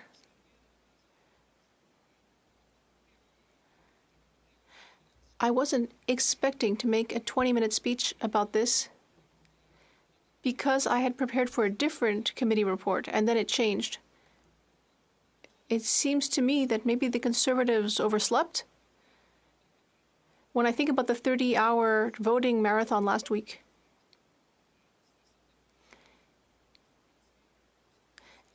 and in the end, the Conservatives were the ones who voted the least. It makes me think of the story of Icarus. I don't know if you know the story of Icarus, the one who wanted to fly the highest and fastest, but he flew too close to the sun. His wings caught fire and he fell. And this reminds me of that story. The Honourable Member for Brandon Souris. Just to the relevance of some of the comments that my colleague has made in regards to, again, voting and who was here or not. I mean, we know from the record, and it is public record. I don't think the Honourable Member said who was here or not here, just that who got sleep and didn't get sleep. L'Honourable député de Lac-Saint. Well, perhaps I was wrong. Perhaps they didn't get enough sleep with all these points of order. But coming back to the story of Icarus, this is someone who had so much self-confidence that he came up with a solution that he thought was great, but in the end, it only led to him plummeting from the sky. Madam Speaker, in the 30 or so hours we spent voting, what I saw was a fractured Liberal Party suddenly coming back together for these votes. A great deal of ammunition was given to the other parties in the House when they saw who was voting on such and such economic measures. It really reminds me of Icarus. And that brings us to today's motion. Once again, my thoughts go to the story of Icarus, because this motion gives me the opportunity to speak about human rights. And what's been discussed at the Human Rights Subcommittee, the Foreign Affairs Committee, the Special Committee on Afghanistan, we spoke a great deal about human rights at all of these committees. It was the focus of all of our conversations. And so I return once again to the fact that one of the first decisions of the leader of the official opposition when he was elected to the leadership of the Conservative Party, one of his first decisions had to do with human rights, Madam Speaker. And what leads me to that conclusion? Well, since I am vice chair of the Human Rights Subcommittee, I saw a change in the Conservative members on that committee after the current leader was elected, the member for Carleton. Suddenly, the member for Peace River Westlock became vice chair of the committee. And because I do my homework, because I'm rigorous, I looked into it. I wanted to get to know my new colleague on the committee. So I did my homework, and I realized, to my great surprise, Madam Speaker, and with great disappointment, that that same member, as I said earlier in my question to my Liberal colleague, had made a live video when he learned that the Supreme Court reversed the Roe v. Wade ruling, which made access to abortion in the U.S. more difficult and even made it illegal in some cases. He was applauding that decision. And in that same video, he said that the worst human rights tragedy in Canada is access to abortion. Now, of course, my colleague has a right to his opinions, but I know very well that his opinions are light years behind what values are in Quebec regarding the access and the right to abortion. And yet, that is the member who was appointed to that committee by the leader of the official opposition. And he even made him shadow minister.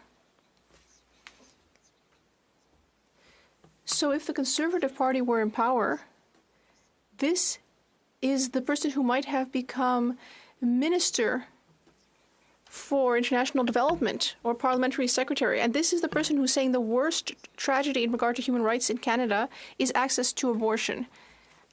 We really can't overlook that.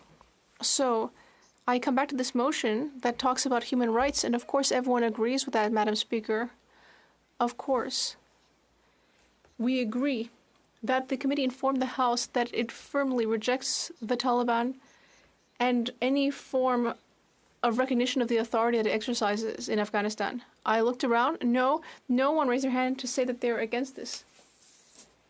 And that, in addition, members should condemn all gender-based discrimination by the Taliban. Is any of my Conservative colleagues going to rise to be against that? Systematic violence against minority groups? No. Reprisals against former members of the Afghan security forces?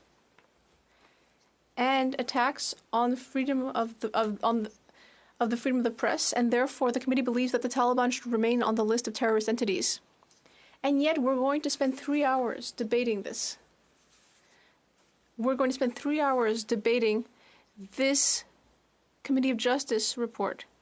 Coming back to the myth of Icarus, this is going to come back to bite my colleagues because I'm forced to speak about human rights on a motion where everyone agrees.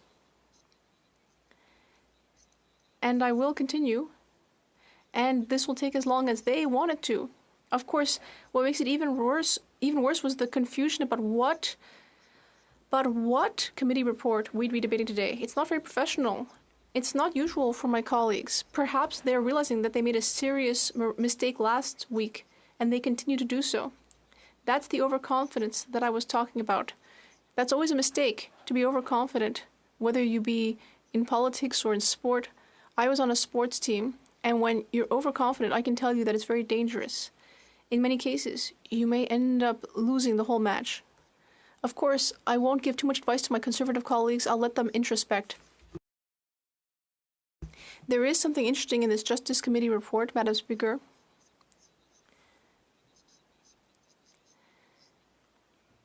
One thing that happened at the ad hoc committee on Afghanistan is that we quickly realized that Canadian humanitarian organizations were not able to do their work because they were violating the Canadian Criminal Code.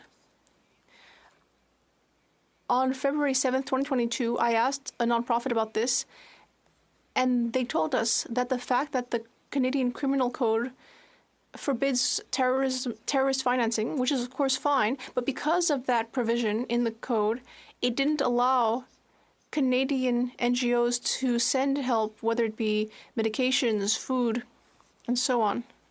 Everything that constitutes humanitarian assistance. They weren't able to send it to these vulnerable populations. All because of the criminal code. And I would just like to say that I received a lot of assistance from the opposition parties, both the NDP and the Conservative Party, to push the government, which was much too slow on this. But they still came in with C-41, which was adopted. It's not perfect. And in fact, last week I heard more about it when I asked NGOs about it, and they told us it has improved things, but it hasn't fully fixed them. And it's still preventing, some parts of the bill are still preventing us from duly undertaking our work. But in any case, that question was asked in February 2022. The legislation came in a year later, at the beginning of 2023, and in fact it took until the spring at committee. 18 months after the UN took action with Resolution 2615, which asked various countries to amend their criminal codes to be able to send humanitarian assistance to Afghanistan. It responded to the situation we're facing. And so this motion and the other motions we saw at committee about humanitarian assistance and about the fundamental rights of vulnerable populations, all of this did have an effect. The Liberal government, as usual, takes a really long time to act.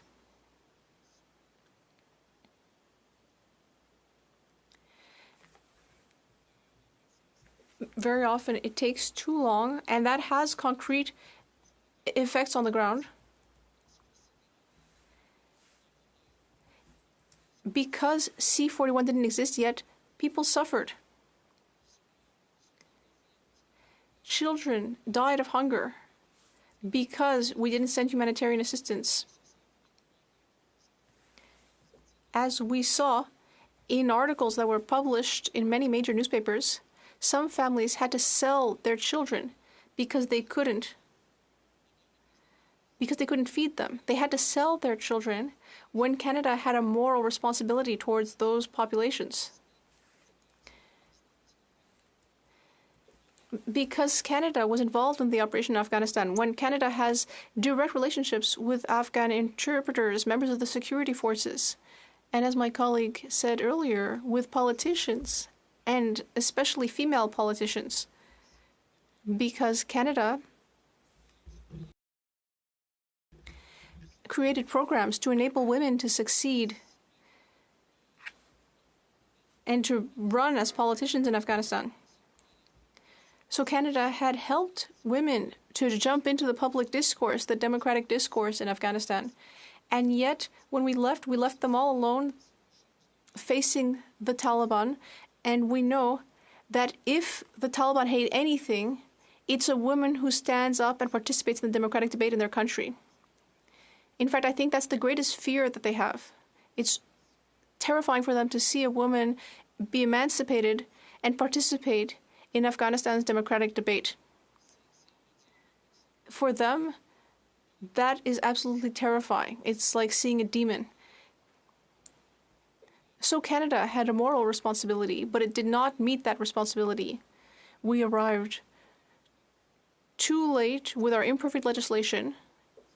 Our party still supported the imperfect legislation because we still feel that it's better to do something than nothing to help these populations. But it's still very disappointing. Canada isn't an economic or military power, and even though I'm a Quebec sovereignist, I would say that Canada has a storied history when it comes to supporting international human rights. We know that Brian Mulroney had a role to play in ending apartheid. I'm flattering my Conservative colleagues here a little bit. We also know about Lester B. Pearson. And there's also Jean Chrétien,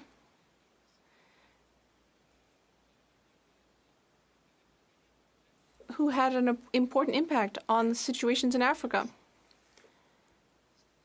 So Canada does have this history in regard to international human rights, and I hope a lot of that was spurred on by Quebec values.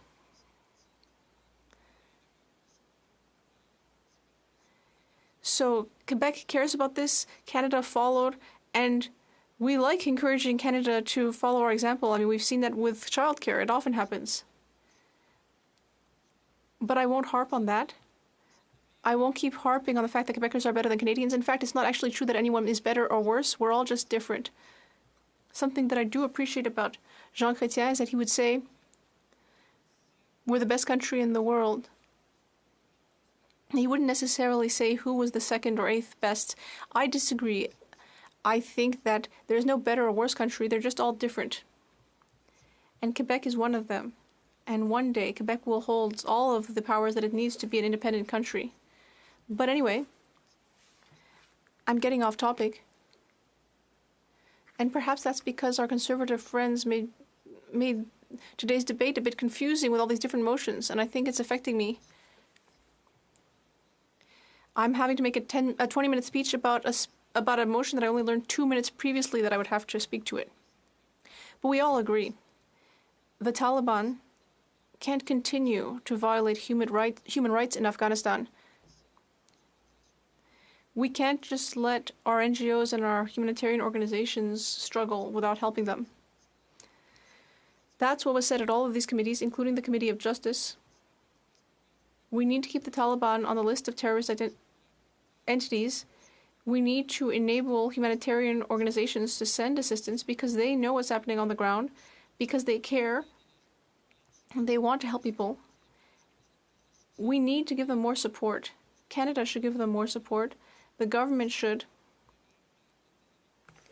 The Conservatives should vote as a function of international human rights and not as a function of whether they approve of restricting access to abortion. And on that note, I'd be happy to answer questions. Questions and comments, the Honourable Member for Châteauguay-Lacolle. Thank you, Madam Speaker. I'd like to express how much I appreciated my colleague's speech. I think we share a great deal of appreciation for Greek myths and legends, so I appreciated his allusion to Icarus. We also both care deeply about the development of human rights here in Quebec and Canada, and the influence that Canada can have throughout the globe. So I have the following question for my colleague. It seems that our Conservative colleagues, they say they care about human rights. And yet they want to pick and choose what rights women have a right to and what rights they don't have a right to. I'd like to hear from my honourable colleague on that topic. The Honourable Member for Lac-Saint-Jean. Thank you, Madam Speaker. I'd like to thank my colleague for the question.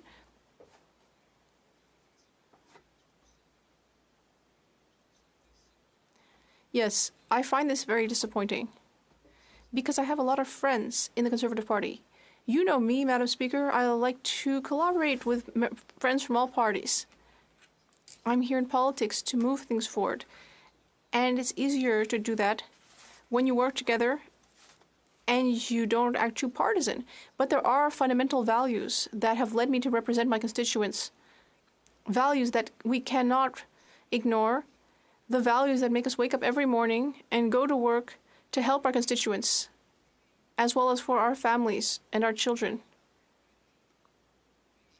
And when I hear people in this House being delighted when we violate a woman's free choice, a woman's right to choose, well, I feel very disappointed.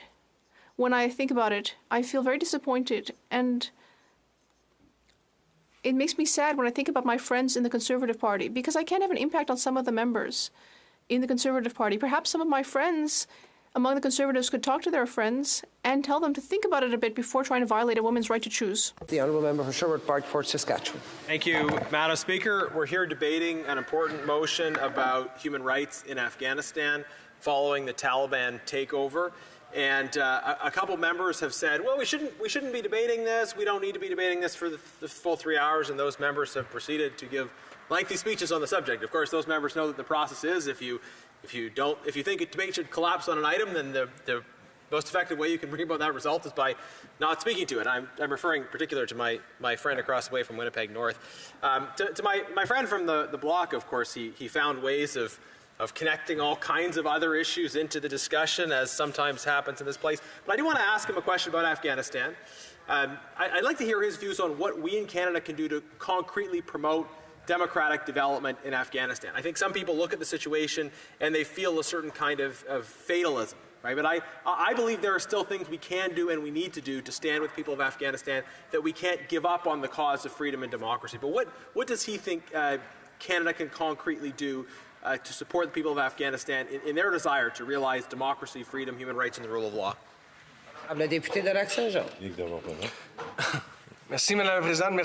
Thank you, Madam Speaker. I always appreciate working with my colleague from Sherwood Park, Fort Saskatchewan, pardon me. I've been working with him for 4 years, and I always have trouble giving his writing name. I'm not the only one. I think we have to do so much more. But one thing that we can do, and that we did do, was to bring forward to my committee, the Immigration Committee, there was a special program for Afghan refugees. Among opposition parties, there was a motion brought forward by the NDP, supported by the Conservatives and the Bloc. I think the Liberals listened. We don't want to put a cap on that program because my colleague talked earlier about refugees from Afghanistan. Afghani MPs that we've tried to get out of the country. We've worked hard on it, and they're still not out, and we're too slow. But to bring those people into Canada or into Quebec, bring them to a safe place, it would allow those people to use their voice. The best person to ensure that democracy is reinstated in Afghanistan are the people we have to help, to bring them here, to make sure that they're safe so they can rebuild and reach out internationally and help their own country. That is a way of helping to rebuild democracy in Afghanistan and to ensure that the Taliban, once and for all, leaves that country. And I think that's one of the solutions we have. Thank you very much, Madam Speaker, and I'd like to thank my colleague for his intervention today. It's always interesting to listen to him and to hear his thoughts. The question I have for him, we're in this place right now having this debate. We were not told that this was coming. This has come as a bit of a surprise for us. And we're trying to think of ways that we could help the people of Afghanistan, because I don't think there is a single person in this place that doesn't think we should do everything we possibly can, particularly for the women and girls of Afghanistan. But I have to say, I have the list here of the votes that we took over the 30-some hours that we stayed in the House voting, because the Conservative Party thought that that was a useful thing to do. And so while they're here telling us that it's vitally important that we support Afghanistan, three times for millions of dollars, they voted against support for international development and foreign affairs efforts. So they are, on one hand, taking away the money that people in Afghanistan need. In Afghanistan right now, we have people who are food insecure, severely food insecure, that need help. And yet, we've got the Liberals with C-41 making it very difficult to deliver that aid, and we have the Conservatives literally voting to stop it. In fact, they ran in the last election on cutting foreign aid by 25%. How do you think... I have to give the honourable member for Lac-Saint-Jean l'opportunité de répondre. I need to give the honourable member the opportunity to respond. It's not easy. It's not easy because, on the one hand, the Liberals aren't helping us with C-41. And on the other hand, we have people who want to cut international aid. Canada is at 1.3% of its GDP for international aid. The UN asks for a great deal more from countries like Canada. I think the average of OECD countries is 0.43%. And hang on, we're lower now under this government than we were under the Harper government, where it was 0.32%. the government that was the cheapest when it came to percentage of its GDP to support international human rights is this government now. And when I hear the Conservatives, when I hear people criticize them that they're not consistent or credible on international human aid, all we have to do is look at the votes that they made. Earlier, at the beginning, we had proof. And now I have ammunition to say that when you come and talk about foreign aid, I can name all the MPs who voted against it. So you're not credible. You're not credible at all. Questions and comments. The Honourable Member for Mirabel. Brief question. Madam Speaker, my colleague during his excellent speech talked about human rights. And he talked about women's rights to have control over their bodies and to have an abortion if they so choose. Among the Conservatives, there are people who delight in what's happening in the United States, the fact that they've withdrawn women's rights.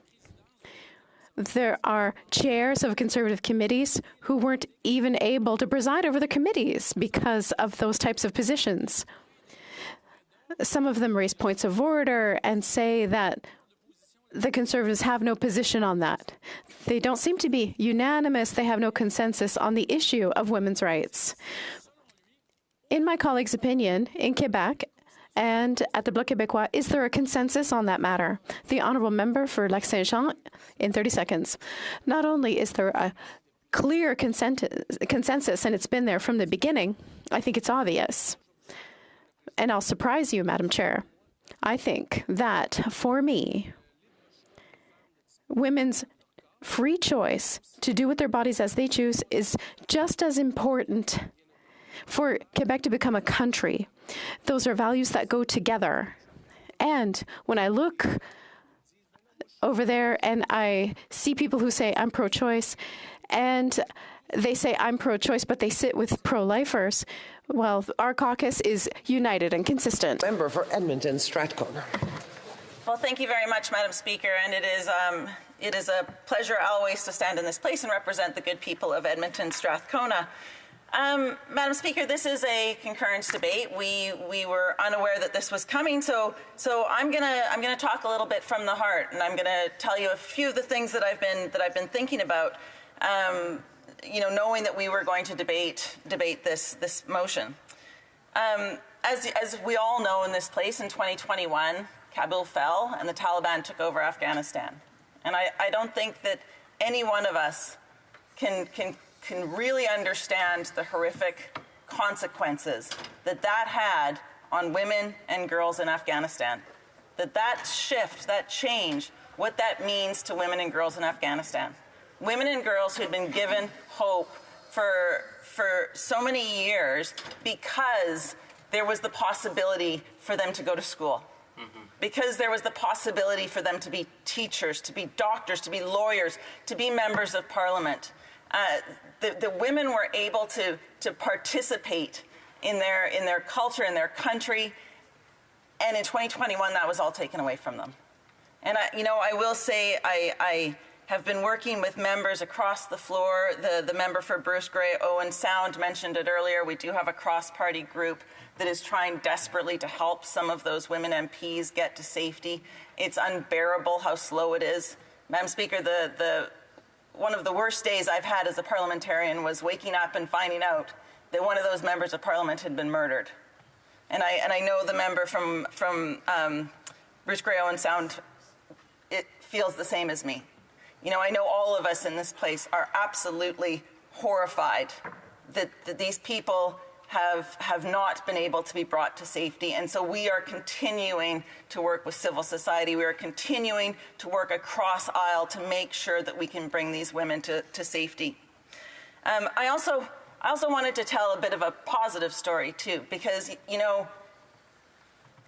we often talk about women and girls in Afghanistan and the burden and the trauma and the absolute horror that they are facing. It has literally been described as one of the worst places on earth to be female. But I want to tell you a story about, when I'm in my riding, I like to go and talk to classes. I think talking to students about democracy, how to be involved in democracy is very important. I think it's a big part of my job. I was a teacher before I was a politician. And I was talking to a grade 6 class about how devastating it is that education had been taken away from women and girls in Afghanistan. And this little girl in the front row put up her hand, and she told me that she was from Afghanistan, and that she had gotten out of Afghanistan, and she had gotten to Canada, and she was in the front row, and she was studying, and she was in school, and she was learning. And it's stuff like that that just makes me think we have to fight so much harder. You know, even last week, I have a deer driver. He's a lovely guy, and his daughter is from Afghanistan. And so she came to the house last week, and spent some time with us here. She sat and watched question period. I hope we were all behaving, although I must say I doubt it. But it was a pretty important thing to know that there are girls and women from Afghanistan that are getting that education. It means a lot to me. And so I do think it is important that this place be seized with what we can do to help women and girls in Afghanistan. I do think that it is important that we talk about foreign issues, that we talk about humanitarian support. You know, Canada is not playing the meaningful role it needs to play. We have not lived up to our obligations. We've not lived up to our reputation. We have not lived up to what we should do. You know, our ODA is extraordinarily low. We're really good at saying things like we have a feminist international assistance policy, and we're not very good at actually implementing it. This government loves to tap their chest. They love to say they're a feminist government. You know, in fact, they keep telling us there's a feminist foreign policy, though nobody has ever seen it. But the fact of the matter is, if we are going to be a country with a feminist international assistance policy, which I fully support, in fact, I helped write it before I was elected, then you know what we need to do is we need to stand up for women and girls. And that doesn't just mean in concurrence debates. It doesn't just mean when somebody from the MP from Fort Saskatchewan Sherwood Park decides he wants to mess with what's going on in the House, he can call a concurrence debate and cry crocodile tears for Afghan women and girls. Because you know what he didn't do? He didn't vote to support international development spending last week. Wow. He voted 3 times to not support international development spending. You know, the Conservative Party sits there. They voted 3 times to not provide support for women and girls around the world. And you know what? Folks have been talking to us today about the reproductive rights of women and girls. Well, we know under Stephen Harper, they cut that completely out of international development funding. I can tell you something right now. When you cut support for abortion, it doesn't stop abortion. It stops safe abortion, and people die. Yeah. You know what else happened with the Conservatives? I can tell you something else. You know, the member that sits on the International Human Rights subcommittee from Peace River, when I asked to do a study on women's rights in that committee, he said he wasn't interested in doing a study on the rights of women, but he'd be more than happy to do a study on the rights of the preborn. Oh. Not women who have been born. Not women who are in our world that are struggling. The preborn. Yeah. And we all know what this is about. This is about the Conservatives trying to change the channel from their appalling voting record. Yeah. This is all about the fact that they are trying to change the channel from the fact that they voted against the Ukraine Free Trade Agreement. They voted against Operation Unifier, against support for Ukraine. Just letting everybody know that the stream does end at 5 o'clock. I will be ending the stream in 4 minutes. Oh, really? Who does that? Honestly. Yeah. And you know, I was at home this weekend because it was my son's 16th birthday, so I would like to have the indulgence of the House to wish my son a very happy 16th birthday. And I was sitting with my family, and you'll be surprised to learn, but my family's very non-political. None of them really can understand why they have a member of parliament in the family. We're not one of those families. So they all said to me, What was that nonsense in the House? What was that nonsense where you guys had to sit there for 30 hours? And I said, you wouldn't believe it, but it cost $2 million for the Conservatives to do this little fundraising. Don't forget to like and subscribe, and we will be back live again tomorrow. Do they think that that's a good use of time? Do they think that's what Canadians want from their politicians? And so today, today's a great day for me because New Democrats got dental care for Canadians. The Conservatives got a concurrence debate on an issue that their voting record shows they don't even care about. There's where we're at, folks. Where we're at, yeah. So let's talk a little bit about some of these issues with regards to Afghanistan. I can talk about international development and foreign affairs and international humanitarian law all day, and I'm happy to do it. The initial time that we heard that we were doing a concurrence debate, it was going to be on the C-41 or the aid to Afghanistan bill. Now, of course, the Conservatives have made a mistake because they don't actually care what they're bringing forward to the House. They're just trying to come up with something they can throw up as a shield. So they got the wrong bill. They got the wrong thing they were concurring. So then we had to sort of change direction a little bit. But since they had initially wanted us to talk about C-41, I'm game. I'm keen to talk about C-41. Because this is a bill that the NDP could not support. We were the only party in the House that didn't vote for this bill because it was such a flawed piece of legislation. And let me explain it to you a little bit. International humanitarian law exists in the world. It exists, and it's very clear that organizations working on international humanitarian efforts cannot be held, are not liable for they have certain protections that protect them so they can do that work. These are the people that we ask to go into the world, into the most dangerous, most heartbreaking situations that we have on the globe. And they do that so that they can bring food, they can bring shelter, they can bring life-saving humanitarian aid. So there is international humanitarian law standards. They're in place. And so instead of using those standards the way that, Australia and Europe and the US and all sorts of countries did, the Liberal government found this weird convoluted route where really it's kind of like you have to opt out. So you're a terrorist until you opt out is basically how it works. You have to get a special pass to give humanitarian assistance. Now, we were able to get some carve-outs through that legislation. We were able to get some of that to work. But I sat in those committee meetings, and I can tell you, the people that wrote this legislation and the members of those committees do not understand how development works, how international development works. It doesn't happen in a sterile environment. It doesn't start on day 1 and end on day 12. It's not as definable as that. And so the legislation that was put in place is very, very problematic. In fact, we've got an article that came out in the CBC that says that aid groups. All right, everybody, have a wonderful night, and we'll see you live again tomorrow. Don't forget to like and subscribe. Now, Madam Speaker, we started asking for this legislation in 2021. It took years for flawed legislation to come forward. I don't know how many times I stood in this House and asked questions about it. And the legislation is still not working. It is still not acting properly. It is still not, organizations are still not able to deliver the aid. So realistically, if the